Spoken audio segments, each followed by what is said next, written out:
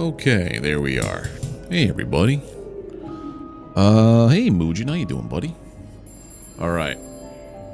I mean, if you want to. I mean, all it's gonna do is, turn it on, like and unlike, right? But yeah. Like it, share it, whatever. Hey, Sergeant Belson. Is this one of those adult-only games, and you're finally off? I would hope I'm old enough for an adult-only game. No, this is not an adult-only game. This is a murder mystery noir style game, but you're playing a maid who unravels, tries to like play detective while she's keeping the hotel up. I saw it on my TikTok, so I'm like, let me try this game out. Let me turn off my Discord. 1 second. Last time we did this. Streamer mode is on. Good. And of all your actions, including the ones you decide not to take, choices will determine your fate and the fates of others around you. Proceed with caution. Okay. I also chose this because this is like a 3 to 6 hour adventure. Hey, Panda.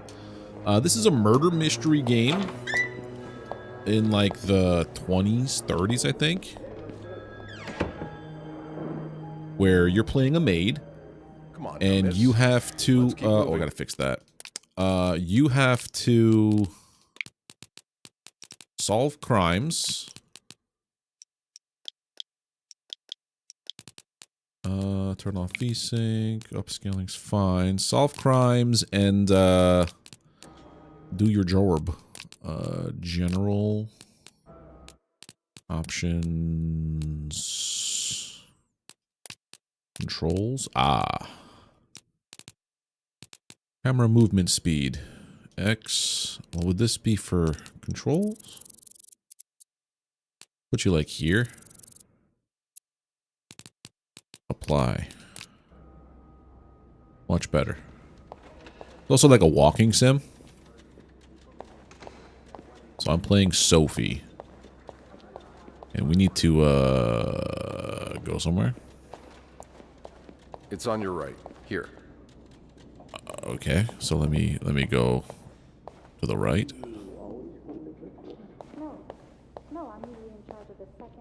Weird that I can't turn the camera. Yes, exactly. Then why is it that you were working on the 5th floor last week? Well, the usual girl, Sophie, she had to take some time off. So Linda, that's her governess, asked me to... We're almost there. I see. Does this man look... I'm eavesdropping, hold on. I'm not sure. Look closely. Take your time. You want towel? Just a little further now. Okay. So someone's already trying to throw me under the bus.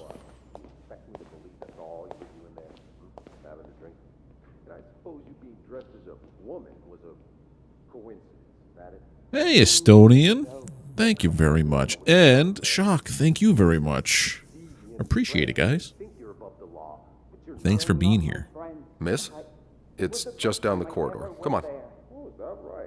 Sir, I'm trying to do my best nosy maid cosplay, roleplay. Well, 1 or 2 might, but...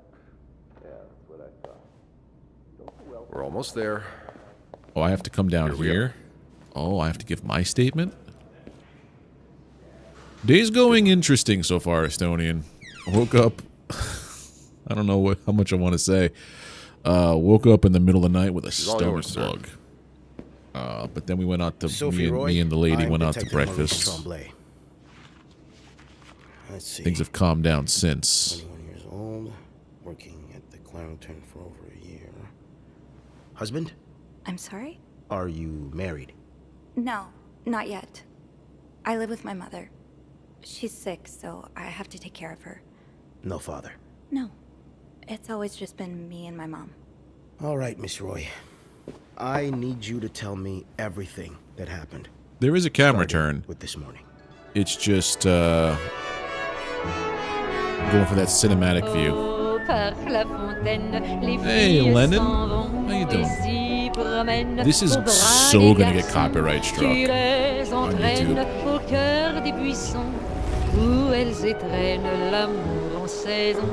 qui les enchaîne dans un tourbillon de Is it vrais loud? poèmes, car dans Hold on. Audio. Music. Low. les frissons naissent. It doesn't sound like it did anything.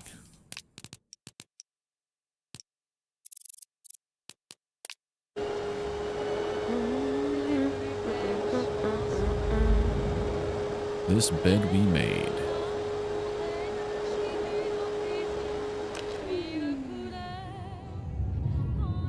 I don't want to turn music off because I think it might be like clues and stuff. Document's done. Now just a bit There of we tidying go. up and I can go on break. Those French songs of your childhood? Ah.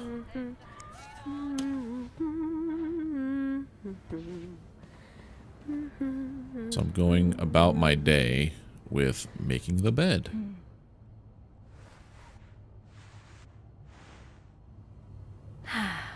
Nothing like a well-made bed.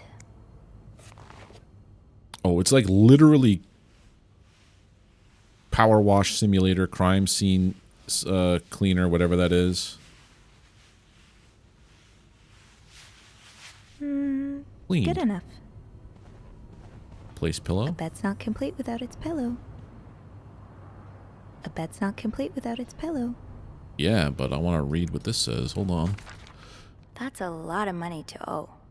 Just what did you get yourself January involved in? 16th. Date of loan January 2nd. Entered into agreement with something Mayhew.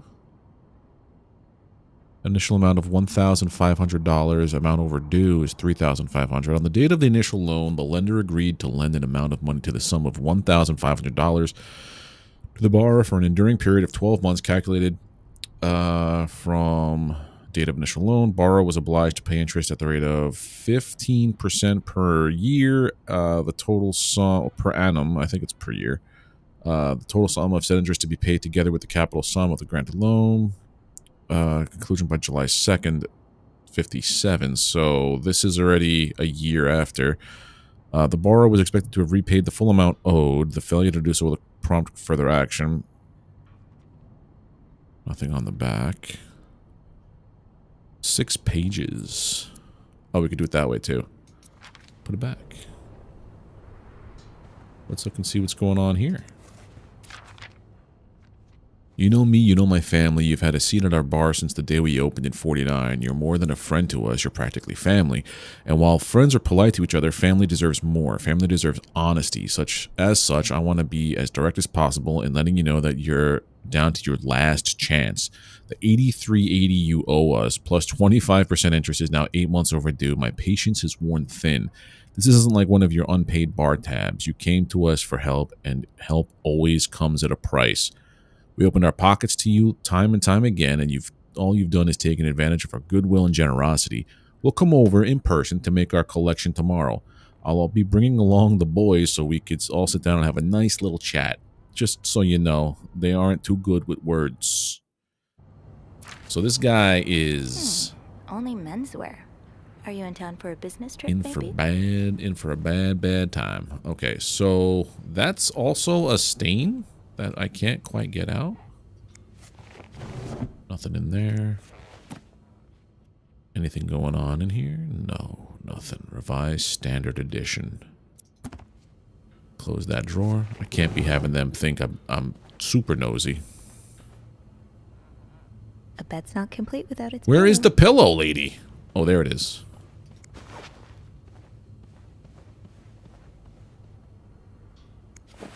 There we go. Bed is complete.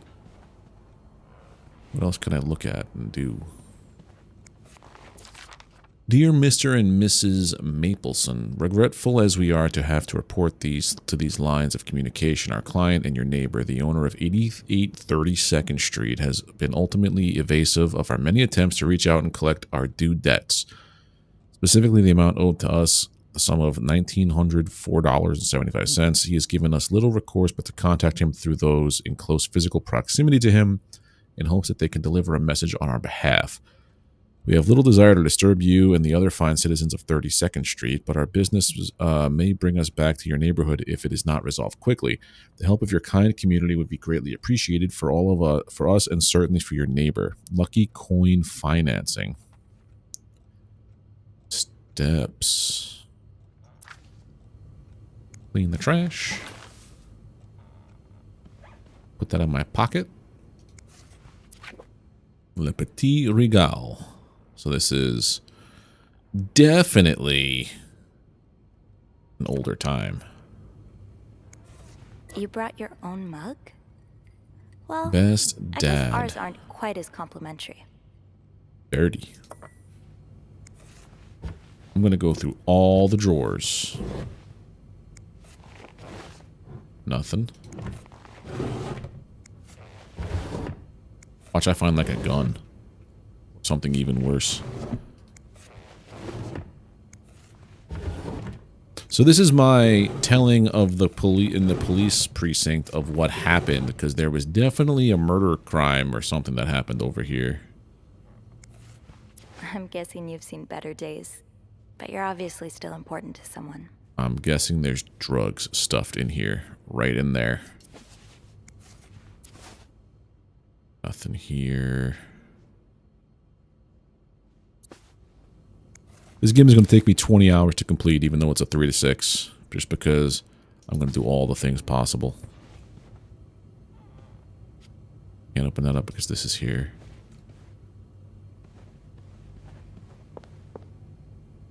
I'm not leaving just yet.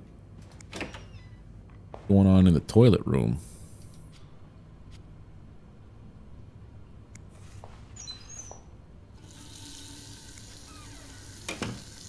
Alright.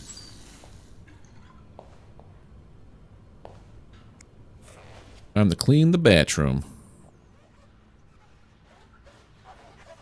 From what I understand, like, you're supposed to go around looking for clues and stuff to crimes, but also continue doing your job, or else you, like, raise suspicion. I don't know why that's like that. That's a good question, but I can't undo it. It won't let me move it. I gotta clean the toilet bowl? Okay, good. Anything else here to clean? No. Alrighty. Pick this up. That's all done. Nothing to do here. Right, that was to interact with the clothes. Alright, time to leave the room. Closet, hold on. Oh. Please clean this room. Do not disturb. That's how it was back then? Okay, so nothing here. What about this side? Anything out of the ordinary? Nothing. Close it up. Alright, let's get out of here. Room 504. Great if it's advertised as a mystery game, but at the end nothing happens, so you just do short. That would be so ridiculous, Estonian. I would actually kind of, like, find that hilarious. Where's the mystery? Here, that's the suspense. But how have you been, Estonian? I know I only catch you when I get to do these early day streams. Which is basically like a day or two in August and maybe a couple days in December.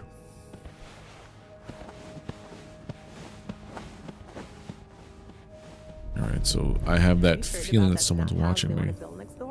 Yeah, it creeps me out. Imagine all the weirdos who'll start hanging around the hotel. I can think of someone who'll feel right at home.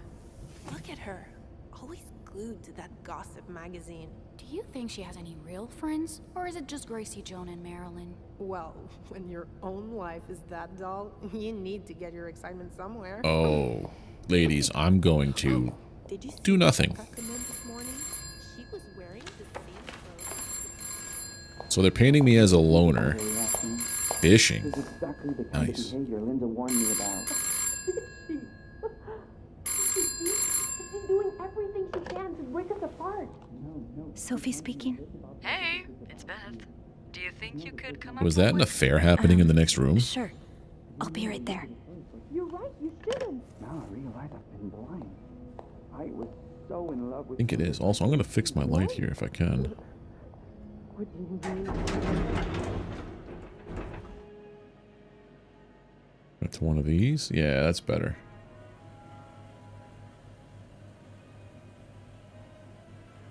There we go. More natural light. Okay, so... Here to hear Sophie's Let's thoughts. see what Beth wanted to talk about. That's cool. Tempting, but every penny at... now's not the time to pick up smoke. Oh, shock. Leaving luggage in the lobby? Are you trying to get Bernard to kill you? Jacques is a lazy butt. I should talk to Beth at the front desk. Inspect the paper. 19 arrested in deviant raid. Montreal police. So we're in Canada. Okay. Montreal police arrested 19 persons in an early Saturday raid at Manny's Lounge, located on Stanley Street, downtown. The establishment was owned by Emmanuel Lalibert. Is a known hangout for sex deviants. Montreal City employee. Oh, school principals, parents, and fellow teachers should prevent such people from being in close contact with youngsters. Oh, it's one of those kind of articles. Shame on you, old Montreal. Another bloody Valentine. Valentine's Day concluded in horror last Friday with the murder of an Outremont resident. A worried neighbor called the authorities at 11:15 p.m. after hearing loud shouts from next door. Police arrived. They found a lifeless body of 34-year-old man. Authorities have refused to identify the victim or provide any details about the circumstances of his death. No suspect has been apprehended yet, but Detective Lieutenant Maurice Tremblay asked anyone with information to come forward as soon as possible. Okay. Welcome to I've been. Montreal's a nice place. I think I last visited in 2002. It's been quite some time. No one should be stuck cleaning up the reception hall after a ball, even if they did draw the short straw. Poor Nicole. Can't do No one it. should be stuck clean. Okay, so now I gotta talk to reception. Hey, Beth. Beth. Hey there. So, who's sleeping? Sleep... what? You were whispering just now on the phone, so I thought maybe Eugene or Bobby were napping in the break room again. Oh, yeah, no. It's Jacques and Wendy. They were, in the middle of something. Ugh, it's so awkward when they start making out like no one's watching. Get a room. Gossip. You literally work in a hotel. Not a dialogue option. Yeah, today TikTok. Yep. You are completely correct, Panda.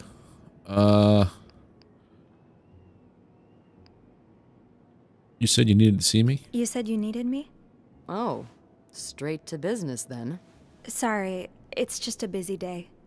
I get it. It's been non-stop for me this morning too. Wanna guess why I summoned you here?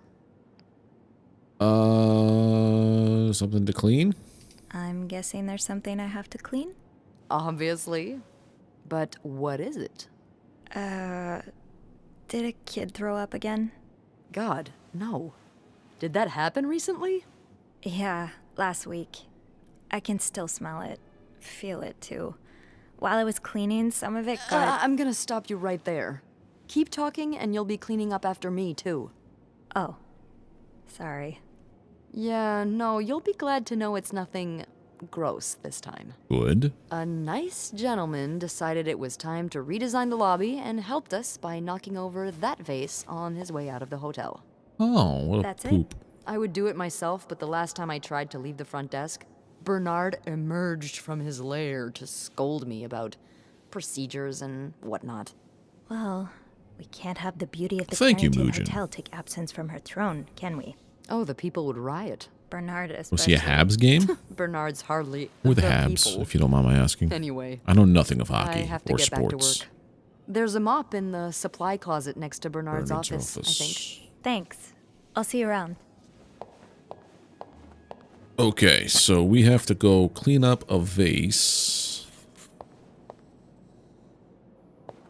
Bernard's office. Linda, Wendy's great at her job. Guests absolutely love her and... Not just guests, apparently. Oh, God damn it, Linda! I only like her because guests like her. Making sure guests are happy is my job, after all. You don't seem to care whether I'm happy. Listen, if Wendy wasn't doing her job, that'd be another story, but I can't just fire her without good reason. What if she stirred up trouble among the staff? Would that be a good reason? Curiosity killed the cat. Oh, Andrew, hi. I'm sorry, I was just... Spying on our manager? No, I I don't trust him, he's got red hair. Hey. It's okay, I'm just pulling your leg. I'm sorry I scared you. I'm not used to having people around me while I work. Yeah, you're always working alone up there, aren't you? I actually think it's the first time I've seen you down in the lobby. Don't tell me you've been sent to clean up after the Valentine's Day ball. I heard it was a disaster. Or hold on, were you there during the ball? Were you here Friday night to see the whole thing? Yeah. They had someone in charge of the event, but she ended up crying alone in the stairwell, so I had to take over. Oh. What happened? Did it really go so wrong? It certainly didn't go wrong for the people enjoying the party, but for those sober around them, that's another story. I must handle this fella gingerly. I'm glad I didn't have to Agreed, be there. Belson, agreed. I don't know how you do it. And I don't know how you handle cleaning up after other people all day. You must see plenty of weird stuff, right? Yeah. What's the weirdest thing you found in a guest's room? Just, where do we go? Something odd, gross, or something about you? Something odd.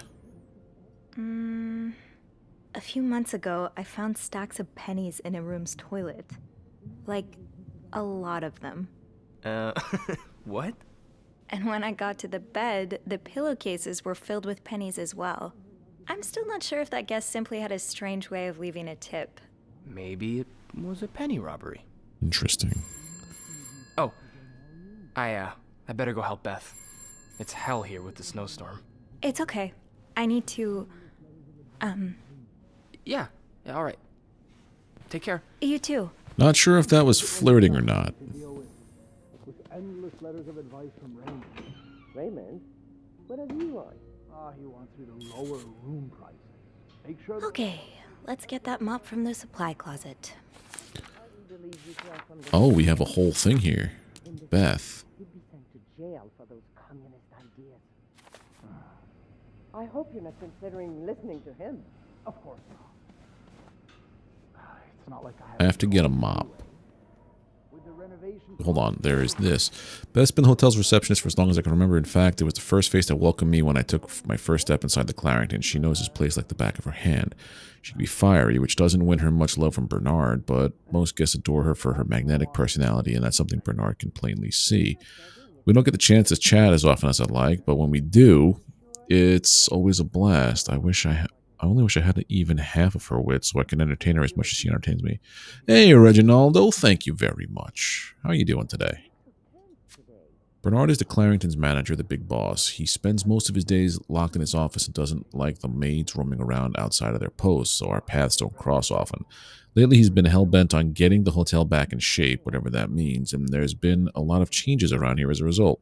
He's enforcing employee rules more strictly than ever and dropping God knows how much money on renovations. The stress is practically radiating off him.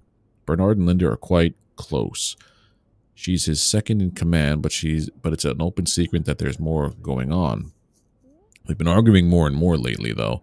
Usually about Linda's strong feelings about Wendy. Bernard loves Wendy, or more accurately, loves how much the guests love her, while Linda thinks she's up to no good. I'm doing okay. We're just enjoying the day, playing a crime noir game, and seeing where it takes us. Linda is the Clarington's governess, Bernard's second in command, and it's easy to see why. She rules over the maids with an iron fist, always ready to enforce Bernard's latest rules to the letter. Most of them hate her for this. My feelings are a little more mixed. For whatever reason, she seems to have a soft spot for me. The same cannot be said for Wendy, unfortunately. It's like she's made it her life's mission to break up Wendy and Jacques' relationship, and I'm worried that her latest efforts may have succeeded. Linda's always worked quite closely with Bernard, but we've all known the relationship goes beyond just co-workers. That relationship has been strained lately, and it seems like the source of that strain is poor Wendy. Bernard might be willing to bend over backwards for Linda, but firing the hotel's most popular waitress just because she demands it, I'm not sure he'll bend for that. Or bend that far. Hey, Han, how you doing, buddy? Thank you for the kind words. So that was Linda. So Linda is the person we heard Wendy and Jacques talking about trying to break them up in the beginning when we picked up the phone. Got it. Wendy is a waitress at the hotel restaurant. She and her best friend Yvette were hired together, and they used to be inseparable until 3 or 4 months ago. It's no coincidence that this was around the time Wendy started dating Jacques, the bellboy, whom she's now happily engaged. That is, depending on who you ask. Linda seems to think that Wendy's is the Clarington's resident flirt. Sure, she's popular with the guests and collects the most tips by far, but I've always chalked that up to the same thing that has always drawn me to her, that warm smile that just radiates kindness. Linda's not convinced, though, and seems to have taken it upon herself to expose Wendy for who she really is. Jealous much? Yep. Jacques. One of the Clarington's bellboys. I don't know much about him. He's even more shy than I am, barely looking up at guests when carrying their luggage. People like us just need someone to bring us out of our shells, and apparently for Jacques, that person is Wendy. He's like a different person around her. He lights up, laughs, even cracks jokes. I was so happy that he found Wendy, and even happier when he proposed. They're like the Clarington's very own Janet and Tony. Don't know who those are. But it seems their engagement is in peril thanks to Linda's meddling. Stand strong, Jacques. Don't fall for her manipulations. And then Andrew. Concierge and the receptionist for the Clarington. He's intelligent, professional, kind, and well-mannered, which easily makes him Bernard's favorite, but he knows how to have fun when no one's looking. Whenever I see him, he's either dashing off on his latest errand or burying himself in a book, so we haven't had a lot of chances to socialize at length. When we do, though, it always feels easy, like we're talking to someone perfectly attuned to your wavelength. Maybe I should ask him for some book recommendations. It would be nice to have more reasons to talk to him. She has a crush on him. And then we have our family. Mom always means well, but life hasn't dealt her the best hand of cards. She doesn't talk to me very much about her time as a nurse during the war, but I've always wondered what kind of person she was before that harrowing chapter in her life. It's just the two of us at home. Mom's had bad luck with keeping jobs, and she finds it hard to be around people, so she stays at home most of the time. At least she never missed an episode of The Wild Orchard. On her good days, she can manage on her own, but on her bad days, I do my best to be there. Dad left when I was 2. Haven't heard from him since. Mom doesn't say much, so I stopped asking. Alright, so then we have this stuff.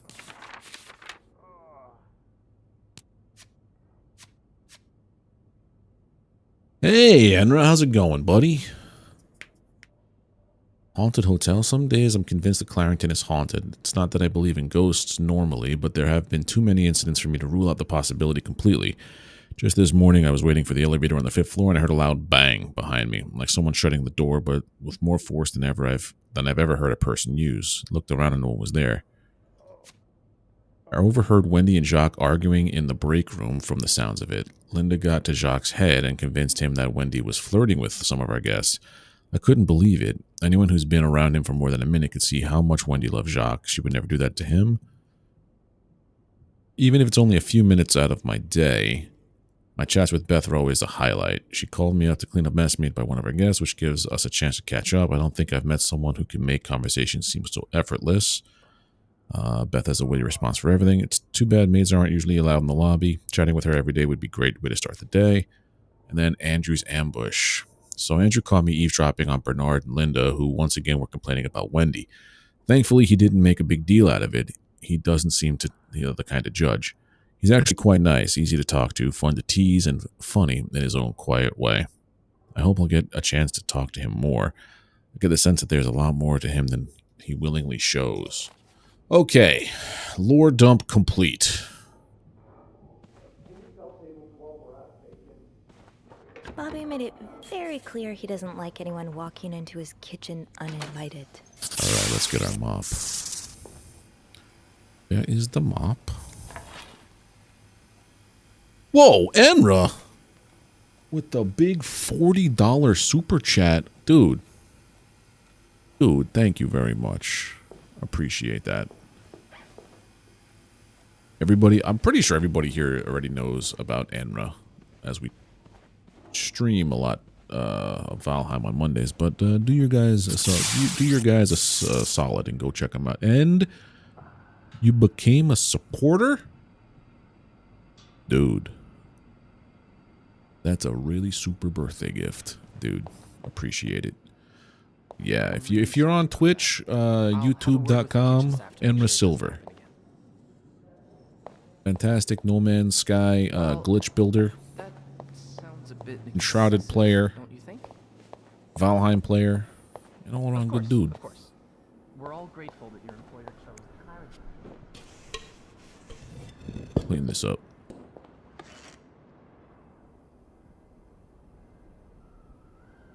Yeah, I've had them for a little bit. But I as well enjoy playing, sir. Otherwise, Ew. Whoa. I better throw that away. What is that exactly? Throw it away. I better make sure the floor is spotless. Oh, we do it that Someone way, could not slip and hurt inspect. There we go. What's this? A film roll. Oh. Guest must have dropped it when he knocked over the vase. Probably should return it to him. I'm gonna pick I that better up. make sure the floor is spotless. Someone could slip and hurt Squeak, themselves. squeak, squeak, squeak, squeak. Clean the floor. Just like the way it sounds. Now I All just right. put the leaves back in the vase, and it'll be like nothing ever Boop, happened. done. I saw that as I was setting up the stream. It's called Still Waiting, right? I haven't listened to it yet. And I can't listen to it now, obviously, while I'm streaming. But say no to He's been putting divorce. these Protect the everywhere family. lately. It's weird that Bernard allows it. You can be divorced against your will. Women and children suffer the most. You lose your succession rights. The wife's pension rights are lost. You lose your right to family in the divorce. Wow. Family home in the divorce. Is that how it was in like the 20s, dude? Oh, a cover of some 41s. Okay. That's pretty cool, honestly. They haven't announced a new drummer yet, right? I understand, Mr. Ramsey. I wish I could make the snowstorm disappear. I really do, but sadly, that's not within my power. Beth, who knocked over that vase? Mr. Spade. Mr. Spade? Well, I can check with the airport and let you know when flights resume. Until then... Yes, I know. You've said that already. But... no, that's very unlikely. So, which room are you staying in, Mr. Spade? Well, you're welcome to speak to my manager if you'd like. I'm sure he'll be thrilled to talk to you. Spade.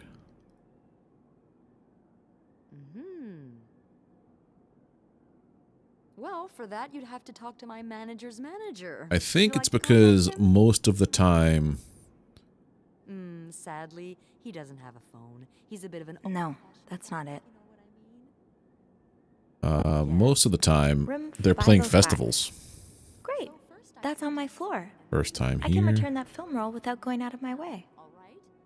Then you clasp your hands together and think really All right. hard about just how much you want 505. this snowstorm to end. It may help to repeat his name, too. It's, While cleaning up the mess in the Don lobby, I found a roll of film on the ground. I'm guessing whoever knocked over the vase I'm must have sure dropped he'll it. be very Best help, I can figure it sympathetic out. to your plight. Yeah, 5th floor. So this is just like if you, I guess you come back. I should go to the 5th floor to return Mr. Spade's film roll. Frank Zumo, oddly enough, from some... That's probably why they did the song. It's him. Hello? I guess I'll just clean this up right here.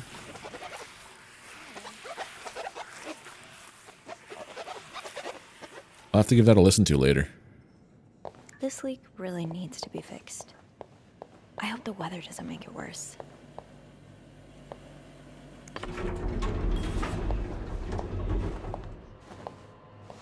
Yeah, Panda, poor lady, all she wants to Hold it, do... please.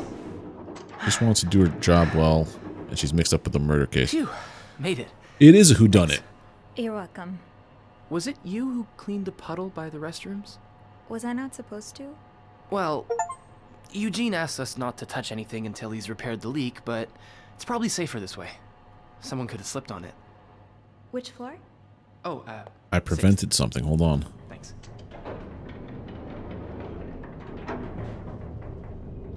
What's the big rush? Prevented I Andrew need from to getting bring hurt. this Oh, he to would a have slipped VIP on that. guest, the one who rented the entire floor. Oh, is it that British man I keep hearing about? All of the girls complain. Why does he need snow? Why does he need a bucket full of snow? No idea. I don't even ask anymore. It's just the latest in a long series of strange requests. What do you reckon he'll do with it? Take a bath, maybe?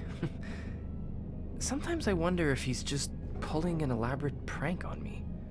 Can't you tell me who he is? I've never actually met him. I always talk to his assistant. Only Bernard knows his identity.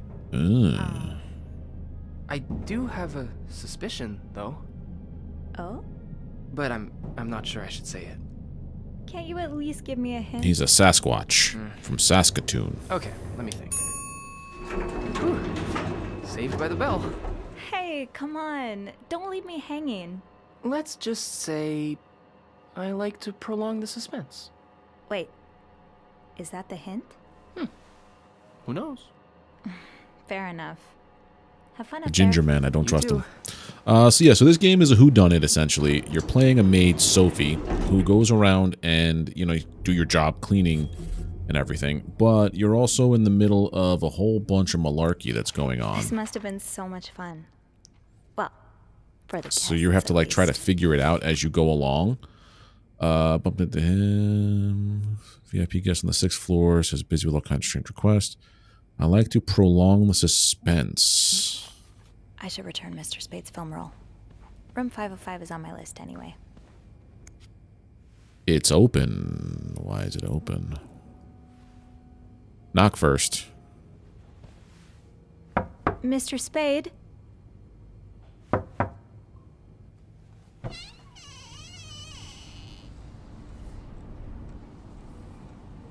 Mr. The Spade? room is a mess. Now I gotta cleanse it.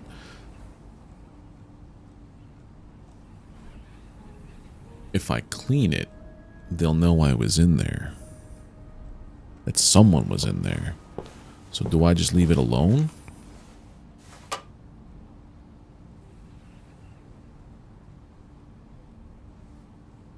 Dark room. Uh-oh. This is where we get pulled into the craziness, I think.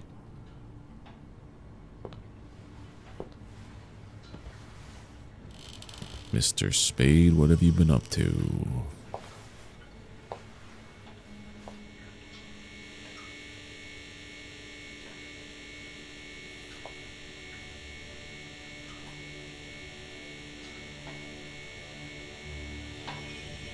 Fine grain developer B.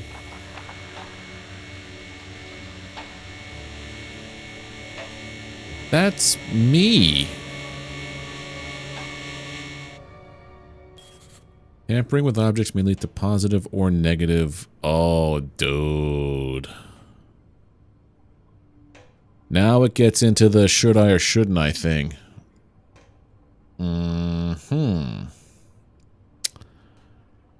Well, what do? I think we, I very strongly think we mess with things. Yeah, I know what a dark room is. The red room, dark room. What is this? It's a me. How are you there taking pictures of me?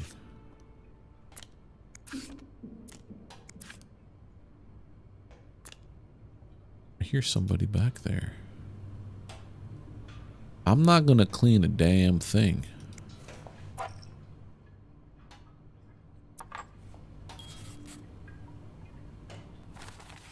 Even with a sight I could never have seen coming, a makeshift darkroom filled with pictures of me snooping through a guest's items. My heart has never beat so quickly. Should I call the police? Maybe I should call Beth or Andrew. They'll know what to do. I hope. We touch nothing.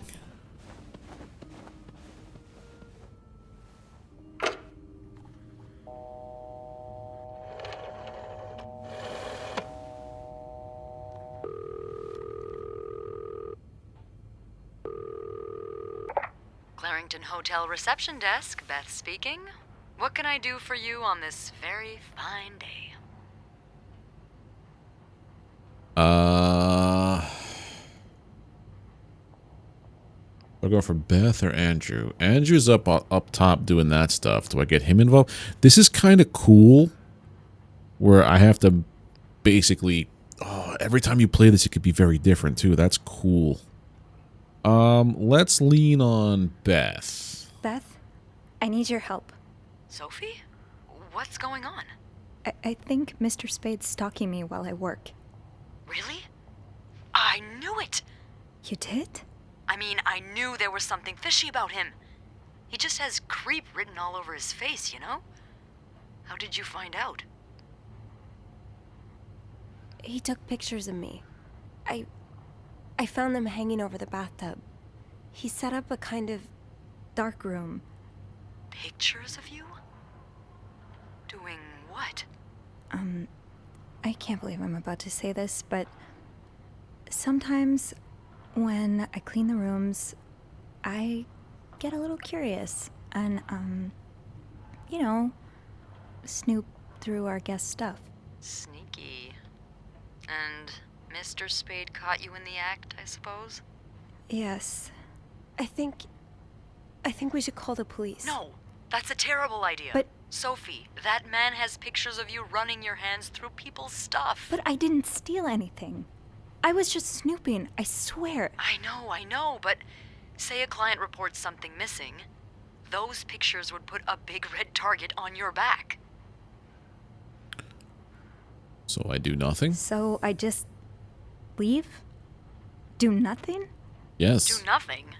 No, but it'd be smarter to wait until you have the whole story, or at least more than you have now, before making a move. I've been in dark rooms before. Setting one up in a space Is that Mr. isn't Spade made for my that dad? takes time and effort. Wait, you're a photographer? No. I was there to look at pictures a photographer took of me. Look, all I mean to say is there's no way That's a he set little all of this nasty. up just for a couple of pictures. There has to be more.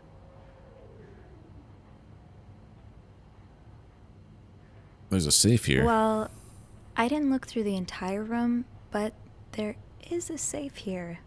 I bet you anything there'll be more pictures in there. Do you have the safe combination then? I'm pretty sure it's locked. Give me a minute.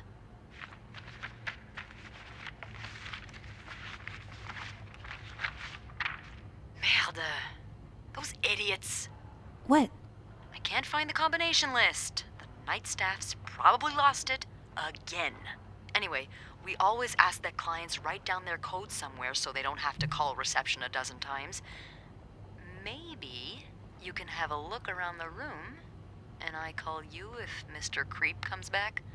You know, so you can get out of there in time. Oh, could I end this completely right now by not reacting quick enough too? Oh, it's nothing. Oh, and This is Beth, actually kind of a cool game. please keep this between us. Of course.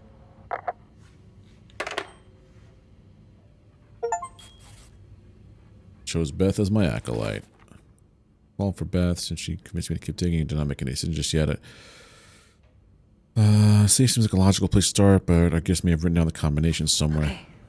If reception gave him a code, maybe he wrote it down. Somewhere. No. Locked. There has to be a key somewhere.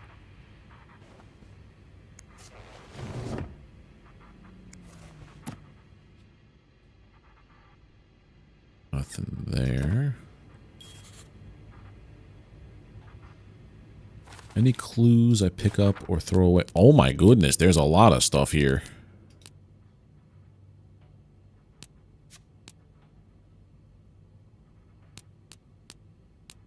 Darkroom tools. Soccer pictures. Teddy bears. Best dad. So everything I've picked up and looked at, it gets recorded here, which is cool. Bobby. Damn it, Bobby. Bobby's the head chef in the Clarington's kitchen. He, you know, I'll read that later. I'm in the middle of trying to not get caught. 99th Infantry Division, Belgium, November 1944. So this is in the 50s.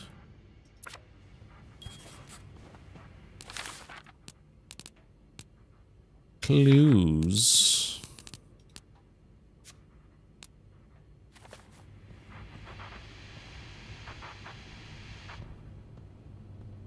Charlie? Well, he's definitely trying to figure something out.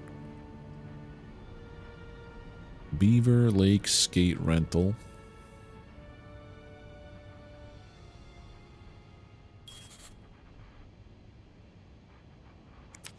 I remember this sale. I picked up that new winter jacket for Mom.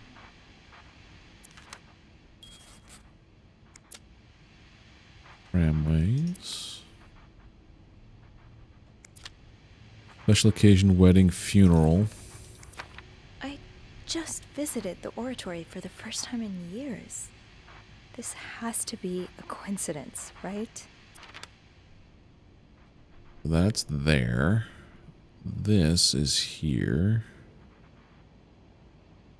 What else we have here? Harry's diner, too. Were we ever there at the same time? Nothing on that one. Why Harry's? Lots of burger places closer to the hotel. Beaver Lake? There's your safe That's where combo. I took Mom skating last month. Why is this up here? I think. It was like 28 and stuff.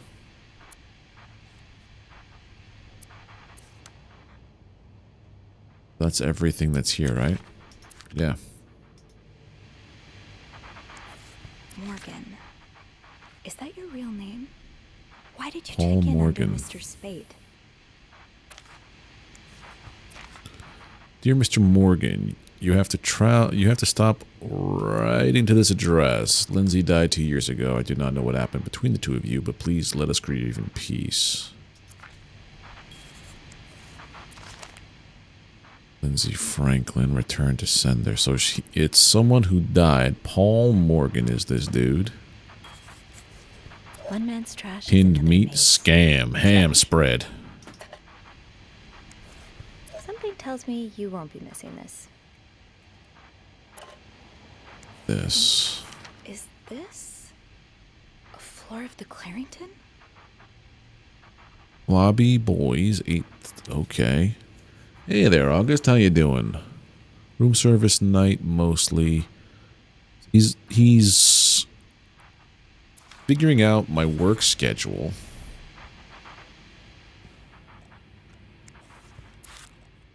Smokes old Newports. Has a Coke mirror. This game is a crime, like noir kind of game. I'm playing a maid who's trying to figure out what's going on. Why did you want to change rooms? This letter is to confirm the reception of your transfer request to room 507. Regrettably, the room in question is currently occupied by an extended stay guest. We're therefore unable to grant your request. Thank you for understanding. Please contact us should you have any other requests. Yours sincerely, Bernard. Do not forget to take your pills. I guess we have that in common.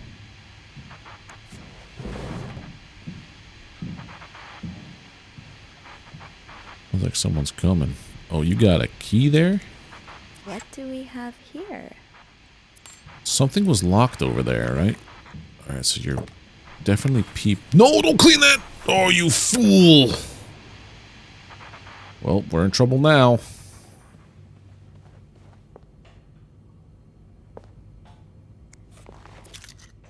.505's key. Not forget to buy more film. There was something that was locked here, right?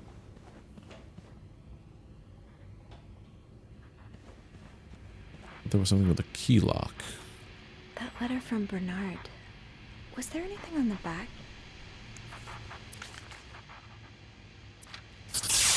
Delta Creator, thank you very much for the super chat. How you doing today? Letter from Bernard. Was there anything on the back? I didn't look.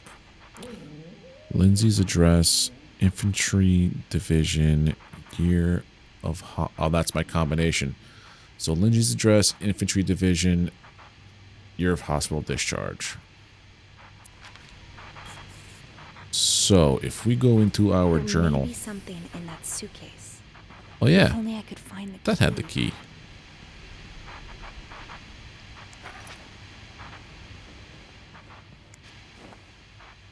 Why did I clean that coffee, that ashtray? Because now he's gonna know someone was in the room.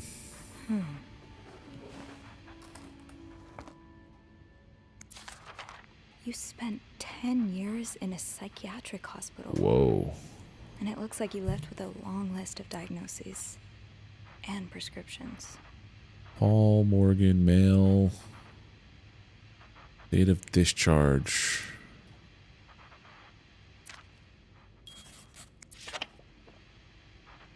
$42. Nothing else in here. Can I lock it? Can I put the...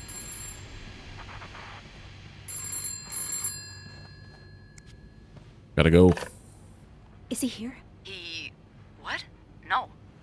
Beth, you said you'd call if Mr. Spade was coming back to his room. Oh, yeah, I did see that. Got me. Sorry for the fright. Oh my god, Beth. I nearly had a heart attack when I heard the phone ring. I didn't mean for it. I was just so caught up in the thrill of it all. I had to check in. Doing okay? Glad to hear, Did you Delta find Creator. pictures of you? No, but I found a map. No, I haven't. But I did find something else. Yeah? He's got a kind of yarn map of Montreal on the wall. A yarn map? And where does it lead to? Lots of places. Most of them I've visited recently. Merde. What's the deal with this guy? She's cursing in French.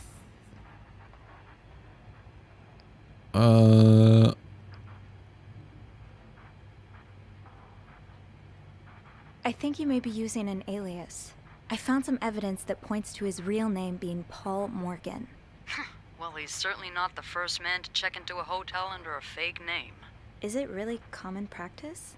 It is, when the man in question is married, but the woman accompanying him isn't. Or at least, not to him. Not to him, yeah. Considering the state of his room, I doubt Mr. Morgan was expecting any visitors. Did you find anything else? He's got He seems unrequited to be in feelings love for a with woman. this woman who doesn't love him back. You mean you? No, someone else. Yum, I coffee. found lots of letters addressed to a woman named Lindsay, but she returned them all to sender, unopened. Are you sure it's love and not Obsession? Maybe he stalked her like he's stalking you. I don't know. Whatever it is, I find it strange she didn't open the letters before sending them back. I would have had a look at them first. Of course you would have. Well, So, is that all you found then? considering I'll know more once I open the dude's safe. been in a psychiatric Also, you hospital found the for 10 combination. years, Yeah, sort of. he keeps I'm writing to someone who's no longer Well around, done, Arsène Lupin. What? Never mind. Don't let me keep you. and he's Okay, stalking I'll me call you back. now. Yeah, you better. I won't call again unless Mr. Morgan returns. For real this time. All right. Thanks. Yeah, but this is like... Man, I can understand, like, taking an I need to interest in find some somebody, clues to decipher that code reminder. but, like, this is next level stuff. Like, next level stalker. Yarn maps of places I've been to, photographing me at my place of work. It's a bit much. That's right, I guess did write down the safe combination. Lindsay's address, infantry division, year of hospital discharge. Lindsay's address on this. 34. What was it? Lindsay's address.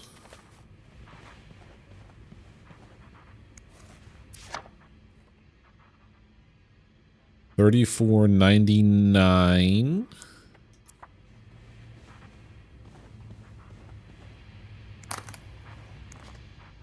Year of discharge. $34.99.57.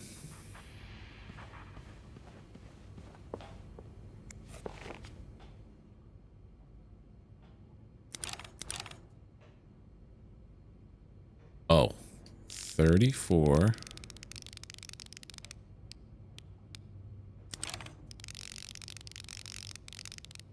99.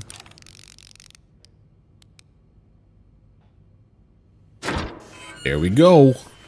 We clued that. We clued that pretty good. There's a gun there. That's a Luger. That's worth money. Okay, Sophie, you should probably put this down. Now. Oh, now my fingerprints are on it. I'm an idiot.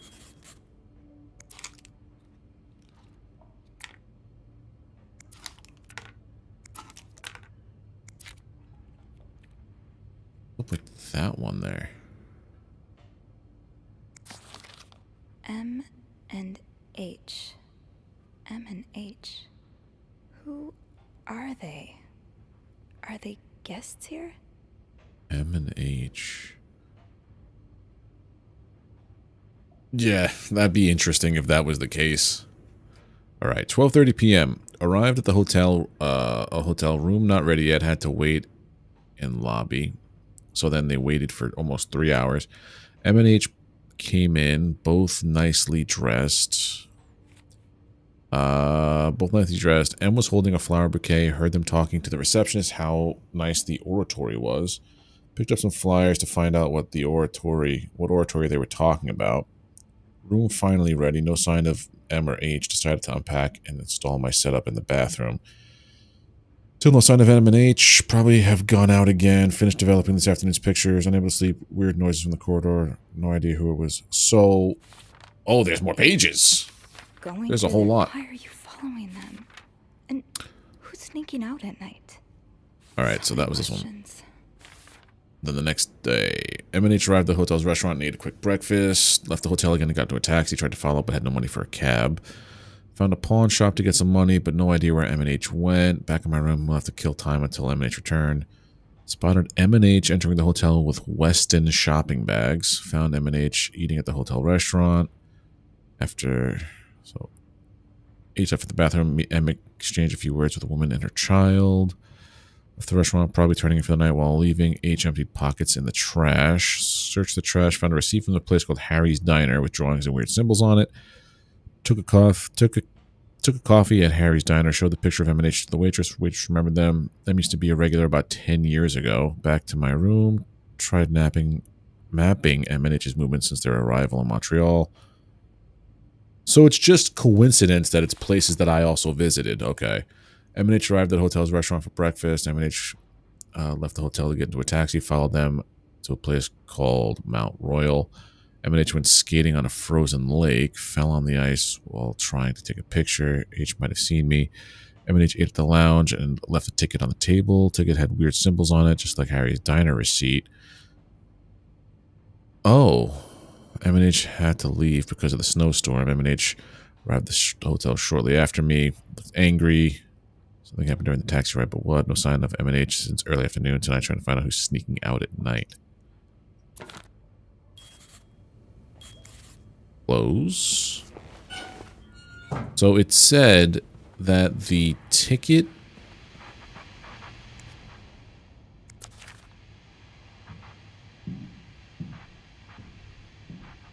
So yeah, these little symbols underneath the fries and like the symbol, the swirl, the flower, high, for flower, heart, and then this had heart to something, music note to music note. That is interesting. M and H. Maybe Beth could find them in the logbook.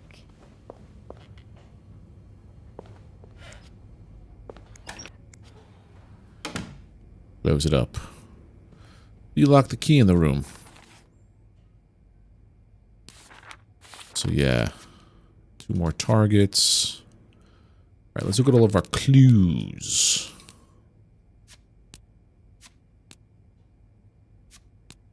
Turn to sender. Letter from Bernard. I read all this stuff. Binoculars, film reminder. Hospital discharge. We didn't read the whole thing. Anxiety neurosis, character disorder, chronic insomnia, short-term memory loss, hospital course. Patient initially admitted for nervous breakdown. Patient displayed erratic behavior and mood swings, occasionally aggressive. Patient non-responsive to shock treatment, neither insulin nor electric. Patient condition improved after new medication. Meprobamate. Okay, don't forget pills. Gone with a European look. Yep, that's a Luger's. That's a Luger pistol. Eugene. Oh, so Bobby.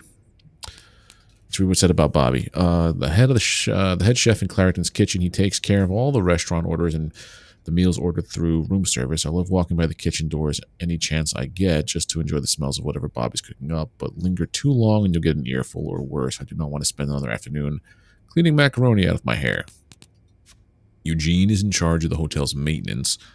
Pretty much everyone likes him. He's friendly, hardworking, and does his job well. Anytime I've needed help, he's been happy to lend a hand. Since the renovation started, though, his usual good mood had lost some of its spark. I can see that Bernard's lofty expectations are weighing on him. Just hope he doesn't burn out. He doesn't deserve that. And then guests. Paul Morgan. Mr. Spade is a guest here at the hotel, staying in room 505. He seems to carry film rolls around, and he was in such a rush to get somewhere today that he knocked over a vase in the lobby. But other than that, I don't know much about him. I can't deny that I'm curious to know more. Stalker has been stalking none other than me. I don't think he's stalking me. I think he was just testing out his camera, and I happened to be around. Found out the name of our guest, checked under Mr. Spade is actually an alias. Made a request to move. It didn't work. Sending lots of letters to Lindsay, but she's dead for 2 years. Nerdy gaming dad.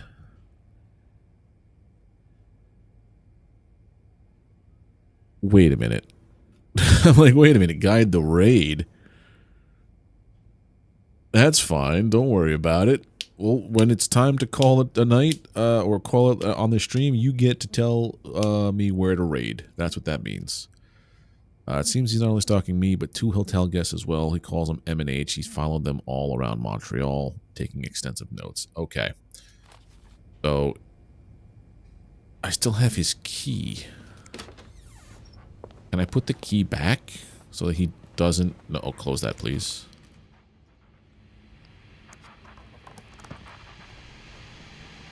Place key. There we go. I can't believe I touched that coffee cup. Silly, silly me. Alright, now we're going to get down to the front desk and look at the ledger. Call reception. M&H could be in danger. Is there no phone out here? What weird hotel doesn't have a phone out here? I guess I'll go back in here and be like, hey, let's call back to this. I'm doing okay. Birthday is going swell. We're playing a weird mystery noir game.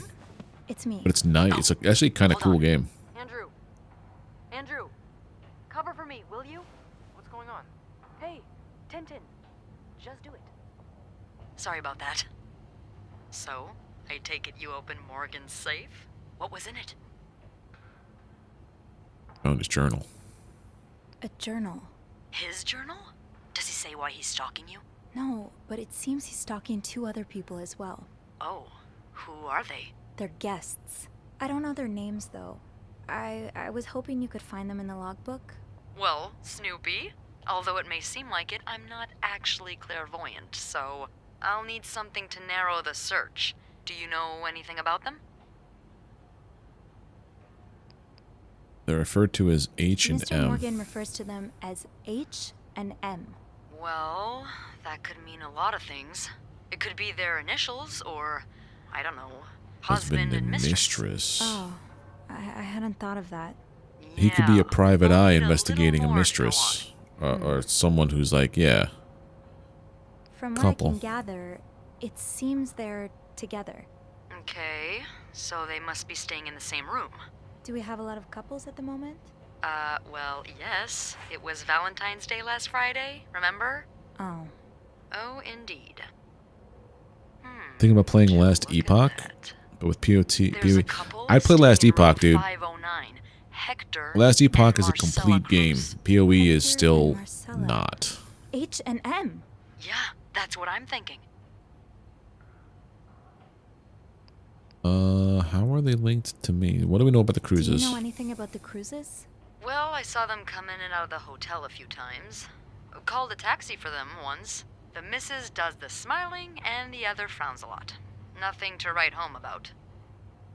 Do you have room 509 on your to-do list by any chance? I do, actually. Then maybe you go clean it and have a little look-see? Yeah, nothing unusual here. Just a maid cleaning a room. That's my girl. I'll call you if I find anything. 509, Just here be we careful, come. okay? I will. I promise.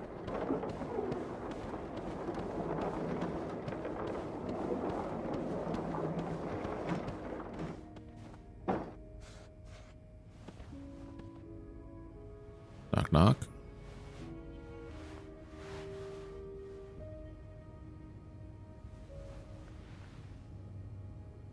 I must have forgotten my keys in the break room again.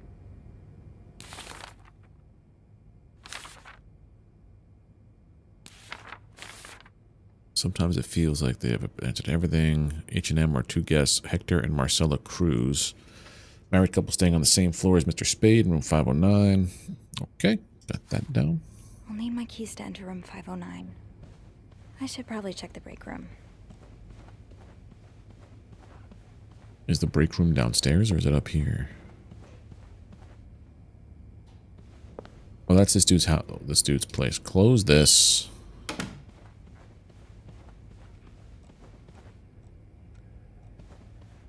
Go downstairs. I would say if you're debating between those two games, go for Last Epoch, dude.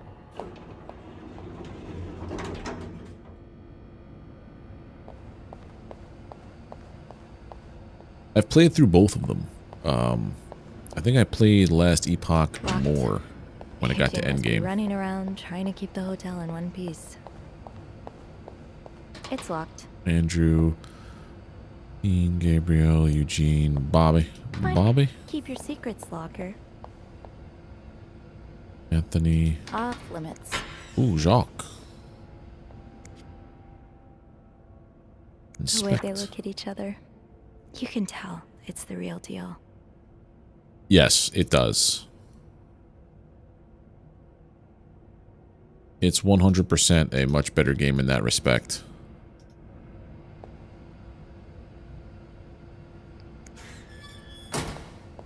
Open. Says people don't usually. Fine. It's locked.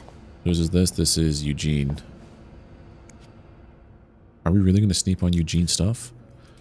Half the washing machines are out of order. Because of this, I won't be able to finish our current load in time, and Beth will be forced to offer guests an apology discount. Please fix the machines before Bernard kills me. Rebecca.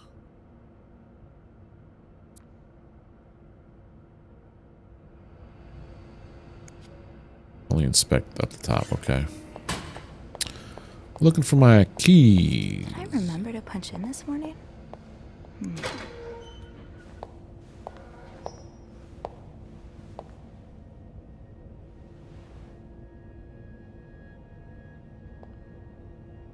What are we do? Oh. Hypocrite bitch? What did Linda do? And to whom? Inspect. Linda, my wife will be at her parents' tonight, so come on by my house at 8 p.m. Make sure you do. Make sure you bring the new lingerie I bought. B.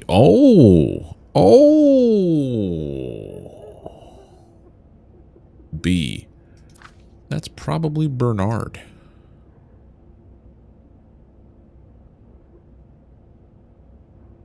If I clean it.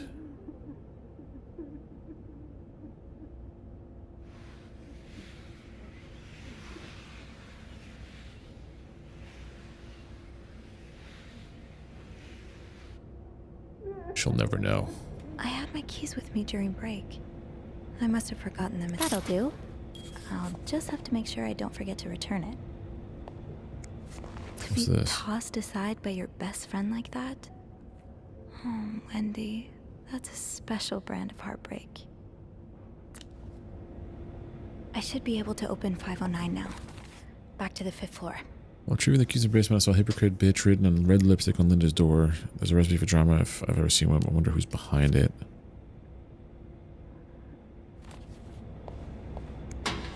This was her friend. Old Ports. I wish I understood you better, Yvette. You and Wendy had such a close friendship. Why throw it all away? Yvette's and Susan's favorite activity. So now we have to provide soap to the guests. This is getting ridiculous. What's next? A hairdryer in every room. Speaking of hair, have you seen Rebecca's new haircut? I didn't think she could look even uglier. Smoke break at 345 S. Who's S? Susan, maybe. Smokes Old Ports. I can't believe the Miss Perfect got Employee of the Month again. I'm sure she won't even use the mixer she won. She's too dumb to understand how it works. Poor Jacques. He deserves so much better than that stupid wow. And did you see the look on Sophie's face when Bernard showed him the mixer? You'd swear that weirdo has never seen one in her life. Join me at 11:15 for a smoke break. That's me. They're talking about me. Wait a minute.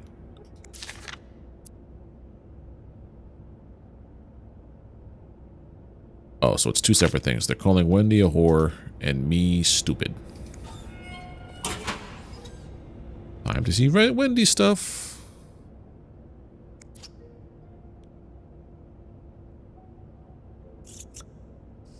This shade of red.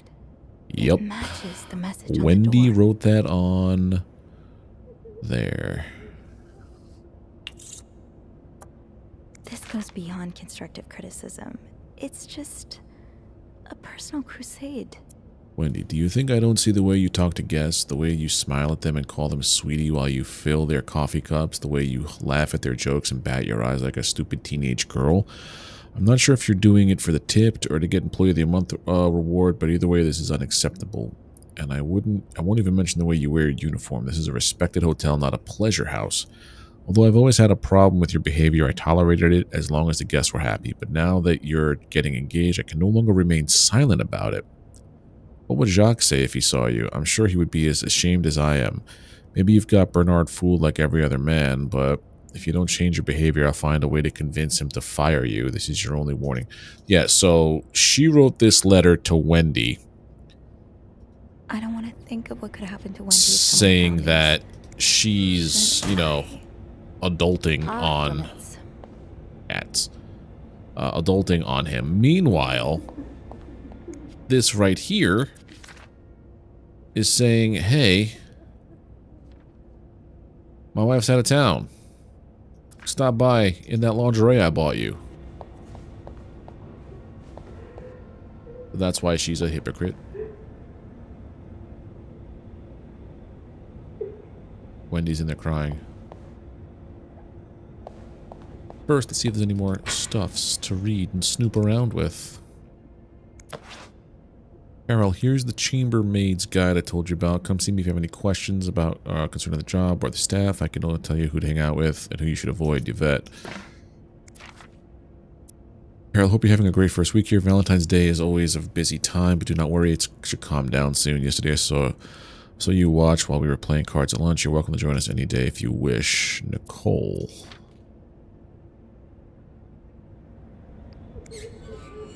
It's locked.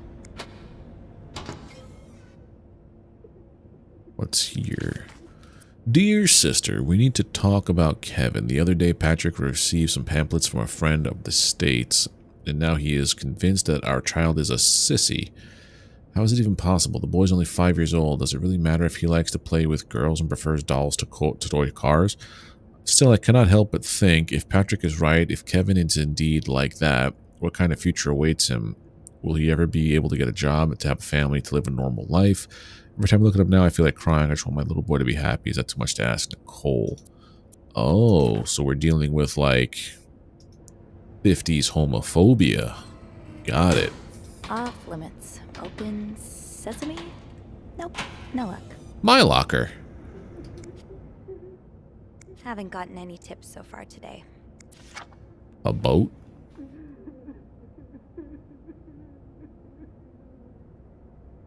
Oh. Ariadne's Legacy. I just can't pronounce that name. I see what you were getting at, Linda. There's Sophie. always room for improvement, right? Some guests have mentioned that their rooms are still messy a bit after you went through them. Knowing you, I wouldn't be surprised if you simply forgot some of your tasks, but if that's the case, please consult this chambermaid's guide that was given to you in your first week of work. Your week of work. It's getting louder the closer I get. Off limit. Fine. Keep your secrets, locker.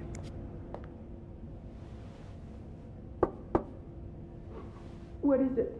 Wendy? It's Sophie. Are you alright? Do I sound alright? No. No. You don't. I guess not. Just leave me alone. I don't want to talk.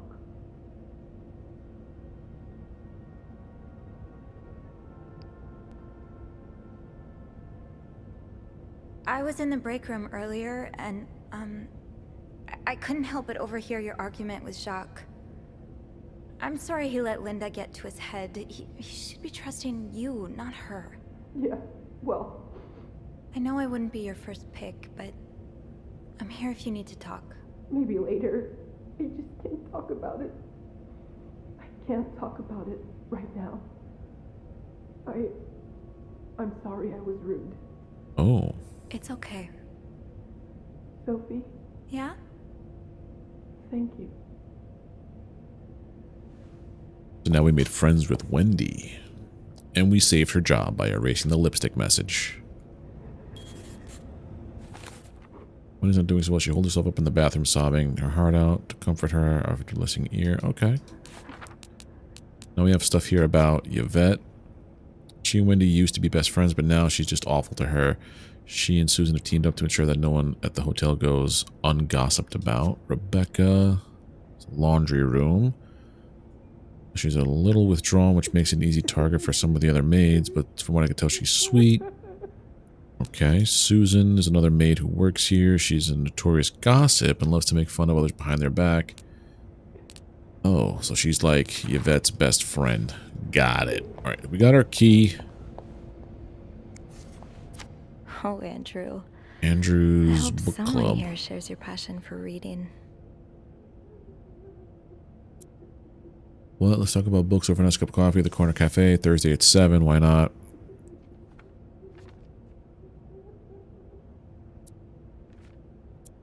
Gotcha.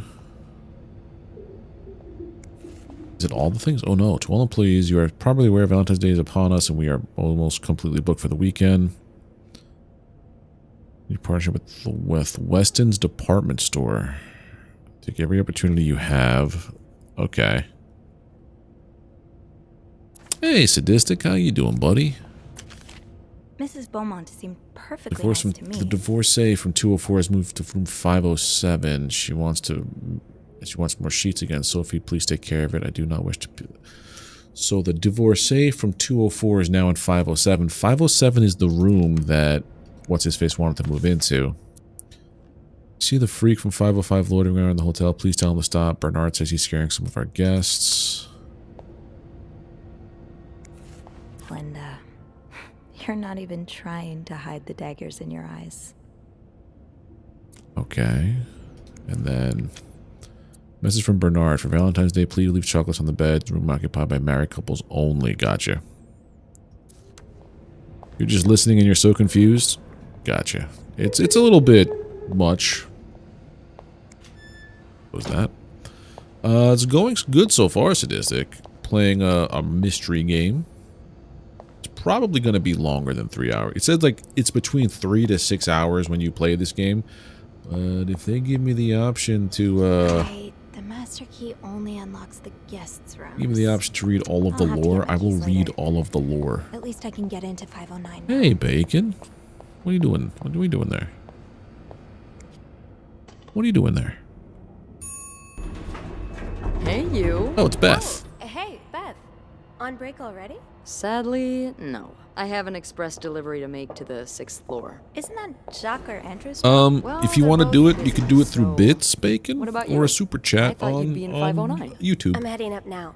I just had to grab Linda's master key before I could continue our investigation. Oh, I see. It is a Death this has t-shirt. been quite the day so far, hasn't it? I can't remember the last time work was this interesting. Yeah, that's definitely one way to put it. Yesterday I was wearing a Black Dahlia Murder t-shirt. Hold on one second. I have a phone call coming in.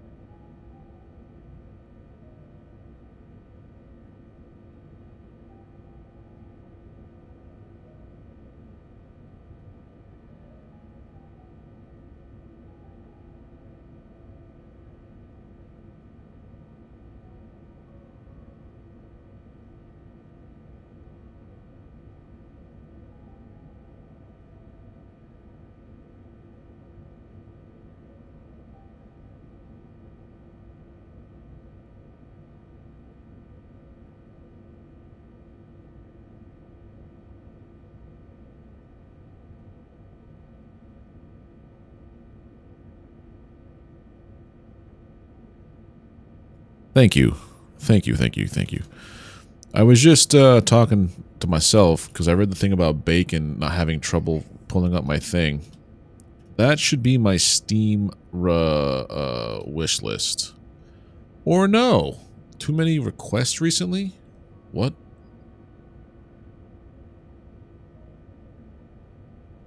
That's weird.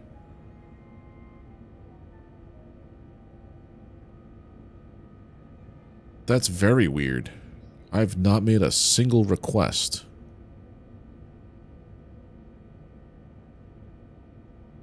Anyway, let's put our stream back up here.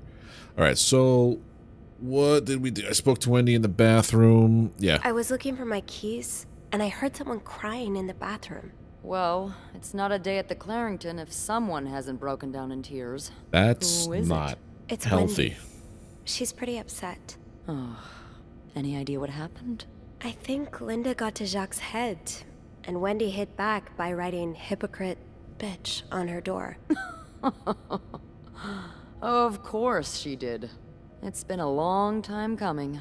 Linda's been treating her like her personal punching bag as of late. Linda's being too harsh if Bernard hears about this. Bernard's already on his last nerve today. Yeah. If he catches wind of more drama between Linda and Wendy, The stress might kill him. Huh. And I can only hope I'll have a front row seat when that happens. I don't know the first thing about running a hotel, but the amount of pressure he must be under, I don't think any good would come from adding to that. I guess not. You're seeing Black Dahlia next month with know how Lorna you do it, Shore, Sophie. Shadow of Maybe it's Intent, because and my Peeling empathy Foot. only Dude, that's a goes so great far, show. but I admire that you're able to feel for just about anyone. I'm so sad that I did not get to see the Black Dahlia murder when I had the chance. When I worked for Disney Plus, it was based in Chelsea Market, and they were playing a show that was literally across the street from my job. I had tickets, but people I was going with bailed on me, and I'm like, you know what? Screw it, because I was kind of sad that people were just like no-showing, ghosting, so I'm like, screw it, I'm just going to go home if no one wants to hang out. And then that was the last time I would have been able to have seen Black Dahlia with Trevor. And I'm so sad I didn't see them. I've seen them so many times before that, though. But, like, you never know when the last time is. Oh, speaking of which, I'm sure you've heard about Brent Hines by now, right? Brent?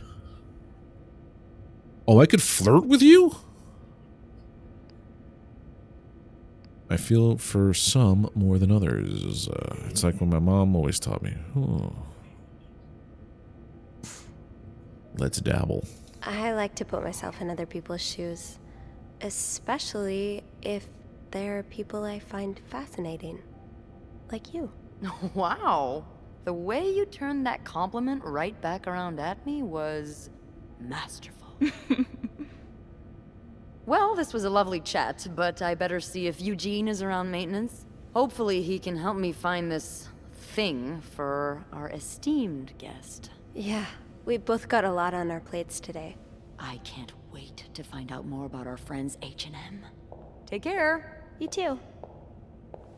It was so out of the blue for Brent, because it was like, I don't know if you follow wrestling, but when Jay Briscoe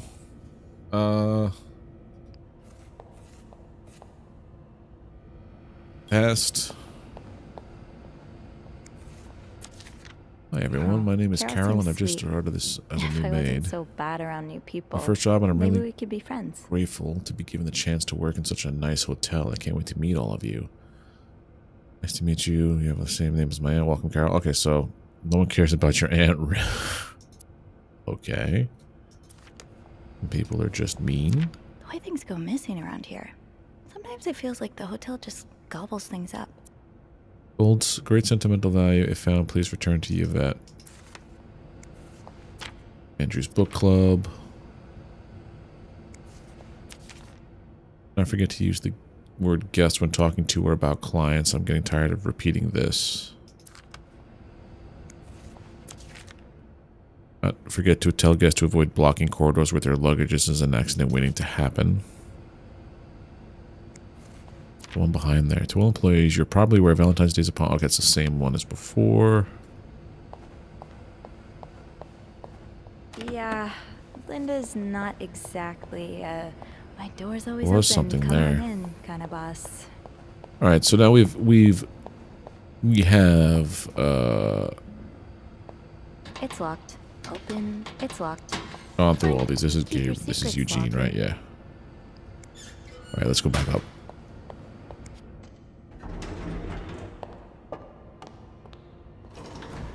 We're going to room 509 to get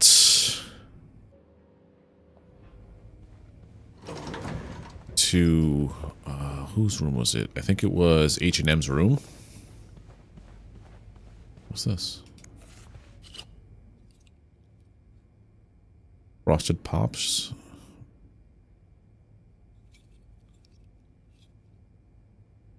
Pity Pots, sugar frosted pops. Put it back.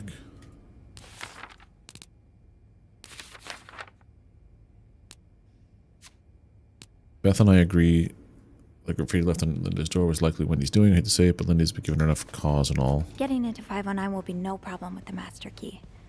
Let's get to the bottom of all this. First, let's look outside.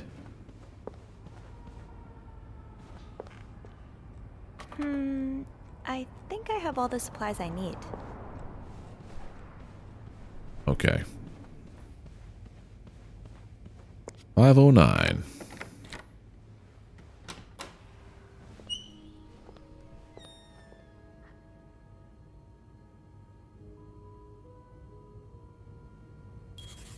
First, we close the door. My first step should be to tidy up a bit. Searching a clean room is easier than searching a messy one.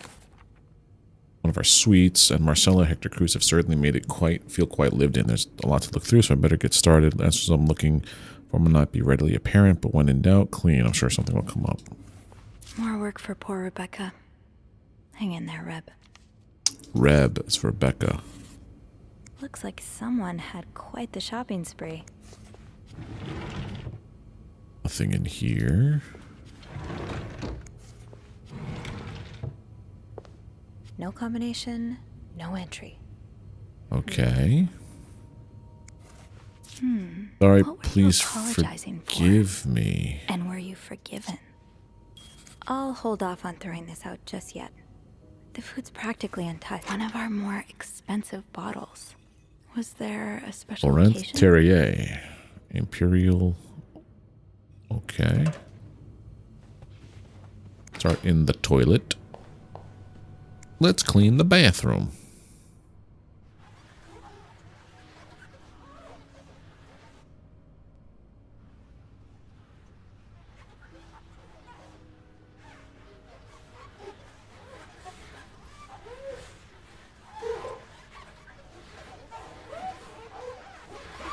Whole thing.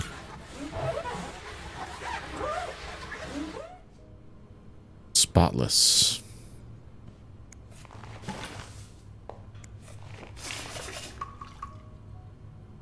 Letter. These are lovely. I still love you as much as I did the day I met you. Confidence in yourself. Oh. So it's like you made a boo-boo.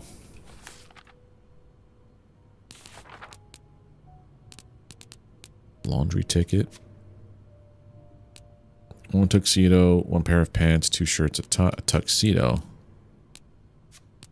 Vow renewal attempts. Oh, so they were here to renew their vows?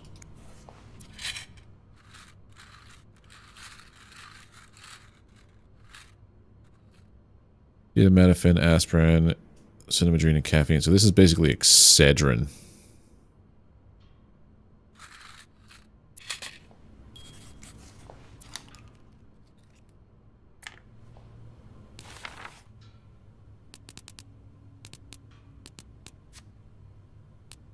Menstrual cramps. Oh, that's what is that? Midol. Moodil, Midol, I get it. Felix is this.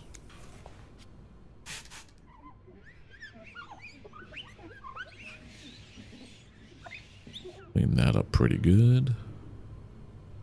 Nothing to do there. I mean, do we throw this stuff away? No, that's their stuff. Right? Yeah, that's their stuff. You don't throw away their stuff.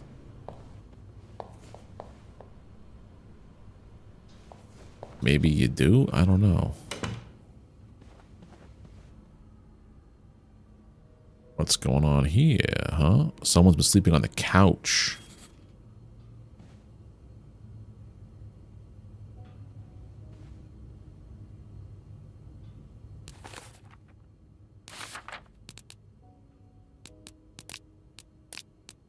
Hector Cruz, or use Morgan's shorthand, H. The other Cruz and the husband of Marcella, they splurged on a suite, but I know not to assume that's the sign of a happy marriage, especially when someone's made up a couch bed in the living room. The tension in their room is palpable.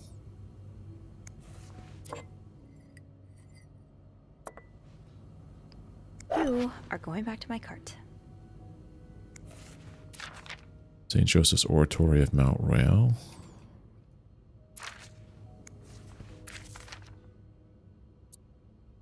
Expenses, Montreal vacation. So it's all of their expenses.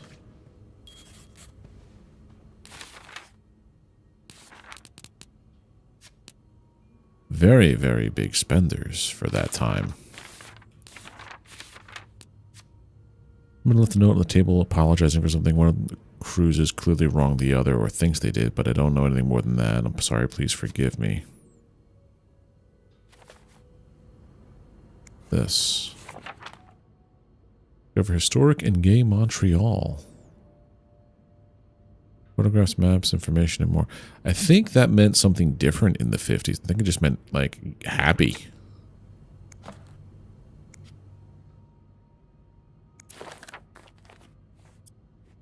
Meeting with John, SW, regional meeting.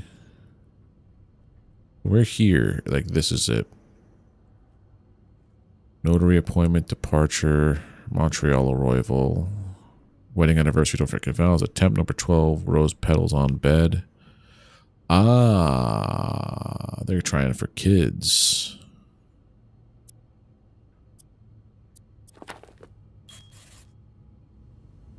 Yeah, they're definitely trying for kids.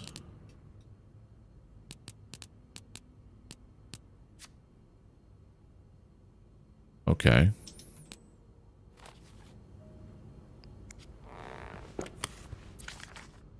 Person looking for you back in Texas. Was he really? Dear son, I cannot believe you decided to renew your vows so far away from the family. Your father and I are very disappointed, and so are your sisters. Montreal, what a strange destination. I would not be surprised if this was another one of your wife's ideas. I met Luciana in town yesterday. She has 5 children, 3 boys, 2 girls, and is pregnant with her 6th. Juan has just bought them that nice house on the corner of Prado and Ramos. Imagine if you had married her like you were supposed to. You would have your own family by now. Yesterday, I also drove by your home to get the mail. As I was leaving, I met a man who was looking for you. I think he is one of your colleagues from work, but I'm not sure. I told him you were in Montreal and would be back next week. When you come back, when do you come back exactly? I hope you can be here for your uncle's birthday party on Friday. I'll make your favorite cake, your mom.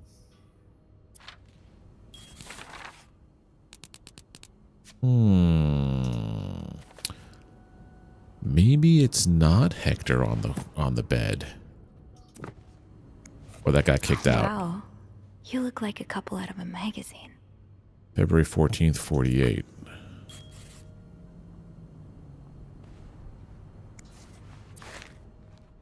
I don't think I'm supposed to throw this stuff away, do you? Someone's been sleeping here. I should leave it as it is.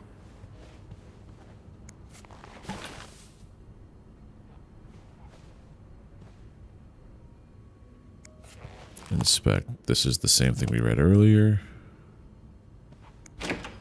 What's in here?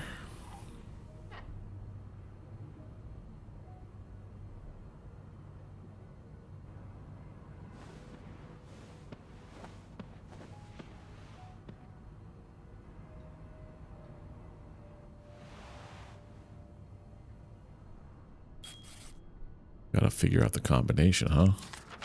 Mrs. Cruz got her personal information stolen. Is Mr. Morgan behind it?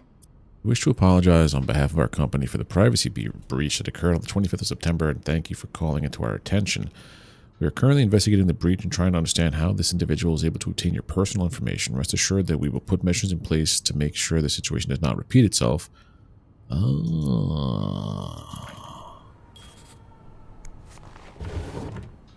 Thing. Let's go snooping. Can't go snooping. Nail paint. What's the point of opening these drawers if I can't pull anything out of there?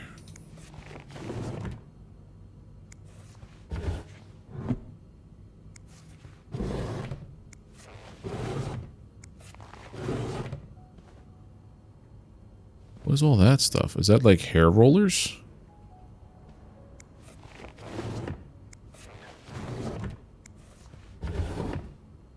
Close it. Close it. One of these days, there's going to be something in there. Inspect. Am Texas I reading trunk. this right? The account's been emptied. Someone stole your information. And more of those symbols on the pieces. 6. Trust bank is 6.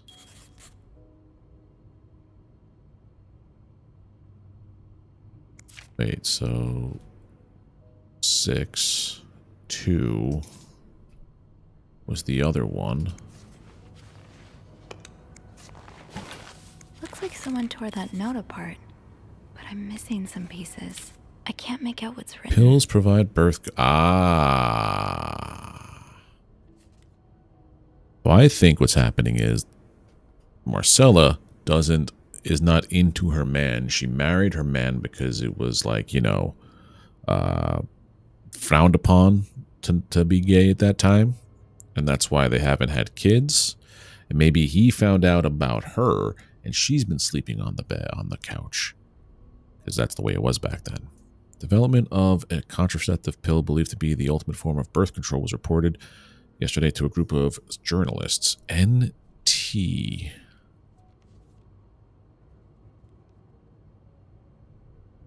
Pill was tested among 218 women despite reports of some undesirable effects. Dr. Tenenbaum said the pill shows greater promise for the future. So NT.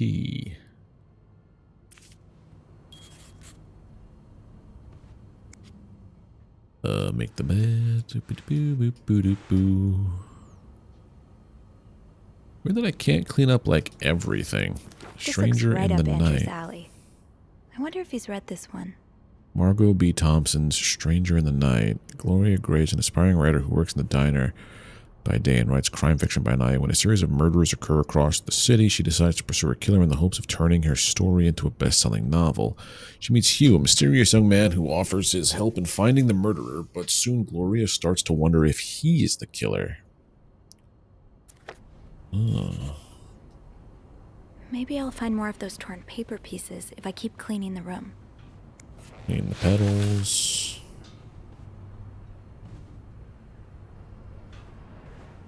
Where would this paper be?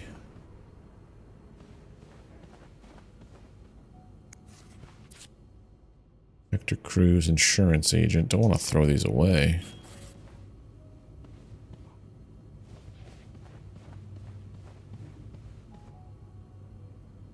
I definitely missed something.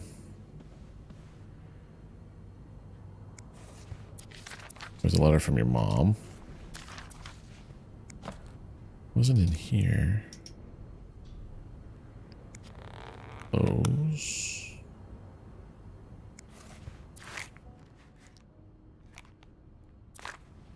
Nope. Wedding picture. Rosary. That's a rosary, okay. This one. Bank account statement. Newspaper article. Crime novel. Hector's business cards. Marcella. The M in Mr. Morgan's journal. One half of the couple staying in one of our suites. There are more than a few hints in the room that she isn't exactly the second honey. This isn't exactly the second honeymoon of her dream. She's clearly caught up in something. Marcella has a bank account in her own name, according to the statement tucked away in her jewelry box. The last transaction made was a withdrawal of the entirety of her savings. Does Mr. Cruz know about this account? How did she make this much money? What plans does she have that involve $5,000 in cash? Did she withdraw the money willingly? So many questions. We are nosy. This piece, empty in the coffers. Lo and behold, a little bit of cleanup, and then later, some of the possibly curious messages of some kind, torn up and discarded. Where are the other pieces, though? I'm pretty... Oh, pick up. There we go. 2.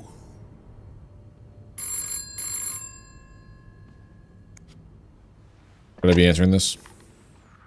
Hello?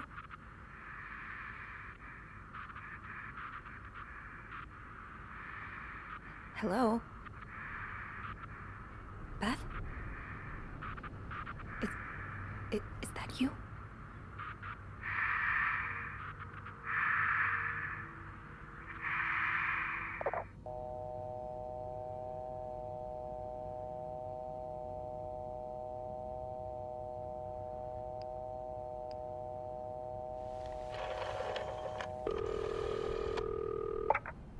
Clarington Hotel reception desk. Beth? Sophie? Did you just call me? Very No, weird. I didn't. Then who called? What do you mean, who called? Someone just called, and they said nothing. All I could hear was static and breathing. Whoa. The creeporama just keeps on going, doesn't it? Hold on. Hey, Archie. Hey, babe. Been a while. Just getting back from... Aw, I'm sorry to hear that, dude. Okay, so turns out Archie here patched a call. Thank you for the birthday wishes, but sorry that you're having to deal with that right now. Hope everything else is going well.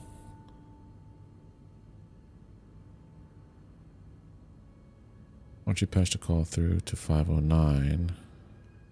Did he recognize the caller's voice? You think it might have been Mr. Morgan? Yeah. Let me ask. Okay, so it was a man's voice, but he can't be sure if it was our creep. Did he notice anything else? He says he heard a faint bell in the background. It sounded like the elevator's bell, so he assumed the caller was one of our clients. You didn't see Mr. Morgan come back to the hotel, did you? No. I understand why you're creeped out, but I don't see how he could possibly know you're in 509. I didn't say a word to anyone. I know you didn't. Is Mr. Morgan the guy who sneaks out at night? Can you ask Andrew not to patch any calls here for a while? Trust me, I will. Thanks. I haven't had time to check all of 509 yet, so I better get back to it. Oh, before you go, I have some more info for you. I was going over the details of our little mystery when I remembered something. About this morning. What is it? I saw Mrs. Cruz rush out of the hotel, all by her lonesome, not too long after Mr. Morgan knocked over that vase in the lobby. You knew it was coming? Alright, so at least there's some comfort in that, so that it wasn't just an out-of-the-blue thing, because those are tough. What time did you rush out of the hotel? Really? Do you know what time it was exactly? I think Mr. Morgan left around 10, so I'm guessing between then and 10:05? What? I remember hearing a loud noise on the 5th floor right around that time. Like a door slamming really hard. Do you think it was her? Maybe. Did you notice anything suspicious? weird about her? You mean, other than the fact that she was walking straight into a snowstorm? Yeah. Well, I've only ever seen her with her husband. It seemed unusual that she'd be leaving alone. But now that I think about it, maybe she was sneaking out. Or following Mr. Morgan. Yeah. Hopefully I can make sense of all of this. I'm sure you will. Call me as soon as you find something. Okay. Thanks for the info.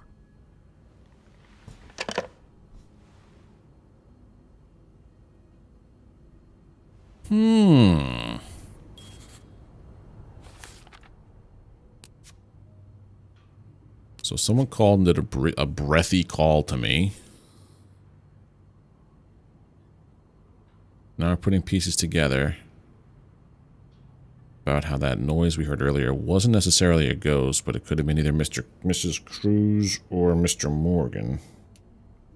The more I keep hearing and saying Mr. Morgan, the more I think about Red Dead Redemption. Alright, so I gotta find a crumpled up paper in here somewhere. Do I have enough? No, I don't. I have two. Hold on. Close.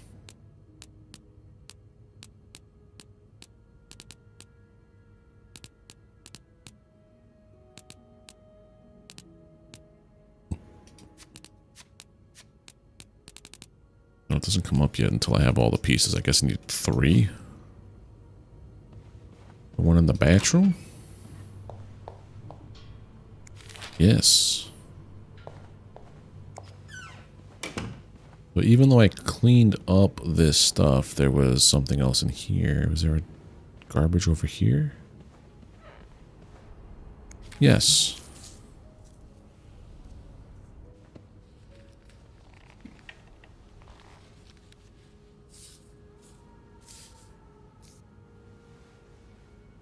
What?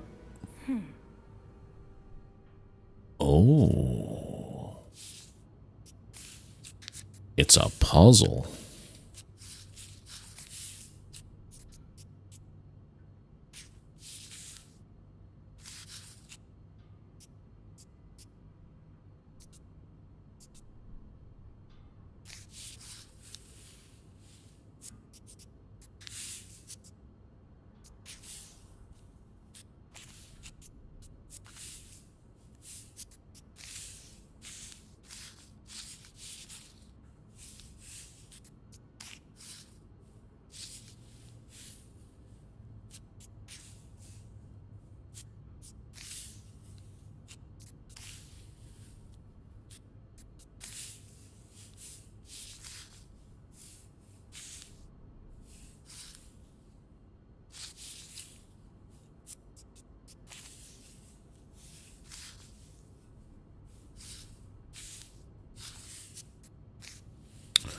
Oh, there's an extra piece there.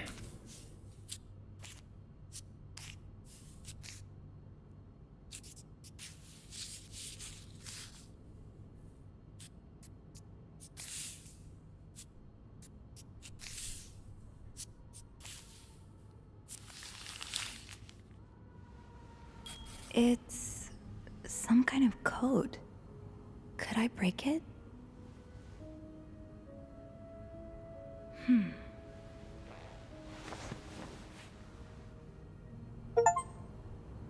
Solve the torn note puzzle in room 509. I should keep an eye out for those symbols. Progress. Treasure among trash. Yes, I did some digging, but I've got all parts of the secret message now. I'm glad I didn't throw away the trash. It's only a matter of time to find out what it says exactly. Those numbers are strange and strangely familiar. Well, It looks like the code is made up of four letters. I don't know the letters yet. 4 letters, huh? NT.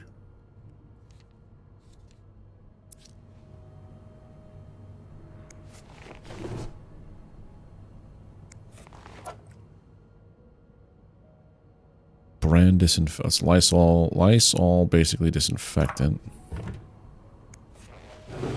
So NT.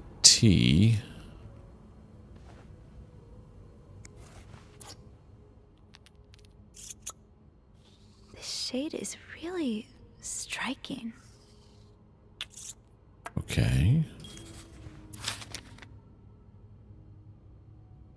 MURDER, murder, MU 6P03P. To read. Stranger in the night, beast in the view, horizon man. 630 6P03P 630.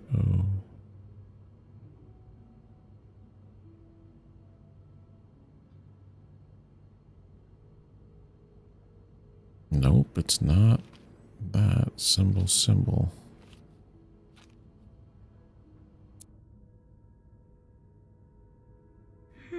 Yeah. I think these match the symbols on the papers I collected. Yeah, they did. I think these match the symbols on the papers I collected.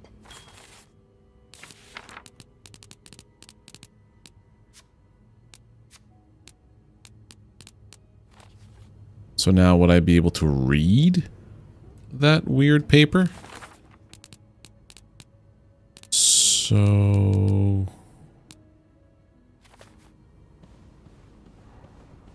what does that do for us? Oh.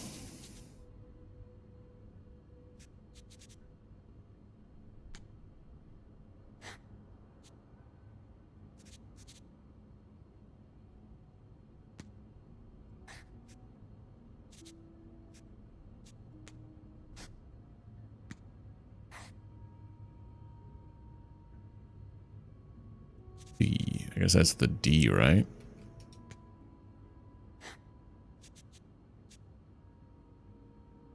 Six, 3.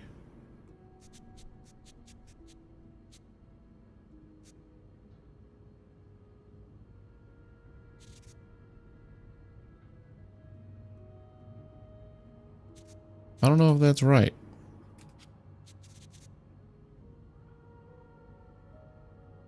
That probably is right.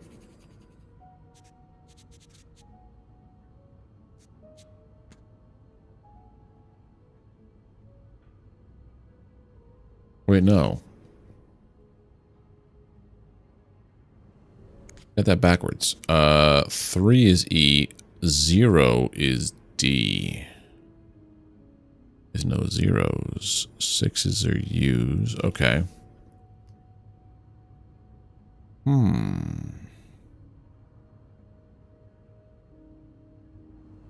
What about if we go back to...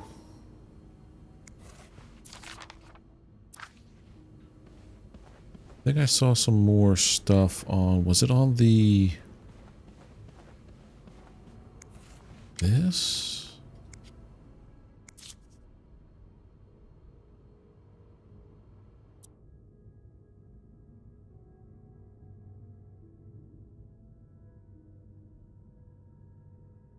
Aha! I'll have to remember these. Yeah. Aha! I'll have to remember these.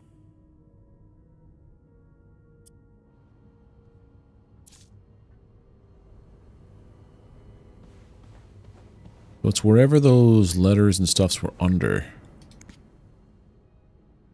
It is a pretty nutty story. I am not going to argue that. Lant is N. W is X.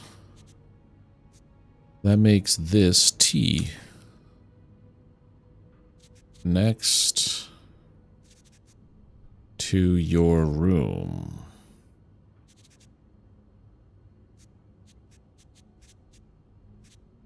In the vent next to your room.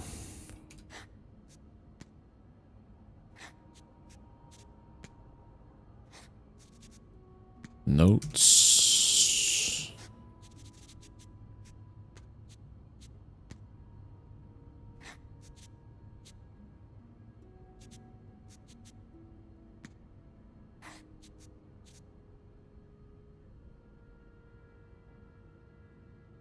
I gotta go back to what's his name's room. 505.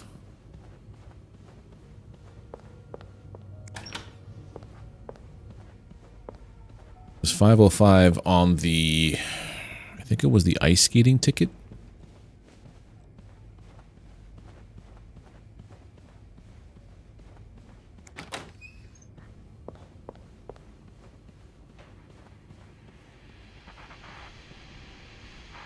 I think it was the ice skating ticket. Yeah. Yes, these are L. part of the same set. I think I can use this. Yup. And then it was on this. More of these symbols. Just what I was looking for. And then I think that was all that they were on.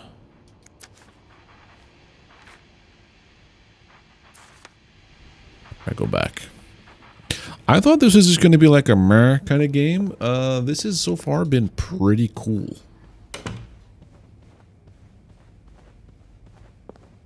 I'm glad that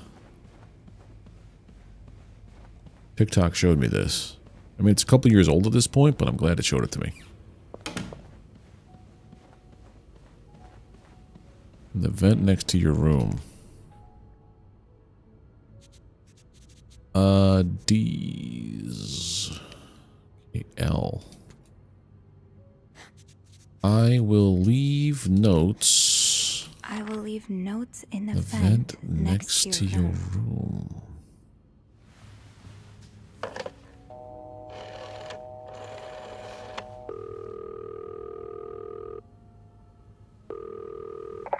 Clarington Hotel reception desk, Beth speaking. Hey, Beth. It's me. Hey, so how did the snooping go? Find anything? Yeah. I did. I found a message written in strange symbols. A kind of secret code. A secret code? Well, spill the beans. What did it say? I will leave notes in the vent next to your room. In the vent? Who the hell does that? I don't know, but whoever the message was intended for went through a lot of trouble to hide it. It was torn in 12 pieces and scattered in 3 different trash cans. So the cruises are keeping secrets from each other. Do you Yeah. think one of them's having an affair? I think it's I blackmail. don't know. It really looks like blackmail. Blackmail? What makes you say that? The icon indicates dialogue options unlocked thanks to my thorough snooping. I found a bank statement belonging to Mrs. Cruz. Her account was emptied very recently. Ooh, that's interesting. But it could mean a lot of things. What do you mean? Well, people need their money, especially when they're traveling. Although I have to admit, withdrawing all of it does seem a bit strange. More than a bit. Is that all you've got to back your theory? I also found a letter from some sort of company, Fernie and Weissman. It mentions a security breach. Targeting the cruises? Just the wife. It seems some of her private information was stolen by someone. A large withdrawal and a security breach? That can't be a coincidence. Maybe they got something on Mrs. Cruz. Something so bad she had to empty her bank account just to shut them up. Maybe. Yeah, that's what I'm thinking. I see it, yeah. It could be blackmail for sure. Do you think Mr. Morgan's the blackmailer? I think he might have been hired to find the blackmailer. What if the Cruzes hired him to find the blackmailer's identity? Well, if that's the case, he's pretty lousy at it. I'll agree. I mean, he's taking pictures of them. Stalking them. I'd call that following the wrong target. Maybe he hopes to catch the blackmailer the next time he gets in touch with them. Maybe. I'll go have a look at the vent that's mentioned in the message, just to be sure we're on the right track. Yeah, good idea, Bean. Bean? I'm about to go on break, so if you need my help again, just ask Andrew to patch you through to the break room. All right. Enjoy your break. Oh, I will. So in the beginning, if I was given the choice to have either Andrew solve the secret code and puzzle room 509. I leave notes in the vent next to your room. But which vent? That. Call Beth up. So if I enlisted Andrew, I would not be having this dialogue with this lady. Let me just make sure I tidy up the place a little bit more. I don't want to throw away their personal effects. I mean, I probably should throw this away now.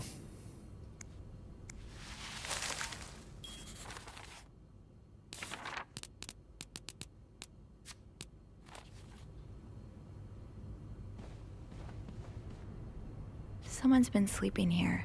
I should leave it as it is. The message said next to your room. So it has to be a vent in the corridor. No combination, no entry.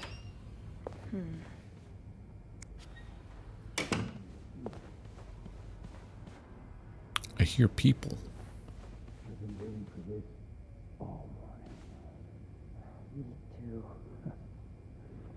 Oh! About Wendy. Did you hear anything? What do you mean? You didn't happen to go to the woman's locker room, did you? No. Why on earth would I go there? I just thought... Oh, never mind.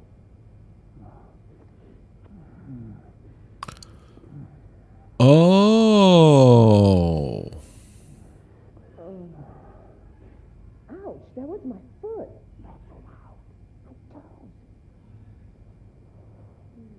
So Wendy didn't put that up there?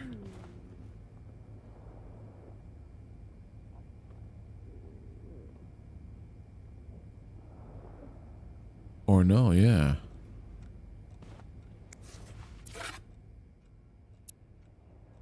Sophie Ray, all this stuff complete.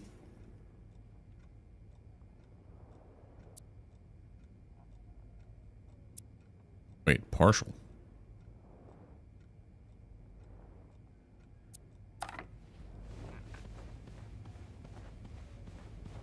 Said the vent next to your room, huh? There is a vent near the janitor's closet. That'd be Oh, over there. Okay. On the other side of the map of the room. I'm like looking in the hallway for the vent. There is a vent. Janitor's closet. I think I have all the supplies I need.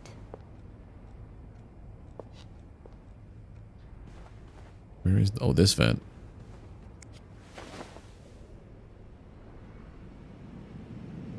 Oh, ho, ho. What's this?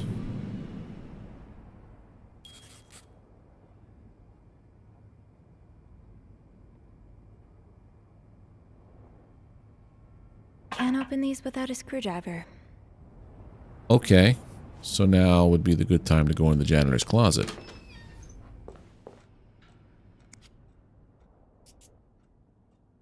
We're just going to be super nosy.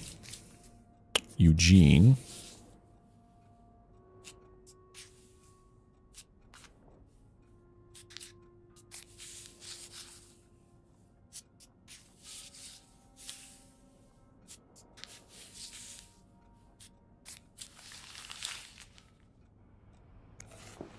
Bernard tells me there's highest priority, cold draft from this window and it's turning... Eugene's probably working in Bernard's office right now. Bernard tells me there's a cold draft coming in from his window and it's turning his office into a freezer. Fixing this should be your highest priority today, Linda. Oh, that's how they were able to get Bernard out of his office without having any kind of weird... Eugene asked Bernard to stop opposing the construction of the new psychiatric hospital. And Bernard was... Bernard. I was unaware of your daughter's condition. I can only imagine how difficult this must be for you and your wife, but do not worry. You only have to look at my brother to see how rotten apples grow even in the best of families. As for your request, I'm afraid I'm unable to grant it to Mr. Weston. Granted, Mr. Weston is both a good friend of mine and a benefactor of the Clarington, so it would be inappropriate for me to oppose him. Also, considering his great influence in the city, I have no doubt he will manage to prevent the hospital's construction no matter what. Thank you for your understanding, Bernard Leduc. William Weston, manager of Weston's department store, says he and his group will fight tooth and nail to prevent the hospital's construction. Will our customers feel safe to come downtown for their shopping needs knowing there are lunatics next door? I don't know, maybe. Oh, Eugene. I had no idea. Dear Eugene, a friend of mine has heard from her hairdresser, who's heard from her sister-in-law, who works as a secretary to the mayor, that the city plans on building the new mental hospital right next to the Clarington.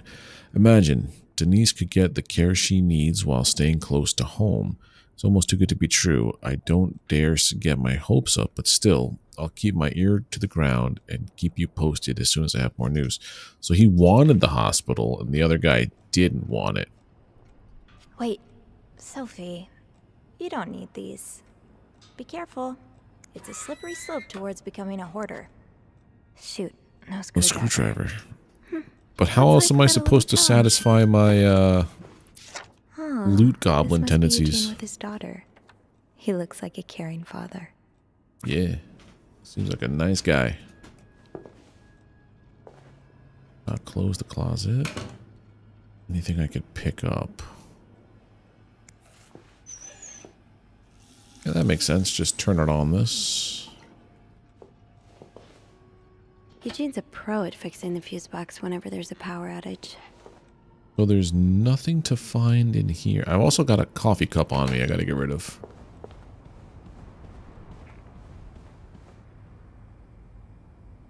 Is there a screwdriver anywhere nearby?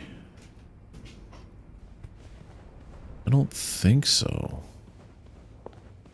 Put this in here. I'm sure I'll find more laundry to add to the pile. Wasn't I supposed to put something in here like a cart? Place towel. Where is there a screwdriver? Where's a screwdriver, my dude?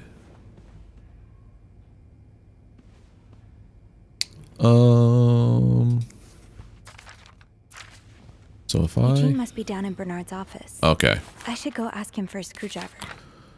Go ask him. Go to Bernard's office. All the way in the main floor, I think. Maybe I shouldn't wander around with my pockets full. Is there anything I can put down? I'm trying to.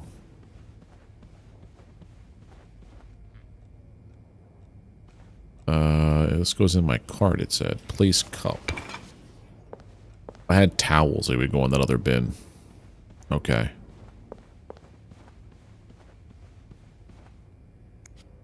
Call the elevator.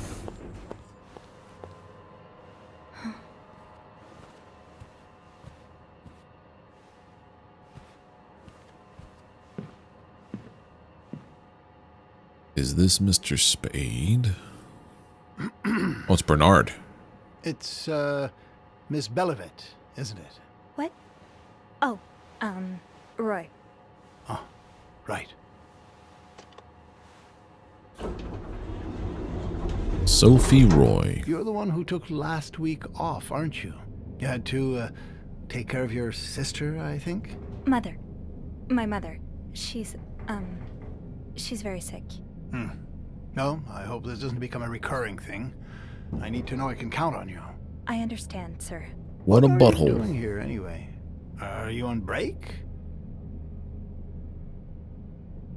Indicates a lie. Lies mean you gotta get you out of a tough spot, but not. Ooh. Am I on break? Do I tell him I need a screwdriver, or do I lie to his face?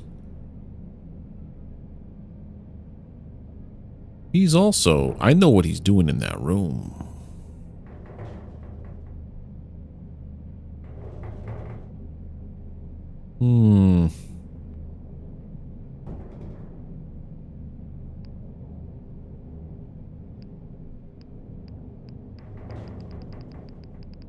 No.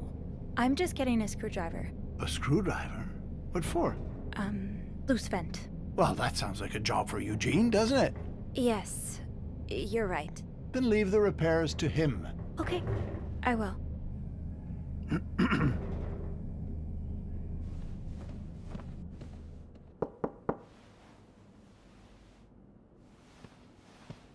Well, don't you look mischievous. Hey, Bean. If you're planning to give Bernard a good scare, sign me up. No, I'm looking for a screwdriver. For the vent. Linda asked Eugene to fix Bernard's window. Oh, I see. Eugene? What the hell? Oh. You'd better go and take a look. I'll stand guard by the elevator and make some noise if I see Bernard coming. Okay, thanks. This is getting interesting. I'm very invested in this gossipy game right now.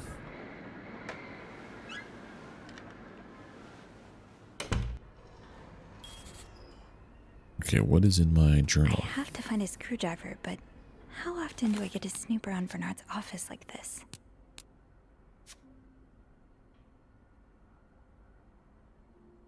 Okay, snoop time.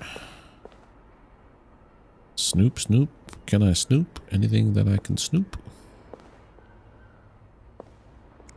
Clarington Hotel changes hands. Raymond was in charge. Sounds like the hotel was very different back then. Raymond LeDuc retired yesterday after more than 20 years at the helm of the Clarington Hotel. LeDuc's father, Ferdinand, in 1920-21. My wife and I used to stay at the Clarington every year for our anniversary, so Mr. Grayston. So it's just like a puff piece, okay? Wow, just look at these distinguished gentlemen. And Bernard. And a young Bernard.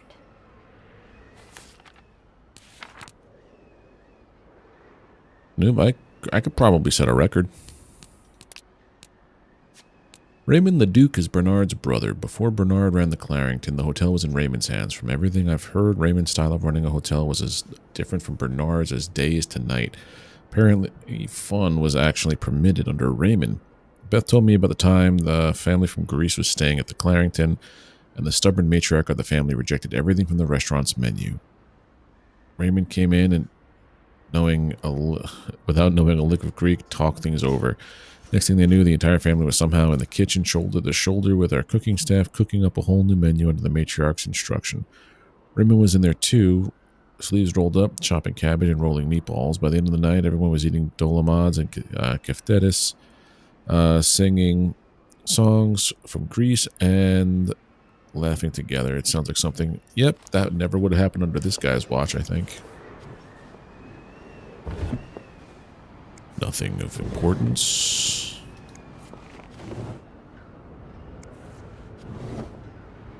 Nothing. Oh, inspect. Mr. Leduc, my former employer has made the following request. To avoid unwanted attention, his identity should remain secret to both guests and staff. The temperature in room 602 should be kept at exactly 22 degrees Celsius.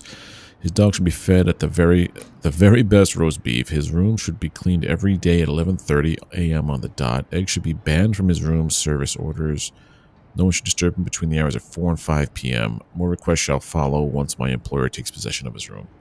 Hey, Chicago, how you doing? Thank you very much. Got a dip out, get you? Babe, you take care.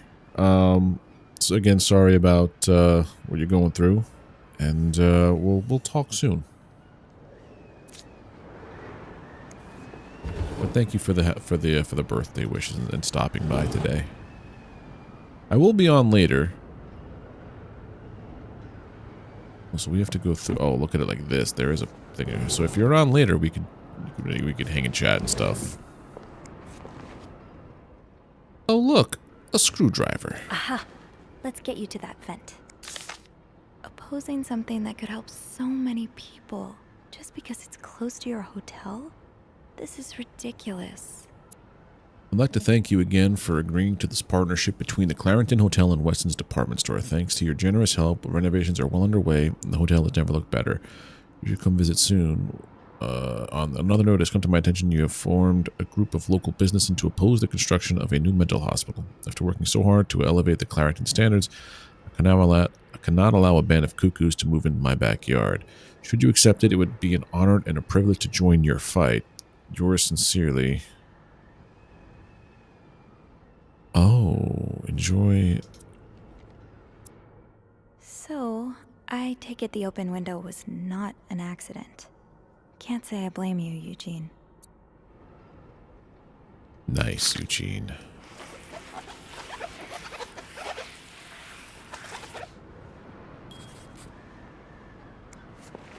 Is it clean? Oh, throw away, I guess.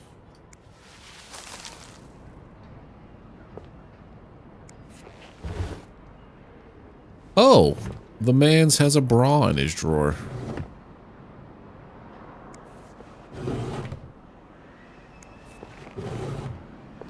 I bet you we know whose that is.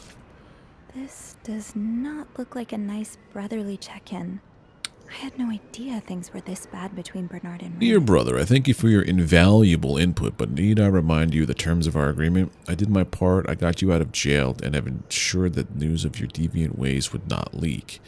Now I expect you to keep your side of the bargain and stay out of my way. You are not in charge of the hotel anymore. I have worked relentlessly the last 2 years to return the Clarington to its former glory.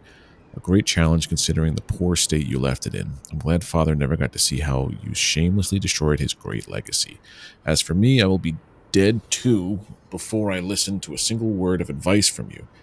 You ask I lower our prices, but I can tell you I plan on doing the exact opposite. My guess will only be la creme de la creme. Your deviant friends can find themselves another place for their sinful debaucheries. Enjoy your retirement. What a piece of poop my boss is.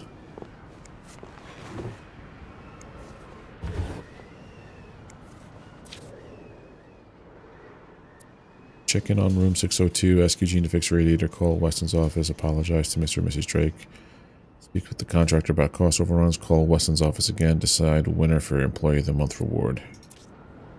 Is there anything on the back? No.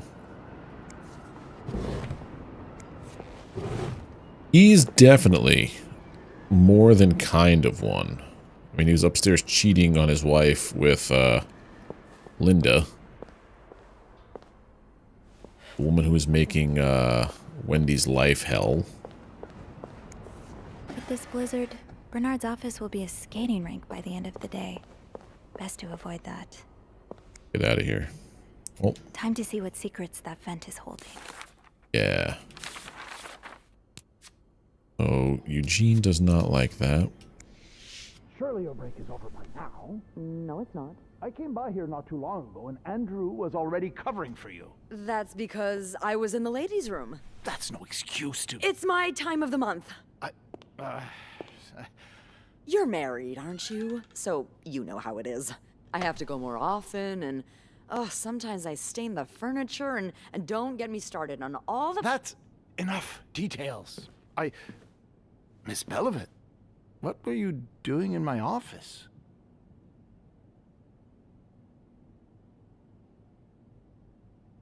I wasn't. Someone left the door ajar. I wasn't. I was simply closing the door. Someone left it ajar. Huh.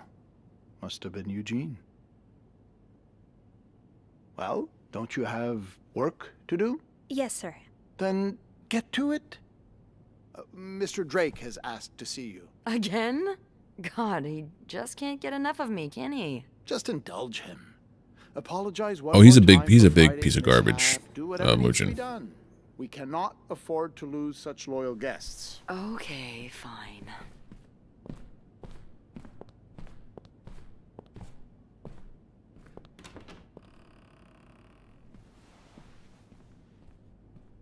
That was a close one.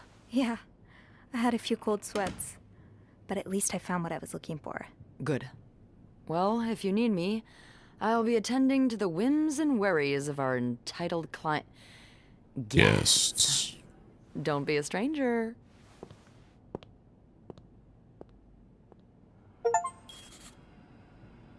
Got a thing now? What's my achievement, though? You managed to talk you out of Bernard's questions without involving your acolyte. Nice. Should have known it wouldn't be as simple as walking out unnoticed. Perfect. Alright, let's go back upstairs. Hey, look, all the garbage is out of the way. You guys are chatting? Hold on. Whew, that's big. It might be a bit difficult to... Bernard still leaves these around the front desk? Guess he didn't hear Beth when she swore she'd burn the place to the ground next time she had to suffer through one of his sermons.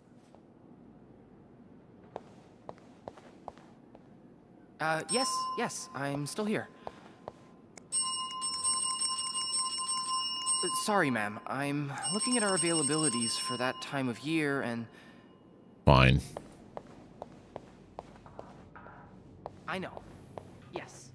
Just Alright, let's go upstairs. Let's go back upstairs to the to the janitor's closet to go to the vent. Something interesting about this.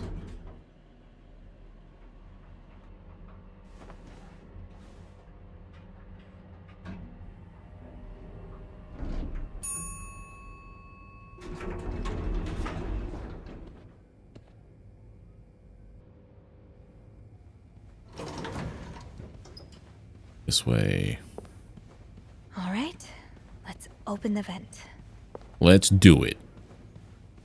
Oh, I guess I'm free to disturb room 508 now. But that's where Bernard and Linda were. Ew. Let's see if they left anything behind. That's probably the Bible. Yep. Still have to find the, what do you call it? Still have to find the combination for that briefcase there. Say no to divorce. This is all pretty clean. Oh, rose petals.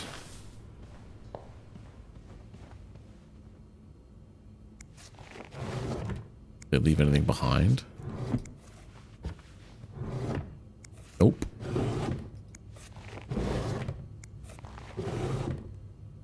I'm imagining them leaving something behind that I could use as like a get out of jail free card later on if like Bernard tries to corner me about something. Like, yeah, well about that, I definitely noticed a bra in your desk drawer, buddy. Oh.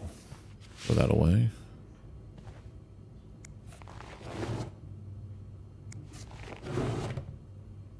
Nothing here. Make bed.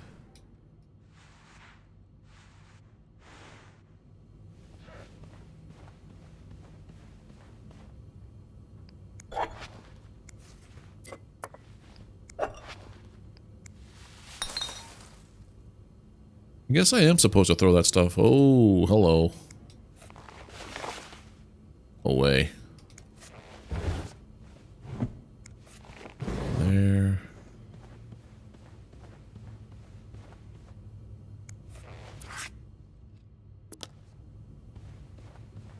Guess there's nothing left to clean here. Throw those away.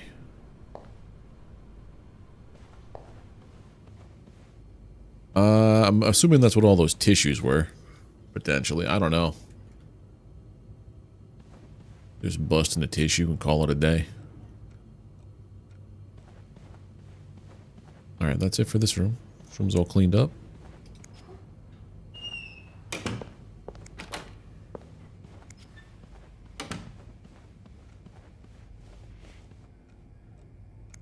Let's put those on the bathroom shelf. Oh. Another day, another dirty dish to pick up. So there's like stuff to do, like a procedure to follow. I have towels now for no reason, huh? Aren't you supposed to like go somewheres? Maybe it's gotta be in this one? Yeah, this is their house. Oh, I left the clean towels on my cart. Alright, so I'm gonna throw away everything that's supposed to be thrown away. Let's clean this room up proper.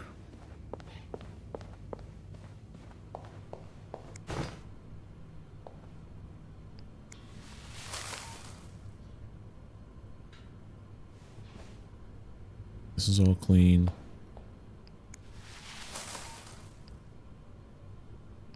No idea if this is what I'm supposed to do, but I did have a note saying I was not doing things as good as I could have.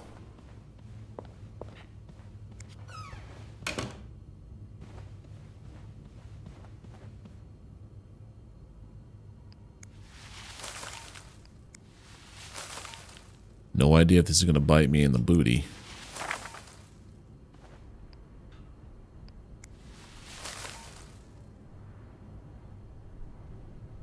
Just throw it all away.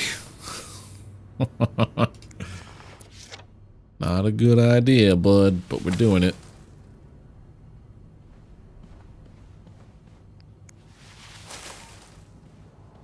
We're going to have so many complaints. So many complaints.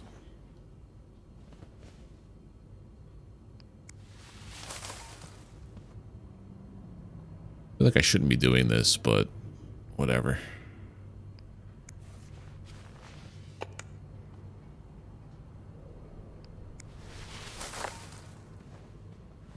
Imagine if I get in trouble now for throwing away all their stuff.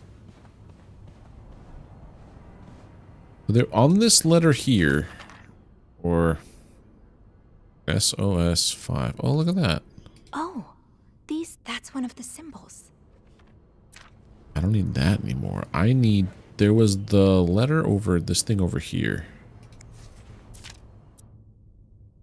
Yes, these are part of this. More of these symbols. Oh, What that's what those are for. Okay. I don't have the word to open this up yet. It looks like the code is made up of 4 letters. 4 letters, and I have no clue what they are. We'll figure it out eventually or never. No combination, no entry. I feel bad that I threw out all that stuff now, but also not really. W plus J. I've never seen 2 people Wendy more and suited Jacques. for Eugene's a pro at fixing the fuse box whenever there's a power outage. Alright, open this up.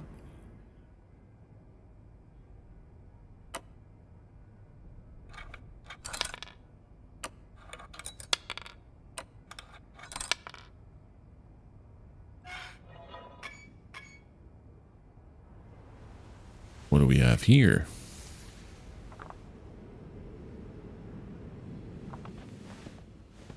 I did just learn some more.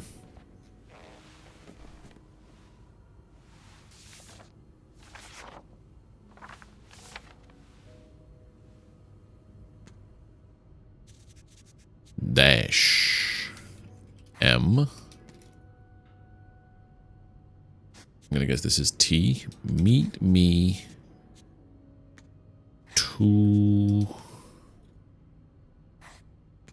tonight.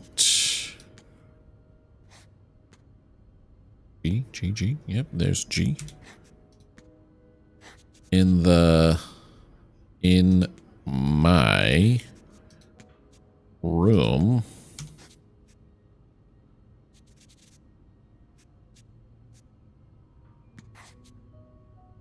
Hey, Paradox, how you doing today? Michael will be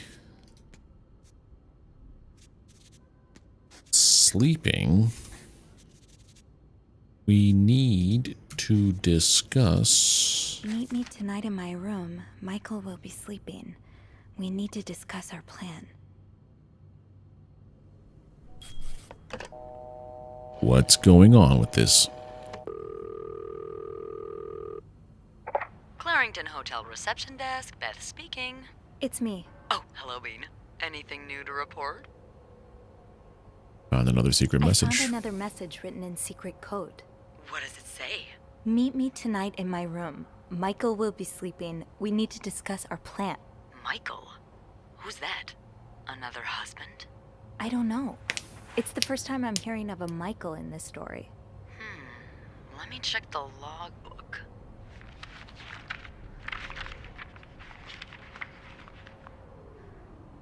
There's a Michael staying in room 507.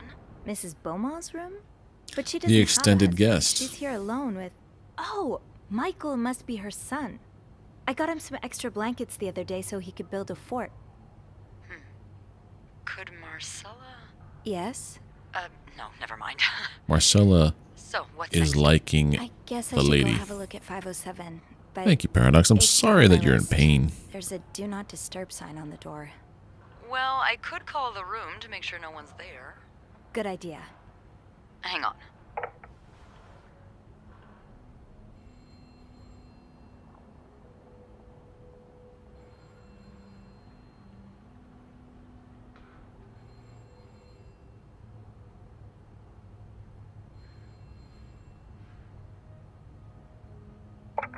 You've got the all clear, Bean. Head on over. Sweet. Thanks, Beth. I'll call you back. More snooping. You opened the vent and decoded the second secret message, and I threw out all their stuff. Throw that away, so there's no evidence. Anything that says throw away, we just throw away. Throw it away. Here we go. 507 now, huh? Just cleaned 508.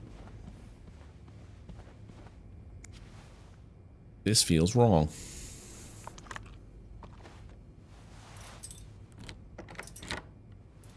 Oh, packing all the things and stretching. Oh. Let's get to the bottom of this and find out what links these rooms together. Right, more clues and characters. Anne Beaumont. Anne Beaumont is one of the two guests staying in room 507, the other being her son Michael. She's a divorcee. I don't know how that information got out the first time, but since then, Linda's made sure we wouldn't forget it. Anne stays at the Clarington, has been a lengthy one, and it shows in her room. Open suitcases, stray coffee cups, pillow fort, it all feels very lived in. Not a lot of guests as comfortable as she and Michael have.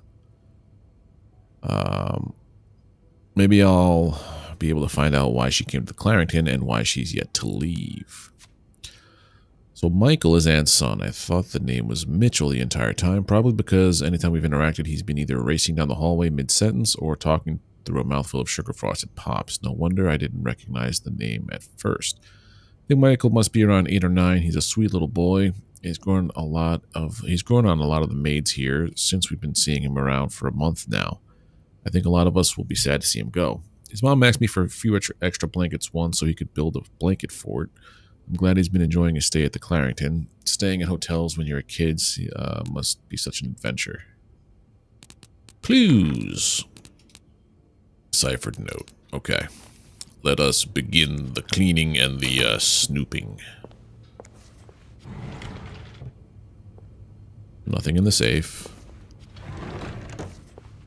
There is a combination to Marcella's safe, though. Inspect Hector Cruz.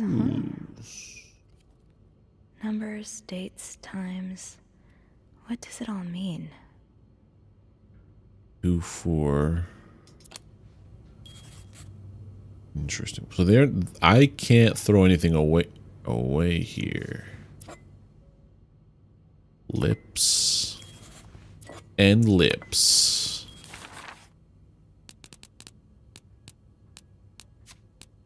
That's Marcella's lipstick.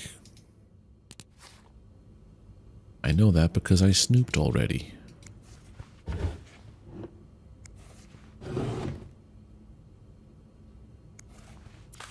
Red lion.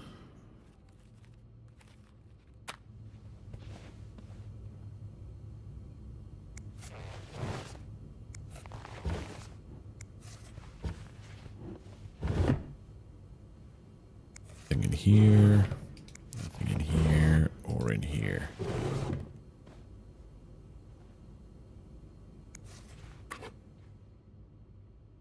I do.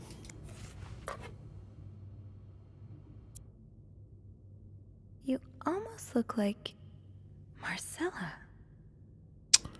Yup. They have been an item since they were kids, is my guesstimation. But Michael Beaumont. That's his address, Hotel Clarington. Okay. Free yo-yo inside, so he's already got the yo-yo outside. So you were eager to set up a meeting, but didn't want anyone noticing. Hope you're well in spite of the circumstances. We've been on the train for 2 days now. It's a long ride, made even longer by the fact that I cannot wait to see you again. We are scheduled to arrive in Montreal on the eve of Valentine's Day. I booked room 509. It's a marital suite. When we arrive, please refrain from talking to me until we can figure out a safe way to see each other. Say hello to Michael for me. M. Oh, Michael. Adults can be Dear so Papa. confusing. Sorry, but Mom asked me not to tell you the name of our hotel. She allowed me to talk about our room, though. We have 2 little beds, a radio, and even a television. Mom let me build a fort, and the maid brought us extra blankets. She's really nice. The hotel is nice, too, but I miss home. I wish Mom and you could be happy, and I wish everything could go back to the way it was before. But Mom says it's impossible. She says she no longer loves you. Do you think she'll ever stop loving me, too? Aw, Michael. Yes.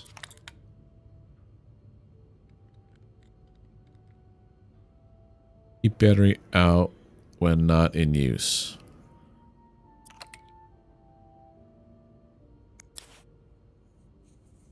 Anything in particular about these pencils?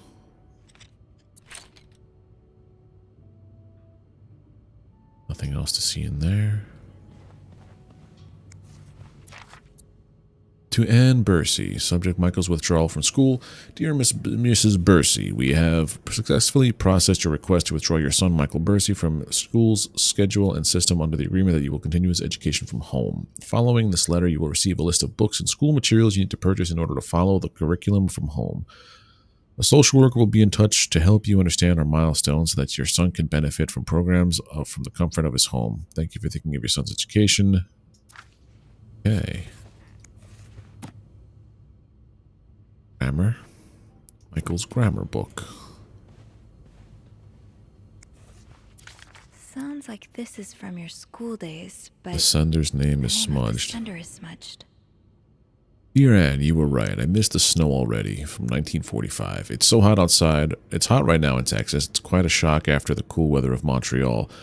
My family has never seen snow before, and I could not find the words to tell them how beautiful it is. They don't understand what they are missing. I wish they could build my brother's a snowman like the one we built together a few weeks ago. I know it's childish, but I had not had that much fun in years.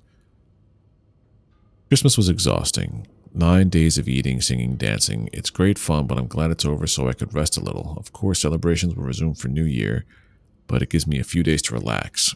How are things with your family? I know you don't get along well, but I hope they'll still be able to have a good time. I leave for Montreal on the 8th. I cannot wait to be back.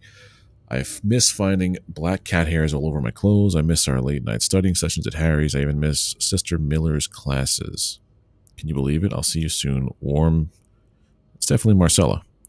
Hey, Hen. Finished with work? Nice. Well, thank you also very much.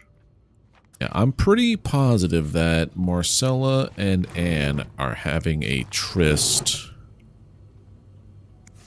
Aha. Keys are Snoop's best friend. I will take this. Funny how some games really stand the test of time. I used to play this with Mom. So a husband can abuse his wife and just get away with it? And people like Linda still think divorce is wrong? Ugh. Dear Anne, I have met with Louis, and he has asked me to give you this enclosed letter. I think you should reiterate that some of your accusations, such as wife abuse, are not grounds for divorce in Quebec. I understand you are hurt, but I do not think antagonizing your husband is very wise at the moment. Do not forget to be in court at 11 a.m. on the 20th. Be on time. Also, a friendly reminder that my fees for January need to be paid before the end of this month. I'm happy to help you out, but I cannot work pro bono on this. Tryst is a fancy word for like a fling. Yeah, not necessarily an affair, but a tryst is just like lovers meetup kind of thing. Adam or Eve. See? Confession of a shocking and forbidden love. Could Rose stay in a marriage that no longer makes her happy or seek refuge in the arms of the woman who truly understands her? She has tested the forbidden fruit years ago, and now she is all she can think of. But what will her family and society as a whole think of her if she turns to a life of sin? Should she be condemned for even entertaining the thought of leaving her husband, or pitied for having to make such a heartbreaking decision? Yeah, all the pieces fit that Marcella and Anne had a thing together. The cat. I guess this is where the key goes. I'll need another key to unlock this. Haven't I seen one just like this somewhere? I don't know, did we? Those few coins in my tip jar were getting pretty lonely. They'll appreciate the company. Aw, that's so sweet. Oh, thank you so much for taking care of our room every day and bringing us extra sheets. Michael and I wanted to give you a little something before we left. Sincerely. Aw. You don't need to know my name, but you've seen me. I've recognized that look in your eyes when you checked in. Who's this from? You and I don't need to make a fuss out of this. You keep your wits about you and I'll do the same.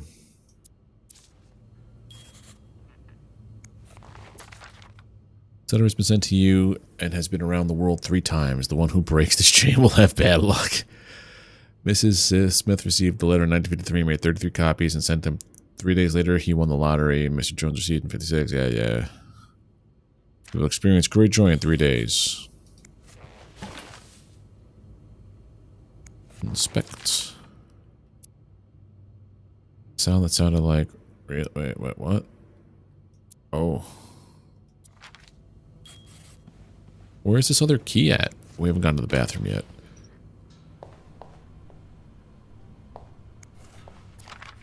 He's all but outright. I just met with your damn lawyer. You've got some balls to accuse me of all that. Stay as far away from him as if you were so irreproachable yourself. Do you think I don't know where you spend your nights?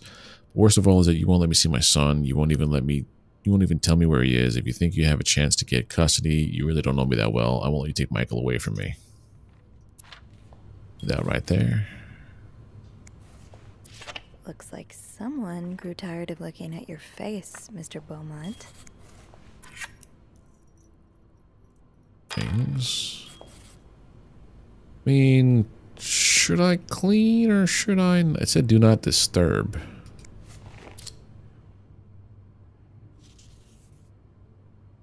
White cat. bar and restaurant.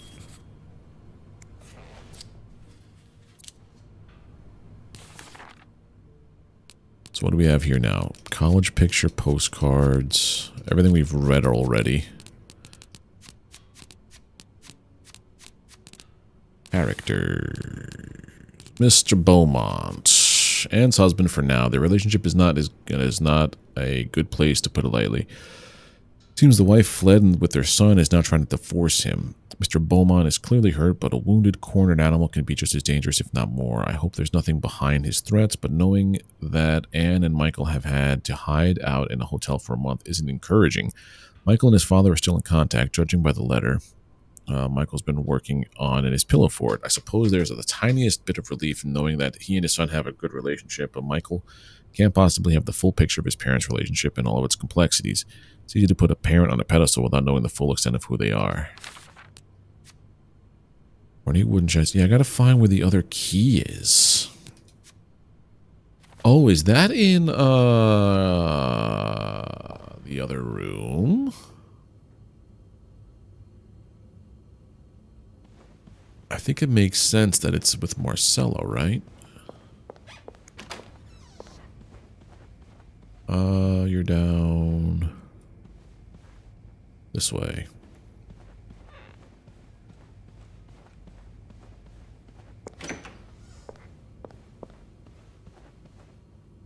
Where have I seen? I've seen this before. Got one key done. Not in here. No. I would assume if this is where he's staying, then she's staying in here. Maybe I missed it?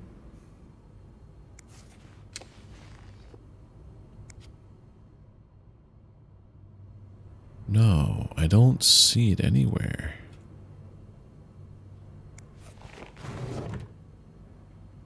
That was that piece.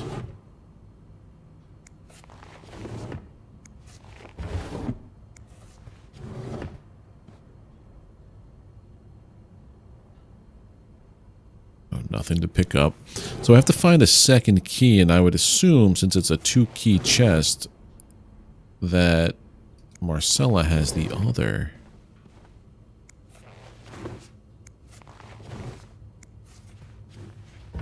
Put them up all the way.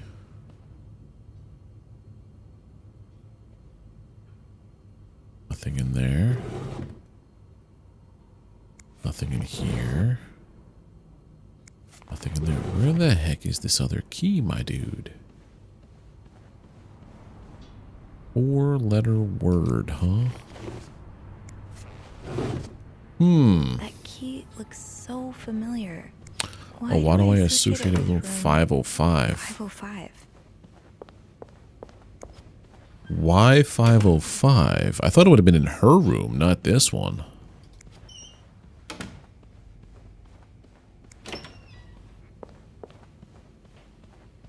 That wasn't the same key as over here, right? I don't think I'll need this again. Well then, okay. That's just the biblioteca? No. Alright, let's redo this now.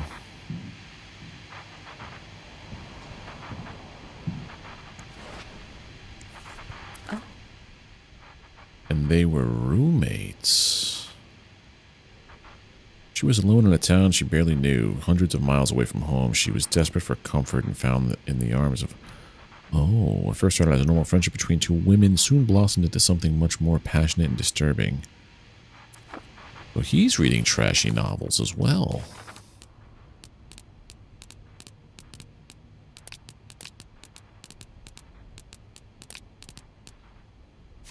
Very interesting.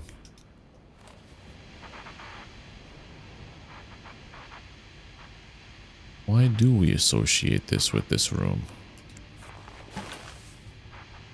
Maybe I should clean this room up a smidge.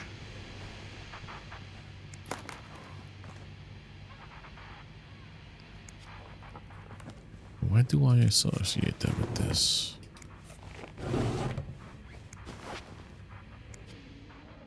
I guess we'll make the bed to avoid suspicion.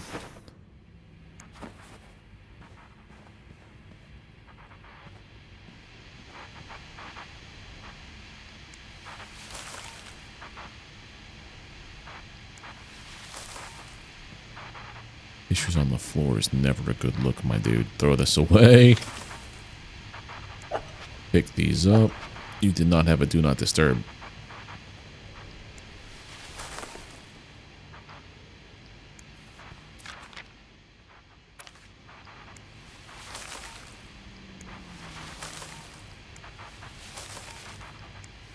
I hope you aren't eating those beans.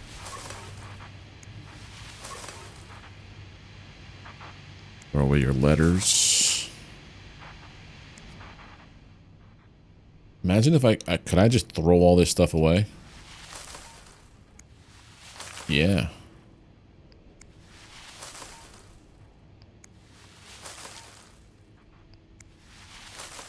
Mary's Diner. I've read all this stuff countless times. There's the X on that lake. Hopefully that didn't screw me over, but we'll never know. A ball of yarn? Or a thing of yarn there.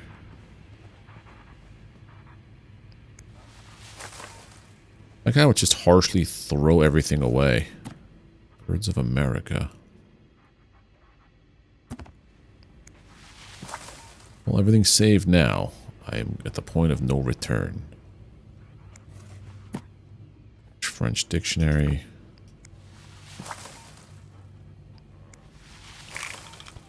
Oh.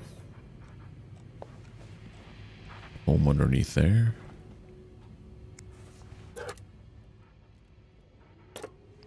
Throw it away.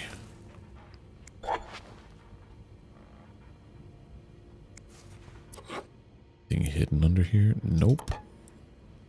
Throw it out.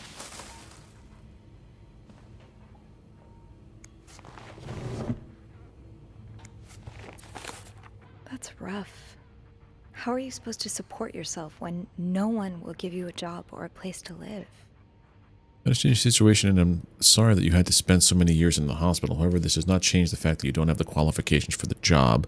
And even if you did, I could not hire someone in your situation. Other staff members would simply not feel safe around you. I would ask you not to contact me anymore. Jeremy Sandberg. Hey, weirdo, stop wasting my time. I'm not hiring you ever.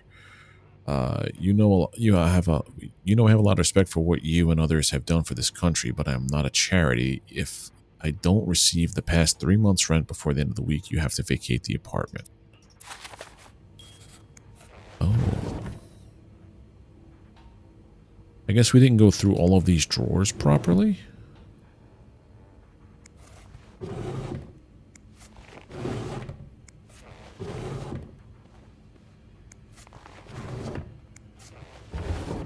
I'm probably going to get in trouble for doing all this stuff here. Mary's Pawn Shop. World War II Victory Medal Bronze.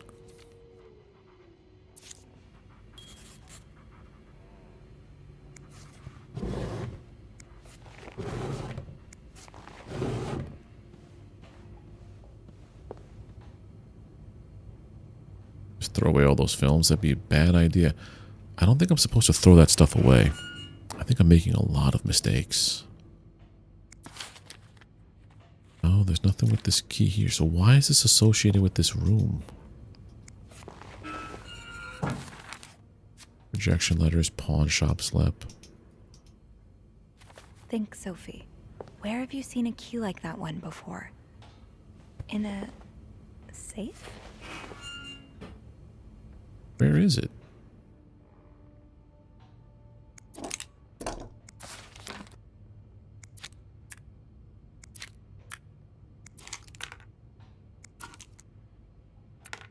Can open this up. That key looks so familiar. Why do I associate it with room 505? I don't know. Why do we associate it with here? Well, We're in trouble now because I've basically touched all the things. Think, Sophie. Where have you seen a key like that one before? In a safe? No, I didn't see it in there. But now is the part of the game where I get confused as heck because I might have overlooked one tiny little thing. Room 505 in a safe. That's a lot of film. How many pictures have you taken, Mr. Morgan? I have no clue where we're going with this. I think maybe hen, because I'm starting to get that point where I'm like, what? Cups placed. No, I'm not though. Yeah, I'm not kidding. Unless it's this. That's the room key. That's the rum key. Perhaps in a safe. Why is it saying 505's safe? Because it's not in here.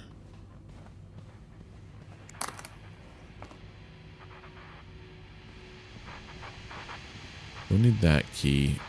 This isn't a safe. What the heck, mans? I'm so gonna get in trouble for, like, throwing out all this guy's stuff, too. Nail clipper, telephone. I should wait till I have more to report before calling Beth.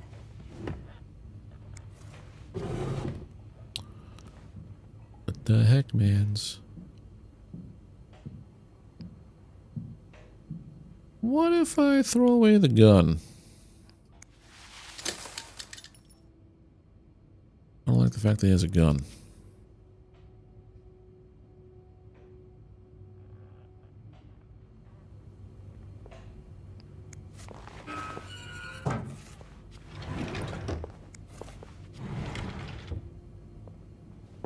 No.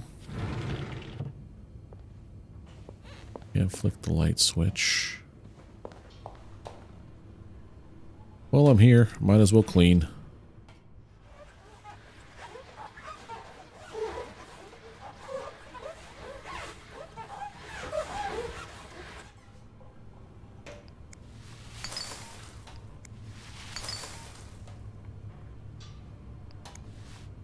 I'm probably going to get in trouble for doing that. I don't know where to go from here. I'm going to do it too. This bed we made second key 505.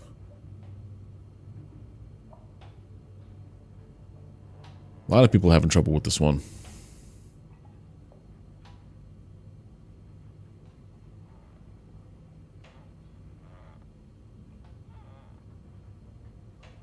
Oh, okay, hold on. That's what it says. Let's do this. That's interesting. So it's definitely in the safe.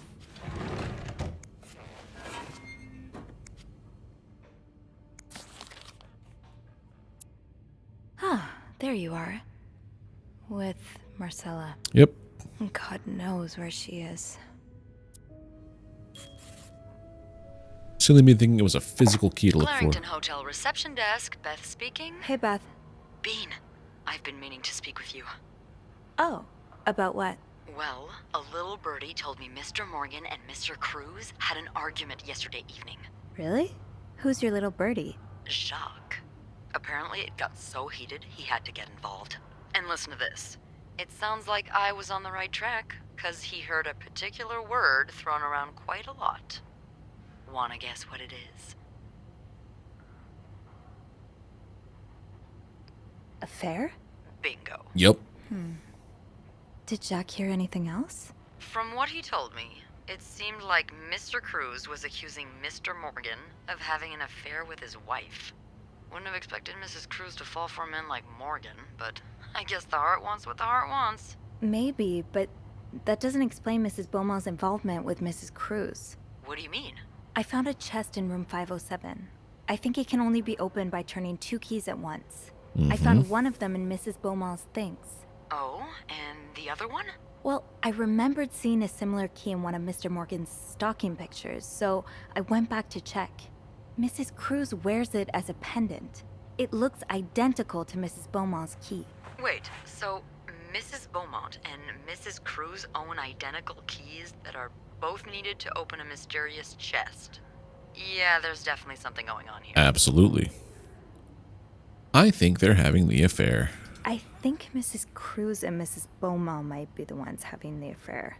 That's an interesting theory. Did you find any clues that might support this? Nothing concrete. I mean, I did find a letter that suggests they may have gone to college together, but they could just as well be good friends, right? Yeah, that's one way to put it. I guess we'd know for sure if we could have a look at that chest, but I don't think I'll be able to open it. I've looked around room 509. I would have seen the second key if it was there. Mrs. Cruz must have left with it this morning. Yeah. We were so close. I can't believe it all ends here. Well, hold on. I may have an idea. Get me a candle and some plaster, and maybe I can do something about that pesky chest. Ooh. How? I'll tell you later. Just find me those things, and I'll meet you in the basement. Candle as soon and as some... I manage to leave my post. Okay. All right. Thank you for not giving up. Come on, you know I wouldn't let you down. All right, Henry, you take care, buddy. I might, if I don't finish this up soon, I might just play this tonight, to be honest.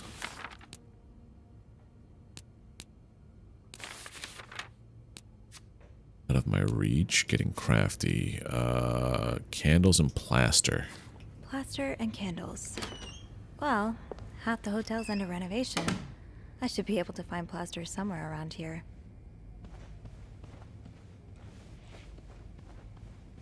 The game says it's about 3 to 6 hours, so if I probably really put my head to it, I could probably finish it in a little bit. Didn't I see a plaster bag near the stairs earlier? Near the stairs. That'd be downstairs, okay. Thank you, dude. And thank you for everything today, man. I really do appreciate it. With the renovations, there has to be plaster somewhere on this floor. On this I should floor? grab some before going down. Where's the stairs, Missy? Stairs, this way.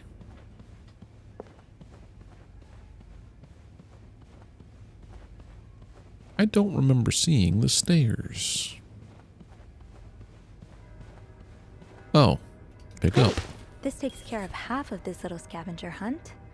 As for the candles, doesn't No problem there, Rebecca keep Panda. some in her locker downstairs? Thank you for hanging out. I will have some later.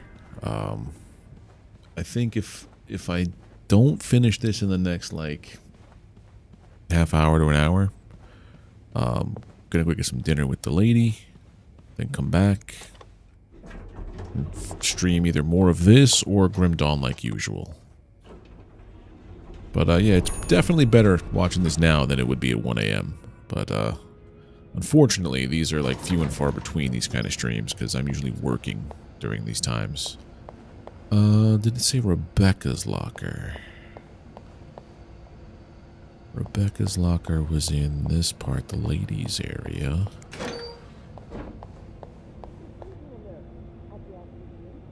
I thought fixing the window should be a top priority. Oh, I'd very much like to speak to him, trust me, but I just can't find him.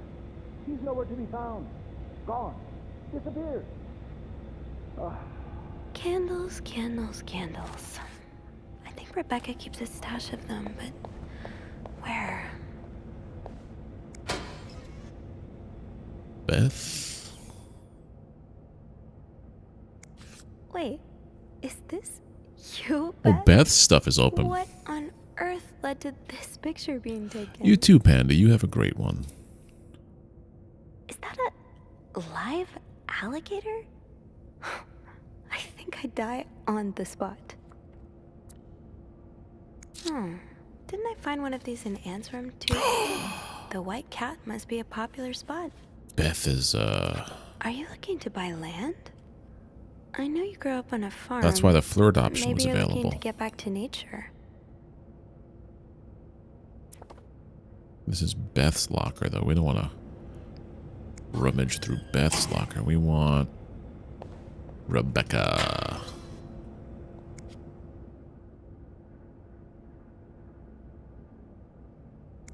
So you do have a stash of candles. But where is Kitchen is out again. I can barely see a thing. Bernard wants us to continue working, but I'm not risking chopping off my fingers for that blowhard. Didn't you start hoarding candles since the last power outage? I remember you saying you never wanted to be caught in the dark again. Where's your stash? It's urgent. Please, Bobby. What do we do for dinner? I'm not sure. I had a bit of a stomach issue last night into like the morning today, but lunch was fine. So I think anything's available now. Maybe Indian food. That'd be good. Indian food. VIP in room 602 is getting on my nerves. He keeps ordering food that's not on the menu. We don't usually do special orders, but Bernard was adamant that we make all the wishes come true. Do I look like a goddamn genie? That's not even the worst of it, though. Every night he barges in the kitchen as if it was his home, asking for meat for his precious little terriers. Who feeds the dogs $4 roast beef? I can't even afford a $4 roast beef for myself. That's right, this is in the 50s. Maybe Bobby took some candles from Rebecca already. Bobby. Bobby, where are you, Bobby? Bobby's is out here. Rock. Bobby. No candles, but this looks like the laundry room. That must be the location of Rebecca's stash.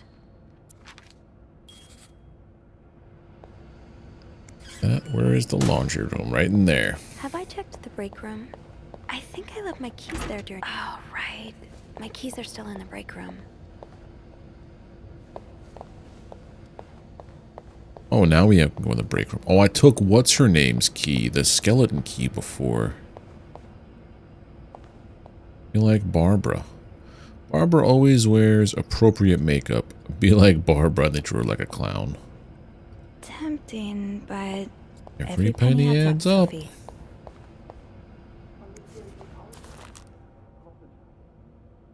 Stop worrying and save your marriage with Liss oil. Oh. Wait, what? I want my mother's ring back. There. I don't want it anyway. Oh no.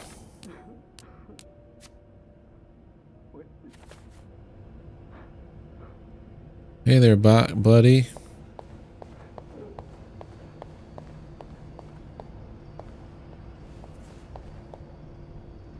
The candles I think were... Whoever keeps stealing my lunch, I want my Tupperware back. Susan.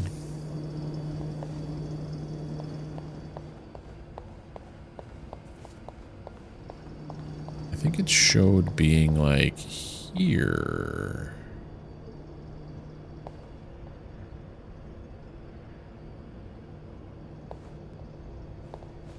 Am I losing my mind?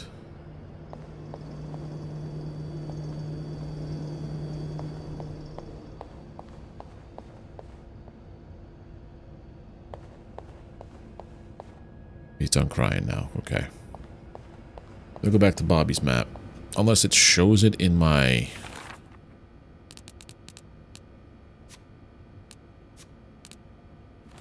Wish it showed the map. Damn it, Bobby.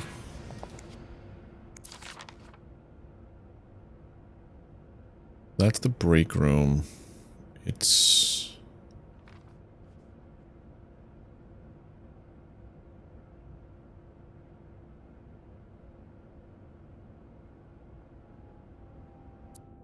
What? That must be the location of Rebecca's stash. Oh, the laundry room. I gotta get my keys from the break room and then go into the laundry room. That's what it is. Okay. That's what we're doing. Where did I leave my keys?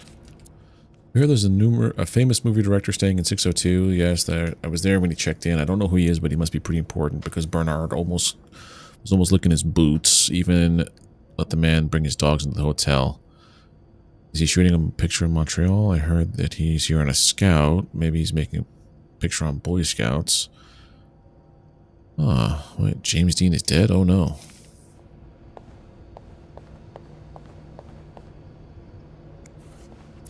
This is probably Beth's latest project. It's really cool how she has. Don't worry, gossiper. I'm coming back to you. I still haven't learned my keys. Hold on to these tight. Got them. Okay. So now that I have the keys, I can get in the laundry room. Get in the laundry room, get the candles. Get the candles, go to Beth.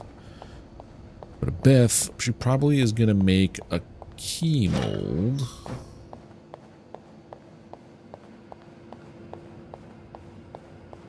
They're in over here somewhere.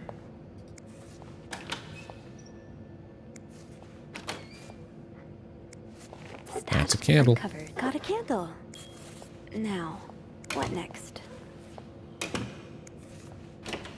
What's in all these things? Anything worth? No.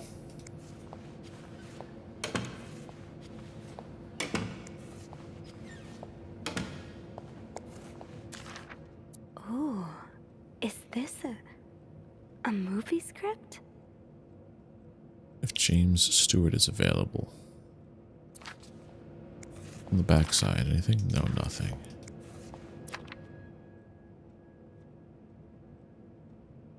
Script 20 to... Okay. Let's see if Beth is around. Lost items list. I'm wondering if that's the movie dude and he just happened to lose his cover page for his project he's working on.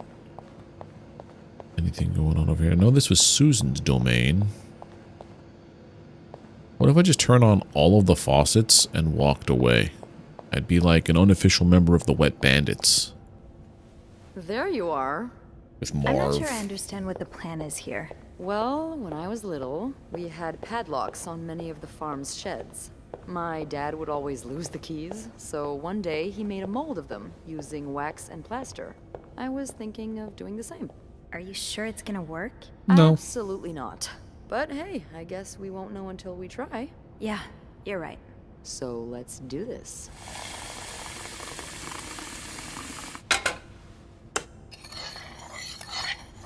Okay, to start, we need to pour the wax from the pot.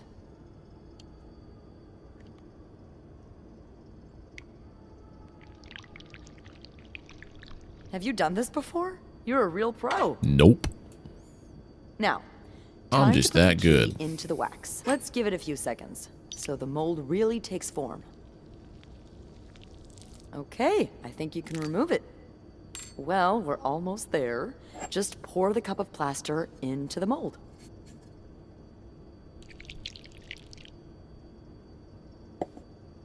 All right. Now we just gotta wait for it to dry. How long do you think it's gonna take? I don't know. I guess we'll keep poking it every now and then. I bet you didn't think you'd be making a plaster key today, huh? Indeed. But I like it. It's rare that this job allows me to use my creative side. Your creative side? Well, granted, this key won't end up in any museum, but I enjoy the occasional artistic endeavor. Like taming alligators? Like posing with alligators? How do you know about that? Oh, I think it must have slipped out of your locker because I saw this picture of you in a long white dress and... Oh my, you did? What did you think of it? Ooh. I loved it, actually. It was unique, I guess. Artistic? Yeah. Those pictures were taken by a very close friend of mine a few years back. Ziva Rivers was her name.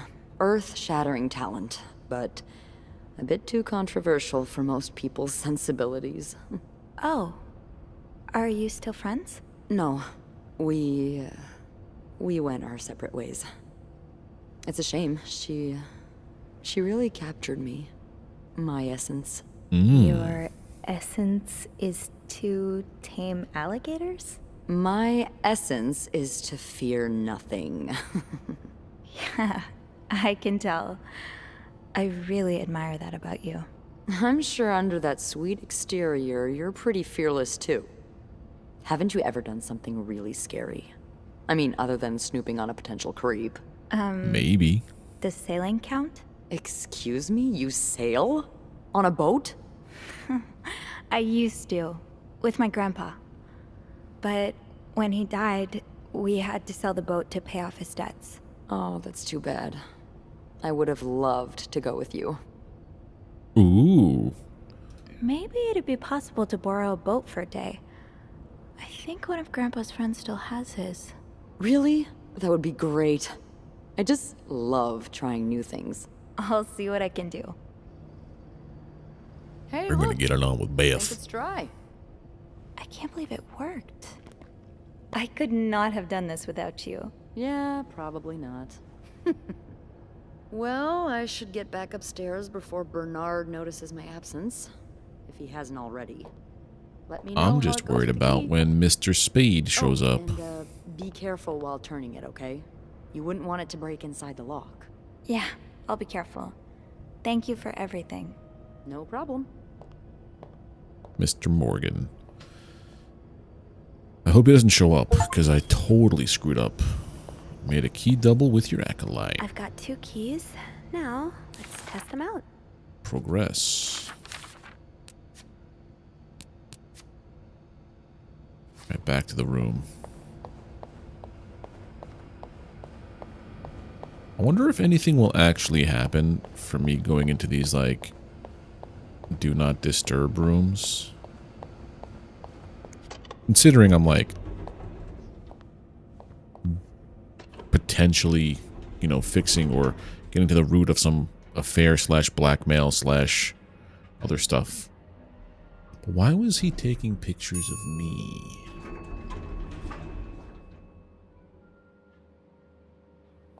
Why was the man's taking pictures of me, is the question.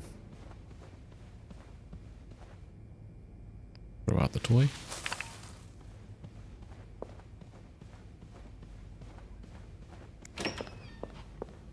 Nope, not this one. We gotta go in 507. And don't break the key off.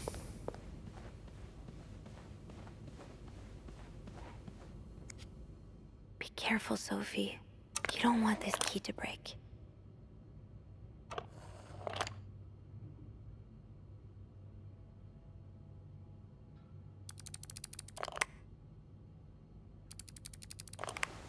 There we go. So what's in the box? Wrath, David. Unlike my favorite bar, this one was black. Her alliterative name will surely take you back. These two sure love their riddles. That's the 4-letter combination to,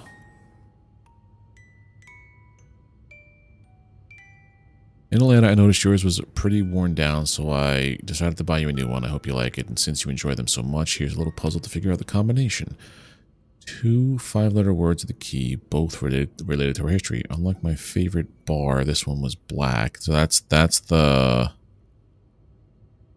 match. The match is, and her alliterative name will surely take you back.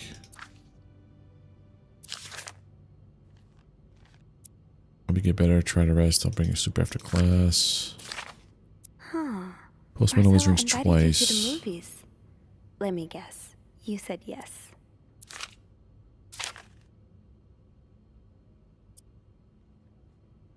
All I do is look at your lips and oop, yeah.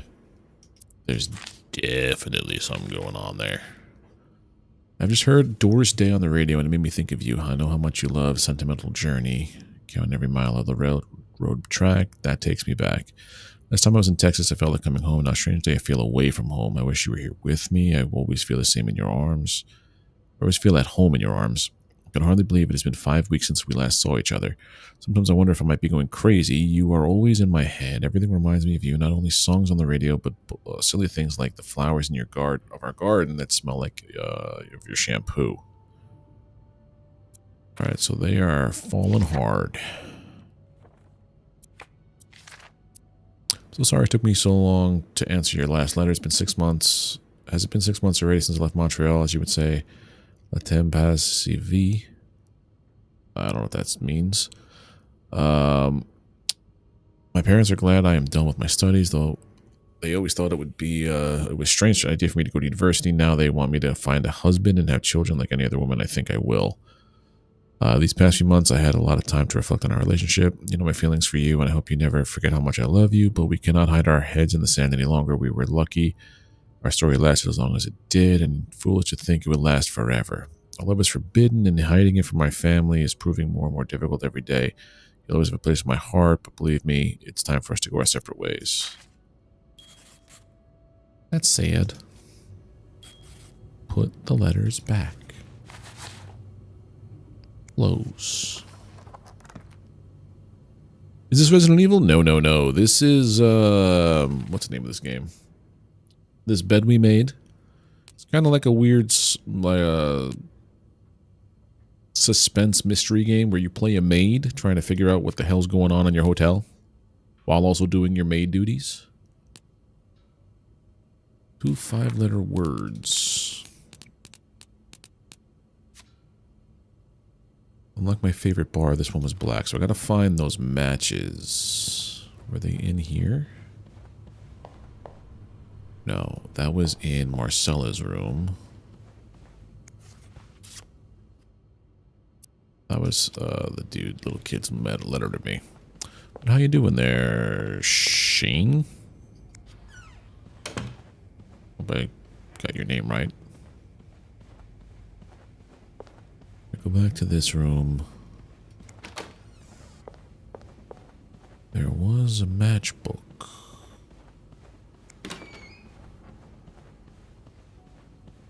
I think. Am I losing it? I'm losing it. No, that wasn't there. There was definitely a matchbook somewhere. Maybe was it in the bathroom? Did I throw everything out? I threw everything out like an idiot. If I go to room 505, I think it was also in there. We had the book.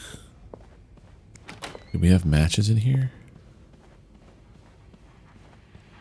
Well, I also cleared everything out of here. Man, I knew I shouldn't have done that. Alright, we're going to go back down to the main floor to get the matches. We can't. I forgot the name of the place. Open up stuff? I could just open up stuff and go into any room?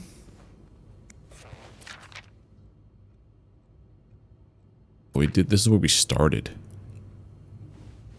This room is super clean because it was the first room I did. 504, 505. I don't think we tried 506. Whoa. Oh boy, someone's been living it up.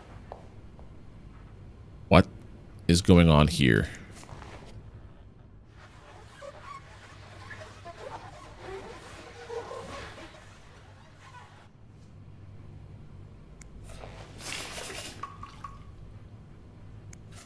What's the story behind this? Who puts wine in a toilet? Yeah, exactly.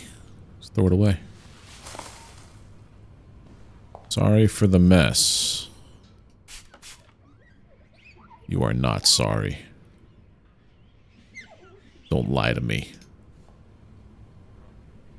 Towels are good. Alright, this room is clean. Nothing to look in there. Another fan of the Gossiper. I never did finish that article from this morning. That feels like so long ago now. It does. Feels like 3.5 hours ago.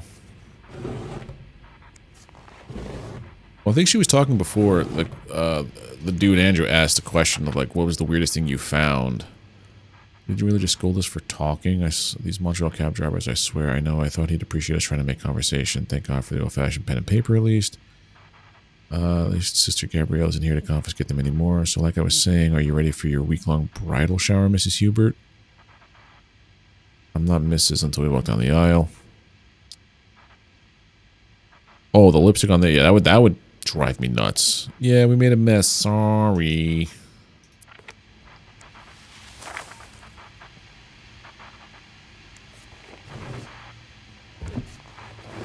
Yeah, what's his name? Andrew was asking about the weirdest thing we found cleaning up rooms, and I said it was an odd thing. It was stacks of pennies in the toilet, stacks of pennies in the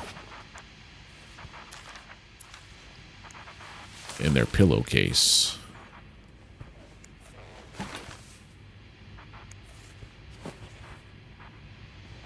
Pick this up and this up.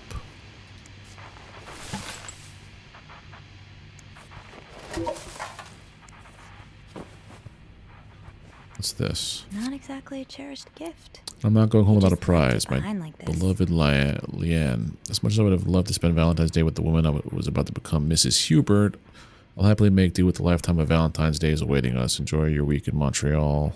Love, Gregory. Don't let Simone rope you into anything crazy. Tell her I need my bridal. So this was a bridal shower. Like a bachelorette party.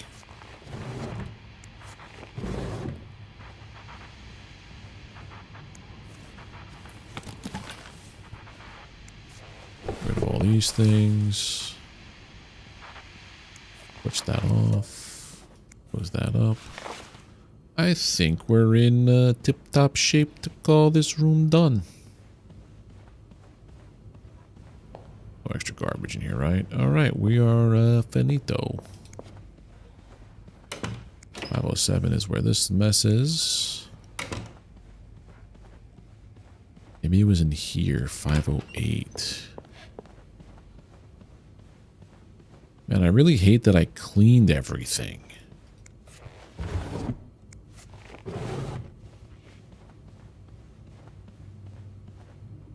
Because now we're in trouble because there's a riddle that I can't figure out. Unless, hold on, they wouldn't put it with something that was... that you could destroy, I'm assuming. So maybe it's part of the collar?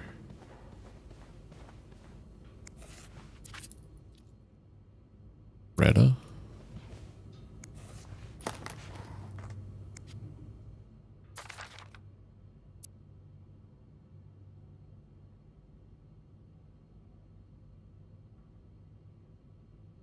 A letter of name will take you back.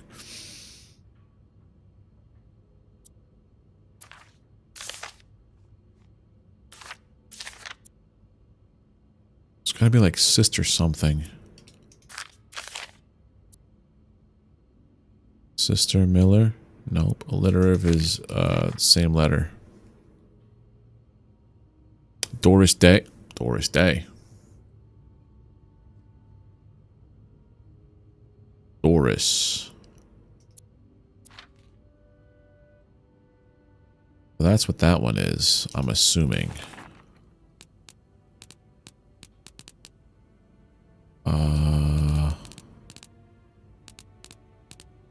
507. Well, we're in 509. Okay, hold on. Let's put these back.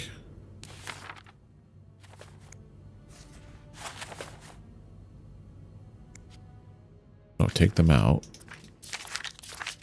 Puts them on the bed. No, stop it. You silly lady.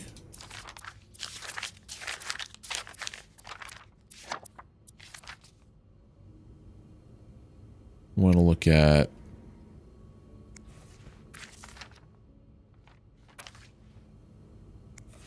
This one. So her alliterative name will take you back. So that's D-O-R-I-S. Something A-I-S. Unlike my favorite bar, this one was black. Maybe it's the cat, Greta. T, then it's from the first one, take the first two. G-R-I-S? Gris?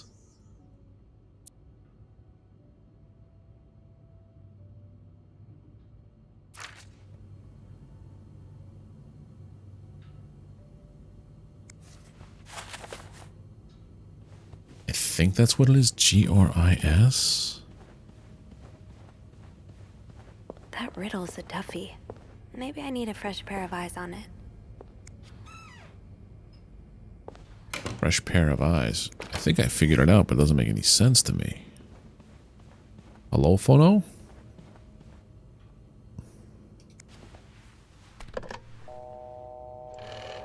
Get Beth up here?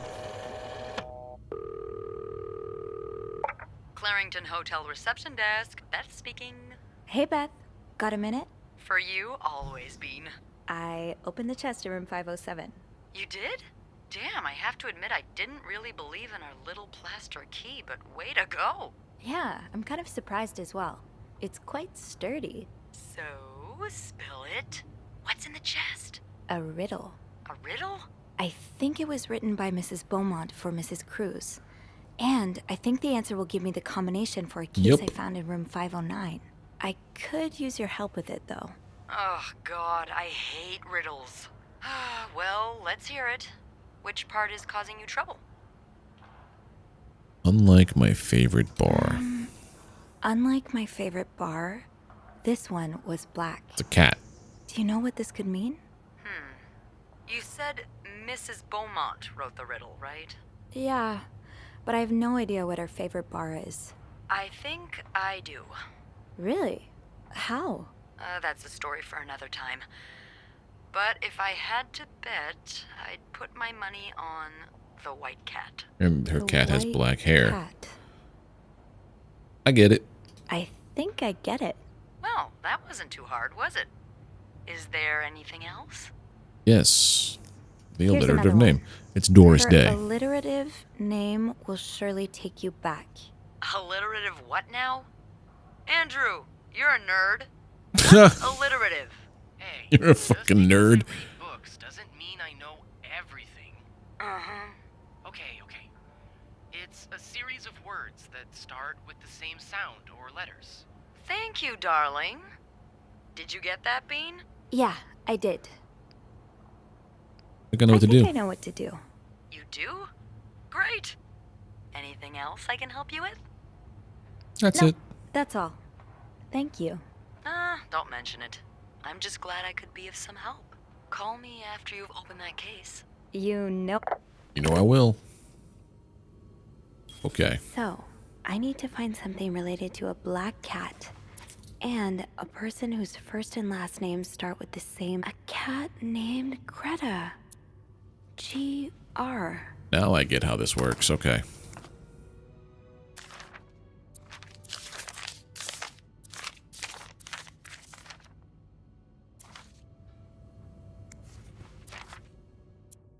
Doris Day. That's an alliteration, isn't it? Doris. I-S. Put them back. Close it. Progress. So, G-R from Greta and I-S from Doris. Gree? I feel like we're getting it Would that be the code towards for the the end of keys it. on the bed in Gree. 509? Oh. I'm thinking with It's worth a American try. brain, but it's got to be using French Montreal brain. Gree. G-R-I-S. What does that mean in French?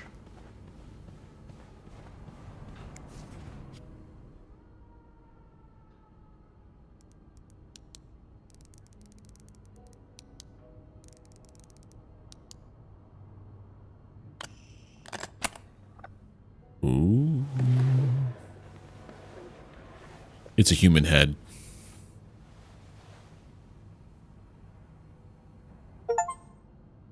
What?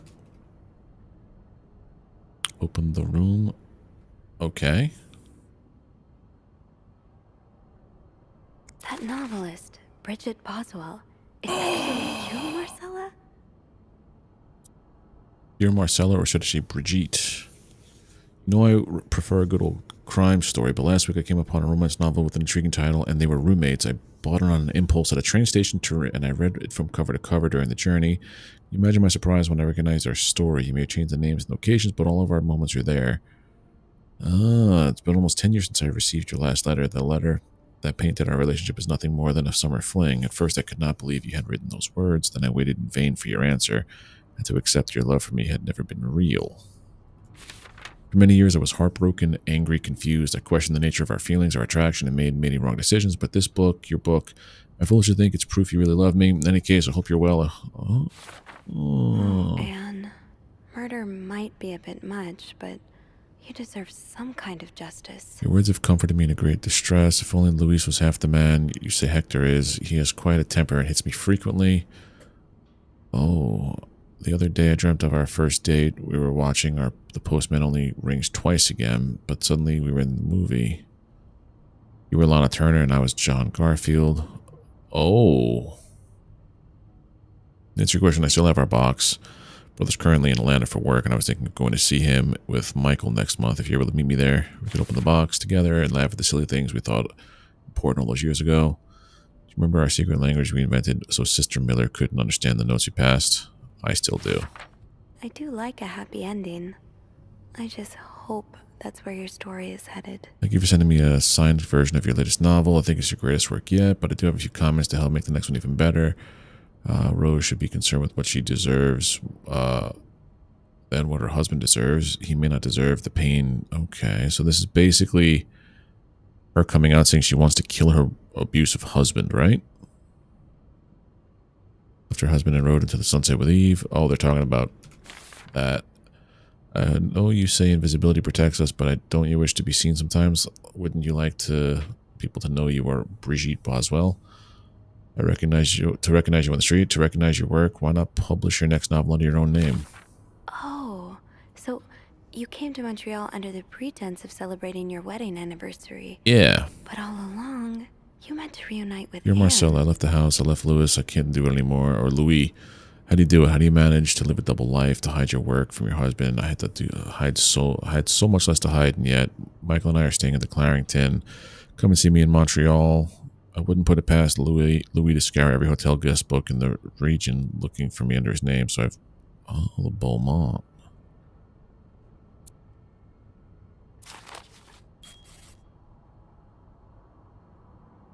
Oh. There's a lot of stuff in here.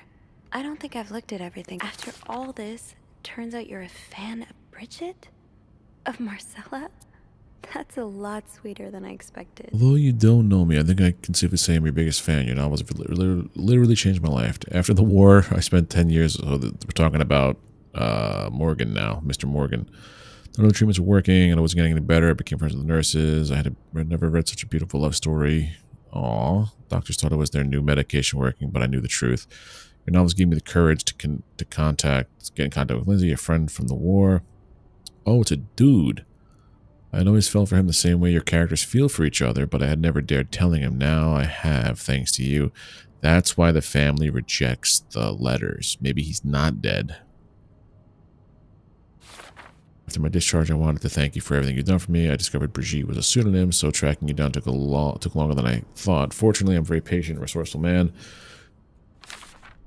I'm glad you were able to open up to Marcella like this. Thank you for answering my letter. I realize how unsettling it must be for you. Please forgive me for tricking your editor into giving me your address. I know I shouldn't have done that. I wanted to thank you as well for encouraging words concerning Lindsay, but I still haven't heard from him, and I'm starting to fear I might have the wrong address.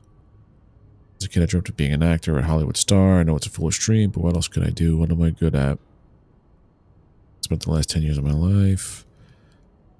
Why am I telling you all this? After reading your books and getting to know you, though, I tend to forget I'm only a stranger to you. I hope you don't mind. You seem to be a good listener, and I've been feeling rather lonely ever since I left the hospital. Anyway, tell me more about your life. Did not hesitate to write long letters. Okay. An advance on my salary. So Marcella hired you. But what for? I just received a letter from Lindsay's mother. She tells me he's dead. Words cannot begin to describe how empty I feel. He died 2 years ago, before I even sent my first letter. He will never know my feelings for him, and I never know if he could have loved me back, but I guess I should have known this would end in pain, just like your novels.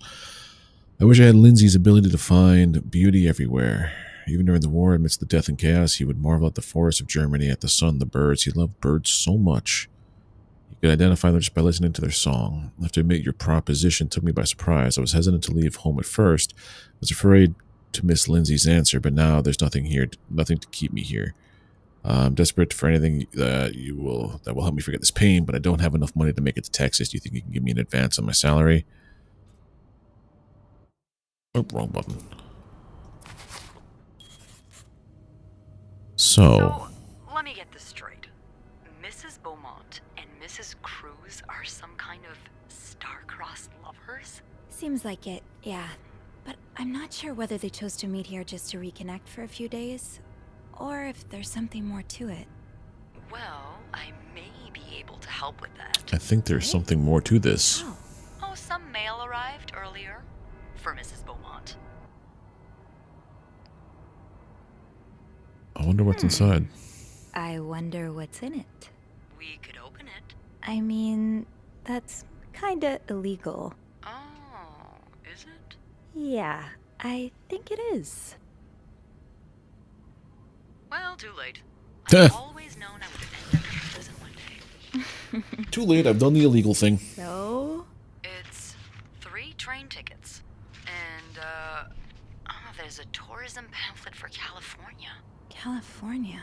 Well, it makes sense. It's much more progressive there than it is here. So, Anna and Marcella want to go there to live their love freely. Anne and Marcella, huh? You 3 are best pals now?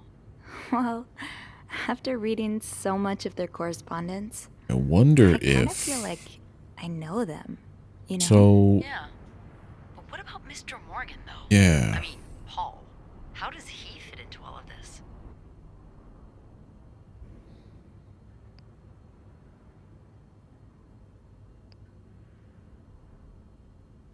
He was a fan Turns of out Marcella. he's a big fan of Marcella.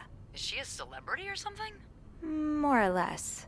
She writes pulp fiction under a pseudonym. I think her books gave Paul a chance to get out of his own head while he was staying in a psychiatric hospital. Huh, I see. He's still kind of a creep, though. Couldn't he have stuck to fan mail? Stalking her like that. That's going too far. And why did he have those pictures of you, anyway? I guess we'll never know for sure, but I don't think it was ever about me. It's always been about Anne and Marcella. Exactly. Well, it feels a tad anticlimactic, but who needs drama, right? At least it made our day pretty interesting. It sure did.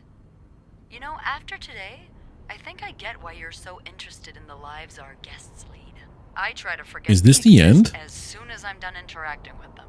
But once in a while, it's nice to remember that, well, even the most put-together person could be an absolute mess on the other side of the door. Oh, here we go. And who are you behind What closed about doors? you? Who is Beth Lambert when no one's looking?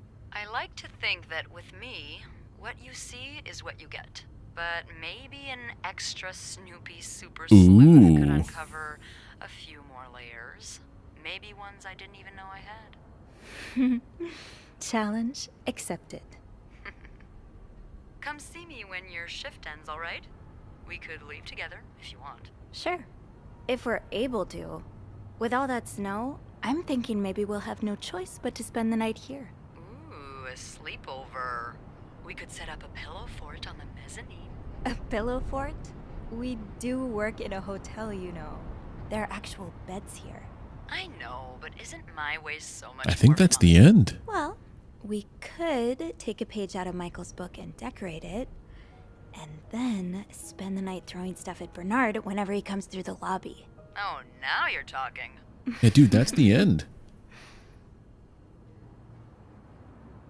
No, it's not. I just have to finish my tasks for the day, and then I can leave. What are my tasks for the day?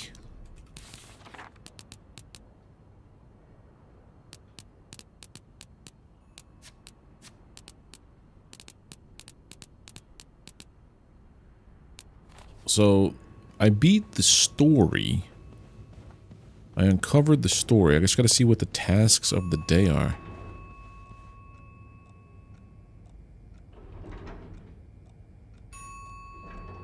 Something's weird over there. There's blood on the floor.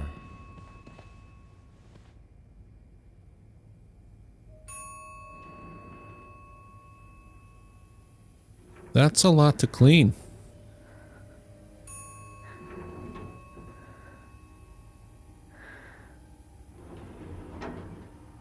There's a dead body there.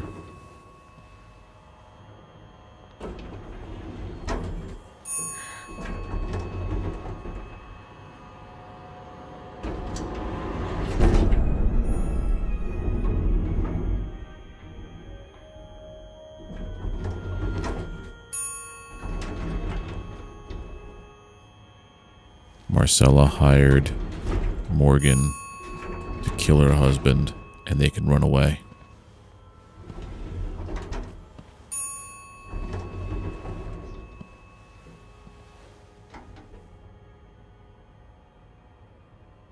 Mr. Cruz? Yup. He's dead. Mr. Cruz. Oh God. Oh God. What happened? Mr. Cruz's Life insurance policy. Why did he have this on him? Is this Dear Mr. Cruz, thank you for reporting that guest's unacceptable behavior. We will look at that as soon as possible. However, I regret to inform you that we cannot divulge a guest's personal information regardless of that guest's behavior. As I'm sure you would understand, we are very concerned with our guest's privacy, and the staff prides itself on its discretion. Please contact us should you ever... Oh.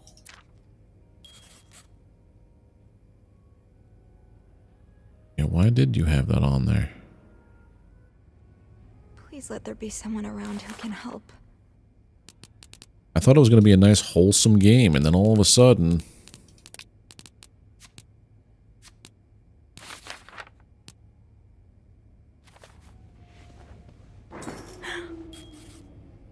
Dude.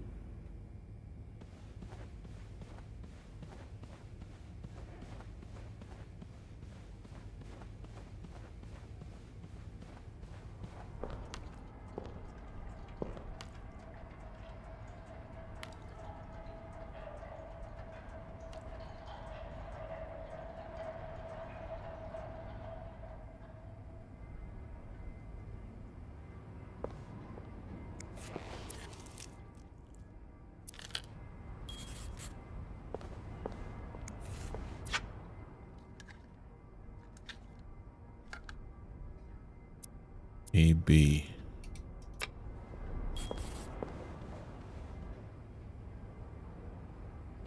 This just got interesting.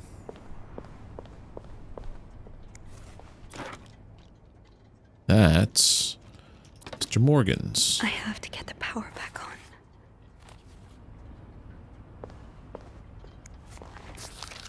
Poor Paul. Montreal's so much bigger than I His expected. death really hit him hard. He hasn't been in the best headspace. Big cities make me feel lonely. That was only exacerbating this morning. For all the friendship... Okay. Hotel's nice. When I arrived, the whole staff was getting ready for some big event. Dude, this man's been dead the whole time, I think. Or... Living Marcella out these past weeks has been a great distraction, but it hurts so much every time I think about him. I had hoped the pain had gone away by now.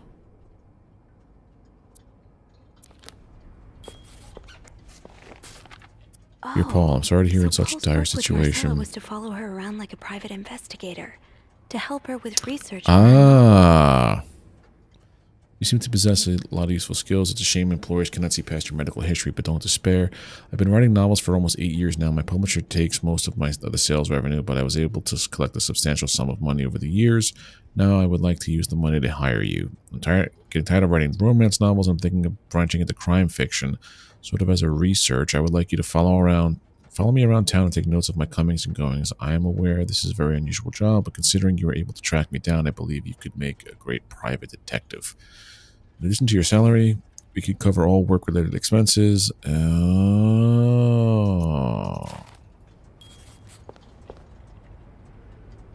Well, looks like he smacked his head on here. Should I hold on to this, maybe? No, put that back. I ain't holding that up. The fuse box. Just get to the fuse box in the janitor's closet, Sophie. It's not far. Okay.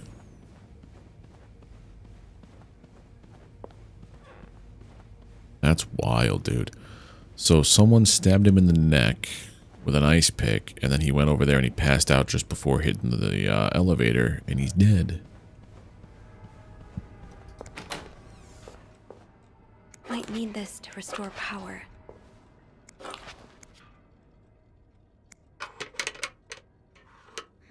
It's too big. I guess I'll need something pointier.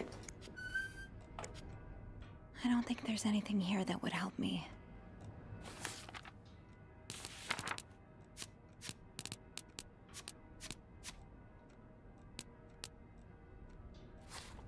Think, Sophie, think. What can you use to open the fuse box? What could we use to open this fuse box? I don't think there's anything here that would help me.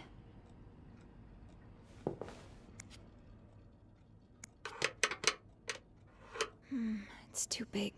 Something I guess I'll need something pointier? Maybe an ice pick could Oh pry god, open the really? fuse box.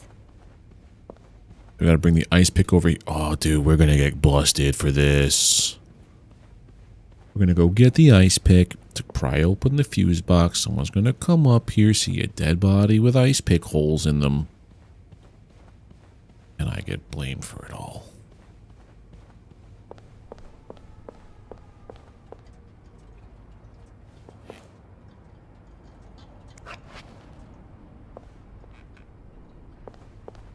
Maybe I throw away other pictures in 505.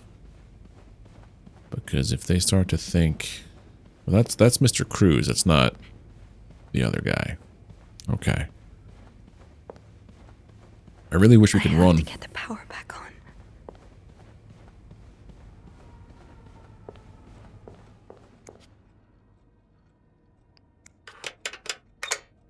That worked, thank God.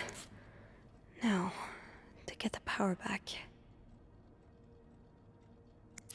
Eugene. There's a power outage. Check the get to have fuse you with me box right now. plan required for this. Remove all blown fuses. Your note will have to Tip. make do. Blown fuses are usually blackened. Screw in the new fuses. Make sure ampage is correct. This, this, and this.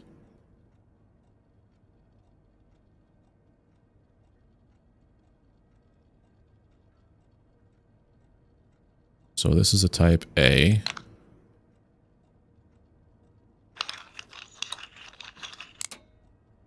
You're a 30, which is a type G. You're a 20, which is type S.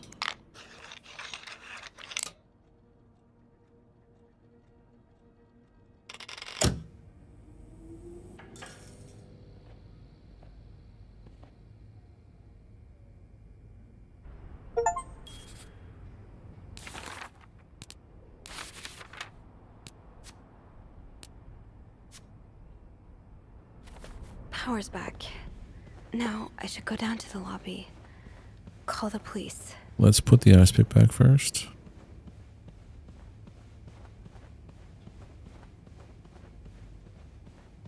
Is the only way down to the lobby through the elevator?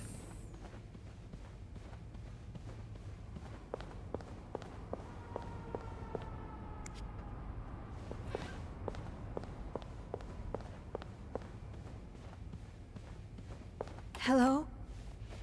Is anyone in? Hello? I need help. What if I call... What's her name first?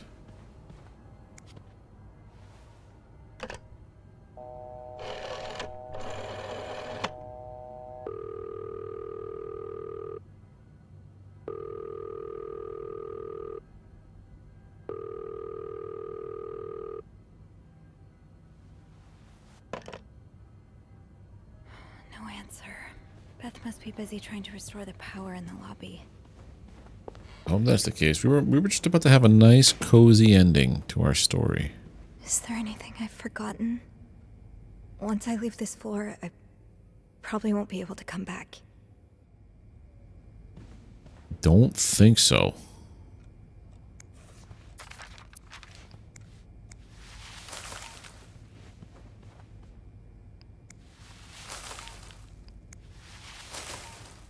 Guess this counts as me doing my job, right? Let's, well,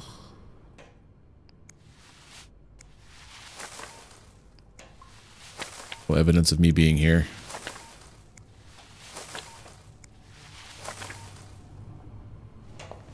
I was just doing my job.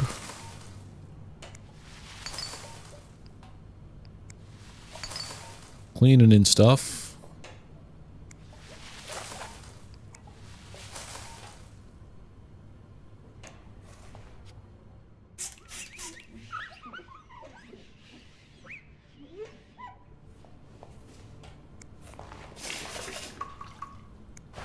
Pick that up. Everything else I cleaned. Yeah, everything else is done here. Close this. Did everything except that room. I'm just gonna close this as is.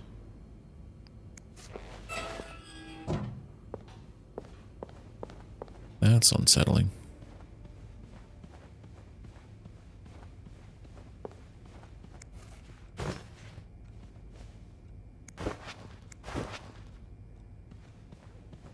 Okay, I did this room too. This room's all... Oh, balloon. Balloon, balloon.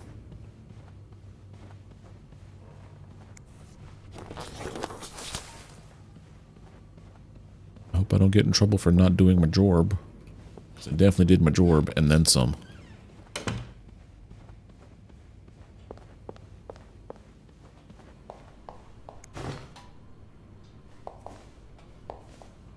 Can I undo that one? I don't think I can.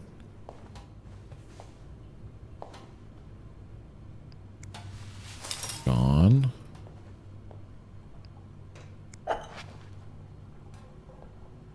E-mug, okay, throw that away.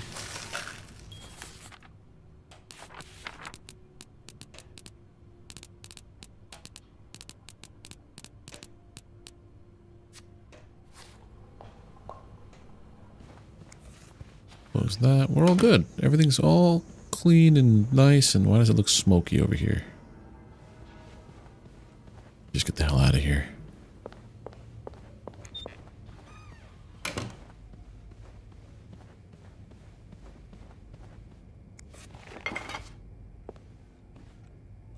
And then this is my checklist of stuff to do.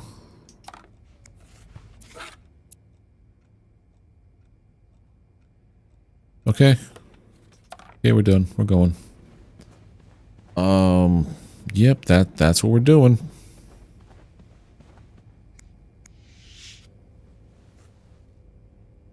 I'm sorry. He comes to life. I'm sorry. I'm so sorry.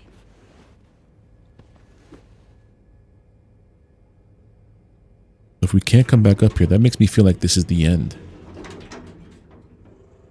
We never did get to go to the 6th floor.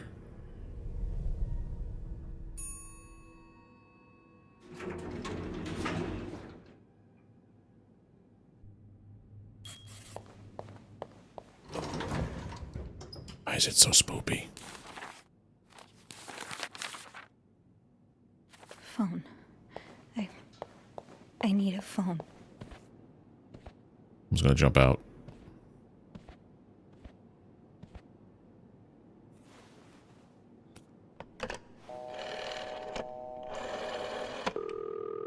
Montreal Police Service, Station 22.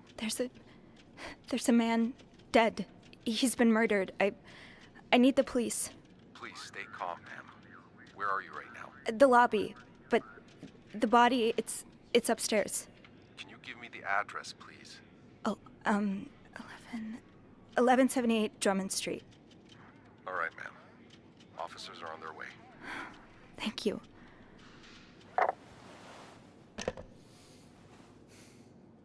Where is everybody?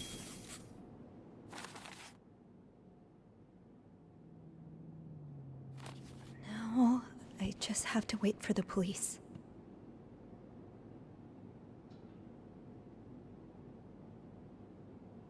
Okay.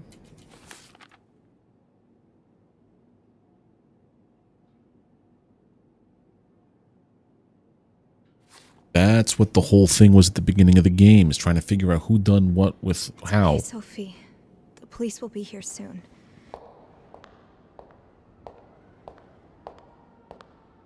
And then I have to put the pieces together to tell them who did what.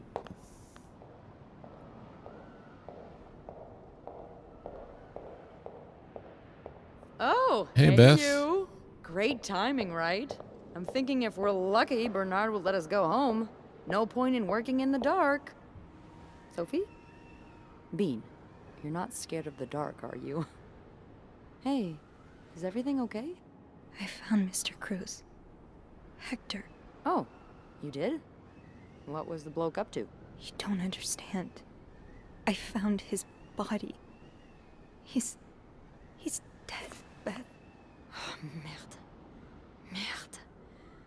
Sit down, okay? You look like you're about to faint.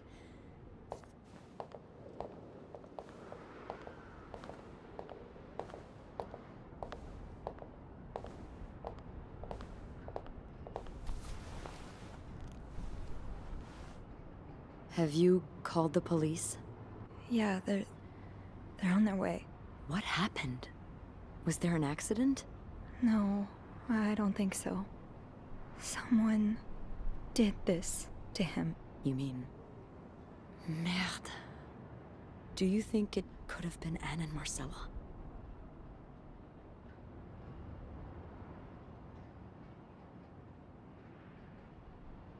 So now here's where it gets down to the point. I guess we have to like piece this together. Could it have been Anne and Marcella? Maybe. They had 3 tickets to get to California. I think also it might have been him and the guy, Mr. Morgan, got into it. And then he's kind of maybe not all there. What about Paul? Yeah. He and Hector were caught fighting. The cops will want to talk to you. Know what you've seen. You need to be careful about what you tell them. If word of Anne and Marcella's affair gets out, they may put a label on them that will really hurt them. It might not even matter in the end if they did it or not. I think understand. I know what you mean. It's easier to put the blame on people who are different from you, even if you're wrong. I'm glad you can see that. It makes the world a little safer to have people like you in it. You know, I was barely 20 when I was shoved into a police car for just hanging out with people who made me feel like I wasn't so messed up after all. What? Where did that happen? At the White Cat. It's supposed to be a safe space, but it gets raided by cops every now and then. I know Anne was caught at least once too.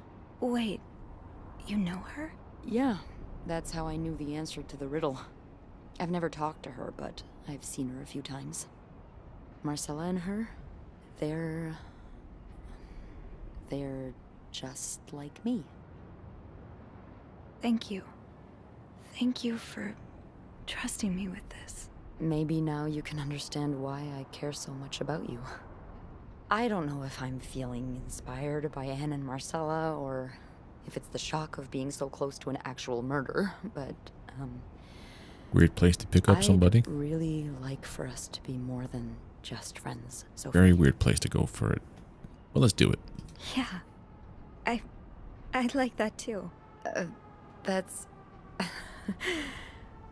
great. Hear the cops in the distance. The police is here. The police is here. Just be mindful of what you tell them, okay? Yeah. So now we get to dictate the ending?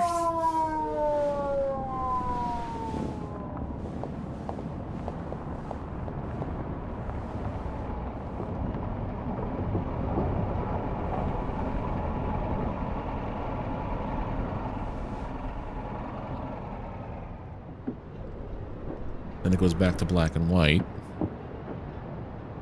Or we're sitting in the interrogation Roy? spot. Miss Roy. Miss Roy.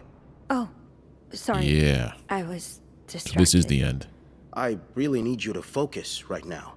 I don't want to be here all night, and I'm sure you don't either. No. No, I don't. So, as I was saying, we're trying to ascertain the circumstances of Mr. Cruz's death. Can you tell me how you came to find the body? I was cleaning room 509 when I heard the elevator bell ring. Again and again and again.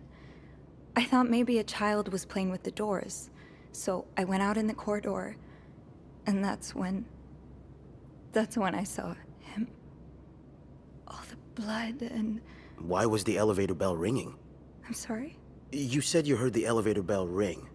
Why was it ringing? I assume it wasn't a child after all.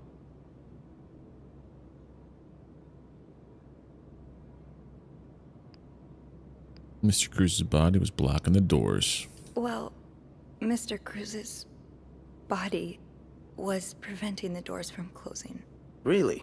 When we found the body, it wasn't that close to the doors. Oh, the stairs are blocked because of the renovations, so the elevator's the only way out of the 5th floor. I had no choice but to move the body. Just a little. Ah, so that explains the traces we found. Thank you for clearing that up.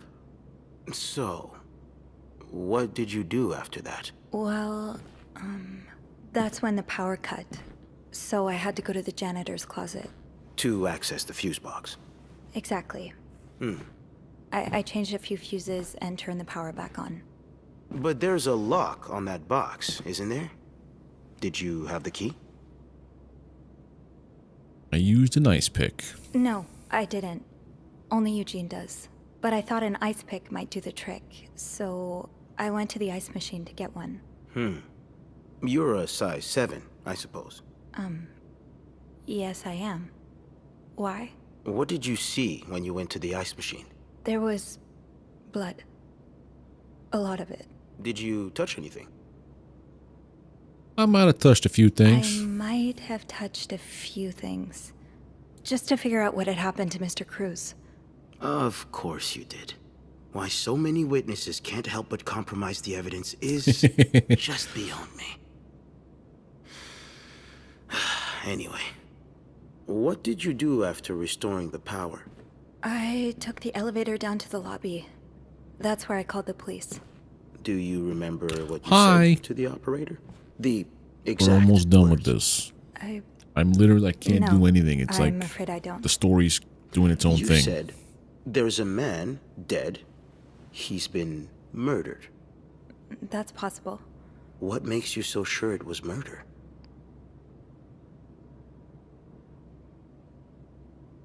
It was just an assumption. I just assumed. What with all the blood. It just didn't look like an accident, you know? I see. Would you say you're an observant person, Miss Roy? I think I would, yes. Good. Then maybe you can help me fill in a few details about this case. I'll do my best. Let's start with the victim's wife, Marcella Cruz. Apparently she left in quite a hurry this morning. What can you tell me about her? I don't know anything about her.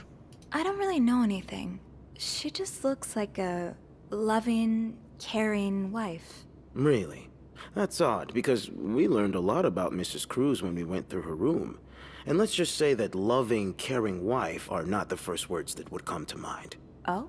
She's a lesbian, involved in some sordid affair with the guest from room 507, Mrs. Beaumont. Have you ever witnessed them engaging in immoral behavior? What do you mean? I'm asking if you've seen them being, you know, intimate. No. No. I haven't. No. And did you hear them discuss their deviant ways in front of Mrs. Beaumont's son, perhaps? Imagine what kind of effect such perversion can have on a young child. 50s were wild, man. Hear anything. Did you hear them express their hatred of men? Did they ever talk about using violence against men? Did you hear them speak ill of Mr. Cruz?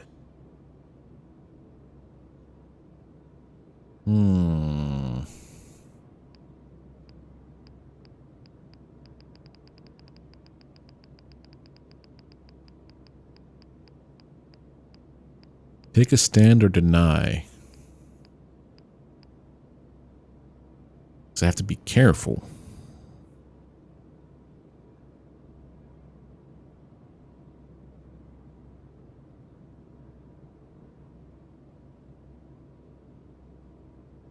Deny. No, I didn't hear any of that. I'm sorry I can't be of more help. No, I'm sure you are. But we're not quite done yet, Miss Roy. We've learned from one of your colleagues that the victim had a fight with a guest named Mr. Spade. What can you tell me about him?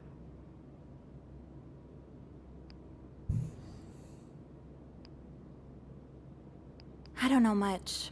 Only that he seems nice. Nice. I wouldn't be so sure. Oh? We found out that Mr. Spade is fresh out of a madhouse. When we called the place, they painted quite the picture of him. Did you ever see him display odd behavior in or around the hotel? No. I mean, we've all got our little quirks, don't we? Did he seem obsessed with Mrs. Cruz? A little, maybe, but... Obsessed enough to kill her husband? No, nothing like that. We all have our obsessions. Me, for instance. I'm obsessed with celebrities and gossip magazines, and... You don't seem to understand, Miss Roy. Mr. Spade is not like you and me. He may look like us, but he's not. He's dangerous and needs to be taken off the streets. So tell me, did you ever see him be violent or aggressive? No. No, I didn't. All right, then. Can I leave now? Yes, you can. Thank you for your cooperation, Miss Roy. We'll be in touch if we have any more questions. Technically, I never saw these people. I took away the gun. So they have no way to make sure he's violent. I didn't clean up anything inside the Beaumont's place, though. Like, good.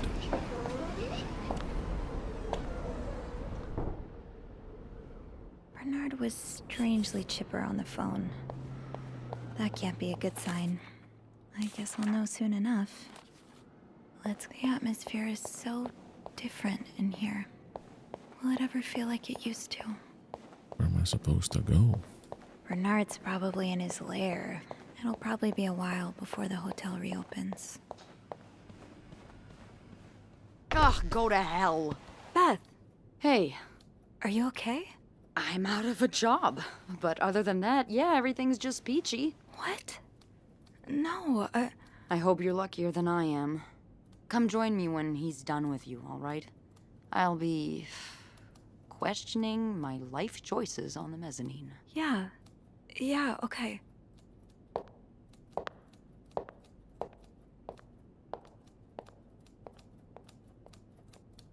This guy's a son of a bitch.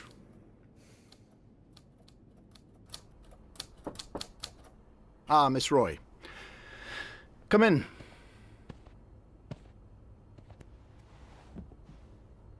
I suppose you know why you're here? No. I'm not sure, actually. Your phone call was a bit vague. Yes, well, I prefer to have this conversation in person. We've been getting a lot of press lately, and not the good kind. I wouldn't expect you to understand the position I'm in, but I assure you, it's quite uncomfortable. To have one's life's work blown away like that. All thanks to some sexual deviance and a nut job. It's obvious to me now that I haven't been firm enough. For guests of such morals to be comfortable booking a few nights here Hey, Diana, how you and doing? committing such a horrid act. Things need to change. This means elevating our standards to the highest possible level, and it starts with the people working here. It starts with you. With me? Yes. From what I've heard, you've been quite the exemplary maid lately. Clean rooms, satisfied guests. I take my job very seriously, sir. As you should. We'll see for the future, but for now, you'll be allowed to continue working here. Thank you. Guess it was a I'm not good done. thing The police have finished their investigation and left a mess on the 5th floor. I want you to clean it up. You want me to go back there? Yes. Why not? I found a dead body on that floor. I'm not going back. I'll make this simple for you. If you don't do it, you're fired. You can't fire me because I quit. You can't fire me. Because I quit. Sure. I fire you, you quit. It's all the same to me. Just make sure to empty your locker before the end of the month. That'll be all. What a piece of poop.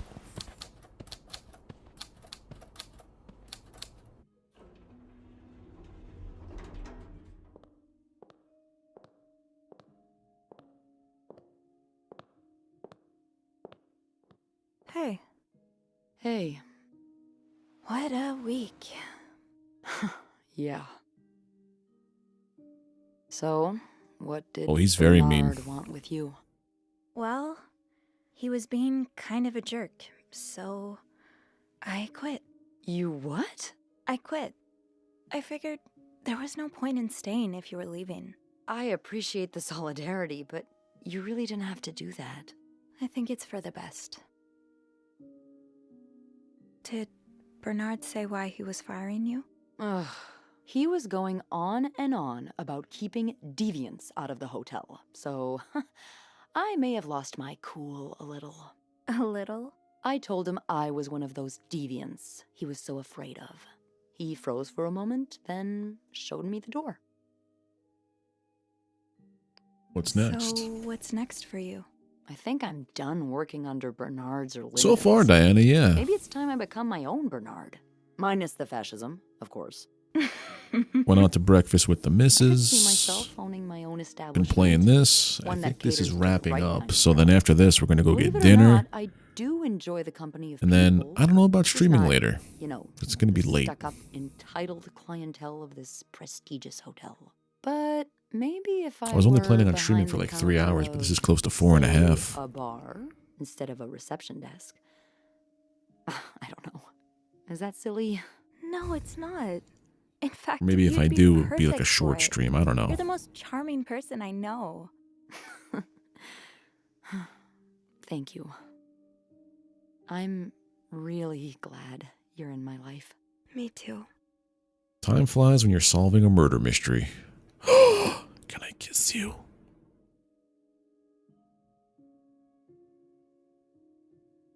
Yes. Can I? Kiss. We worked so hard for this. Now kith. God, you never ask. Romancing complete. Yeah. That was... I know. Nah, no worries, Diana. I took off of work this week. Ooh, you and your acolyte kissed.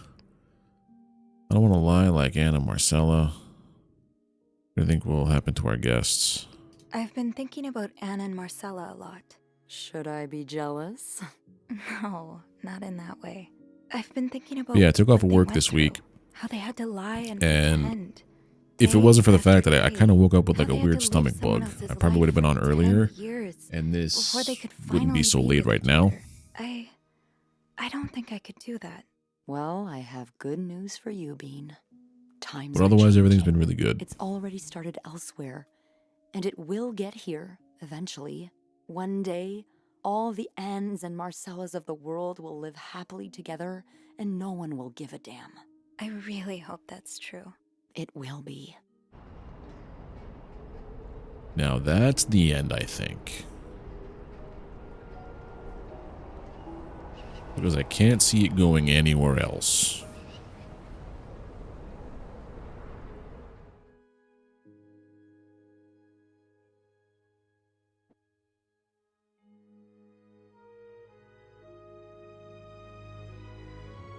Three conspirators charged in Clarington Hotel murder case.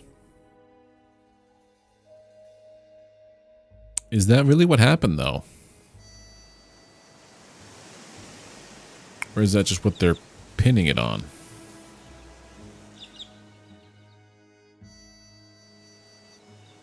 Yeah. I got it because it said it was gonna be like it says 3 to 6 hours. So 4.5 is not bad. Now they're in jail. I wonder if there's another way to go about this.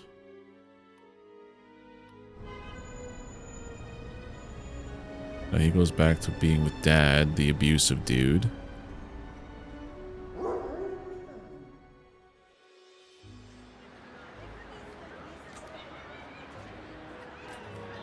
I might have to replay this again, like on my Steam Deck. And go the other route. You should have stand up to Bernard and quit, but now you have no money and a lot of regrets. Oh. Yeah, there's multiple endings. You completed the game. But I got Beth. I'm broke. But I get to hang out at the White Cat now.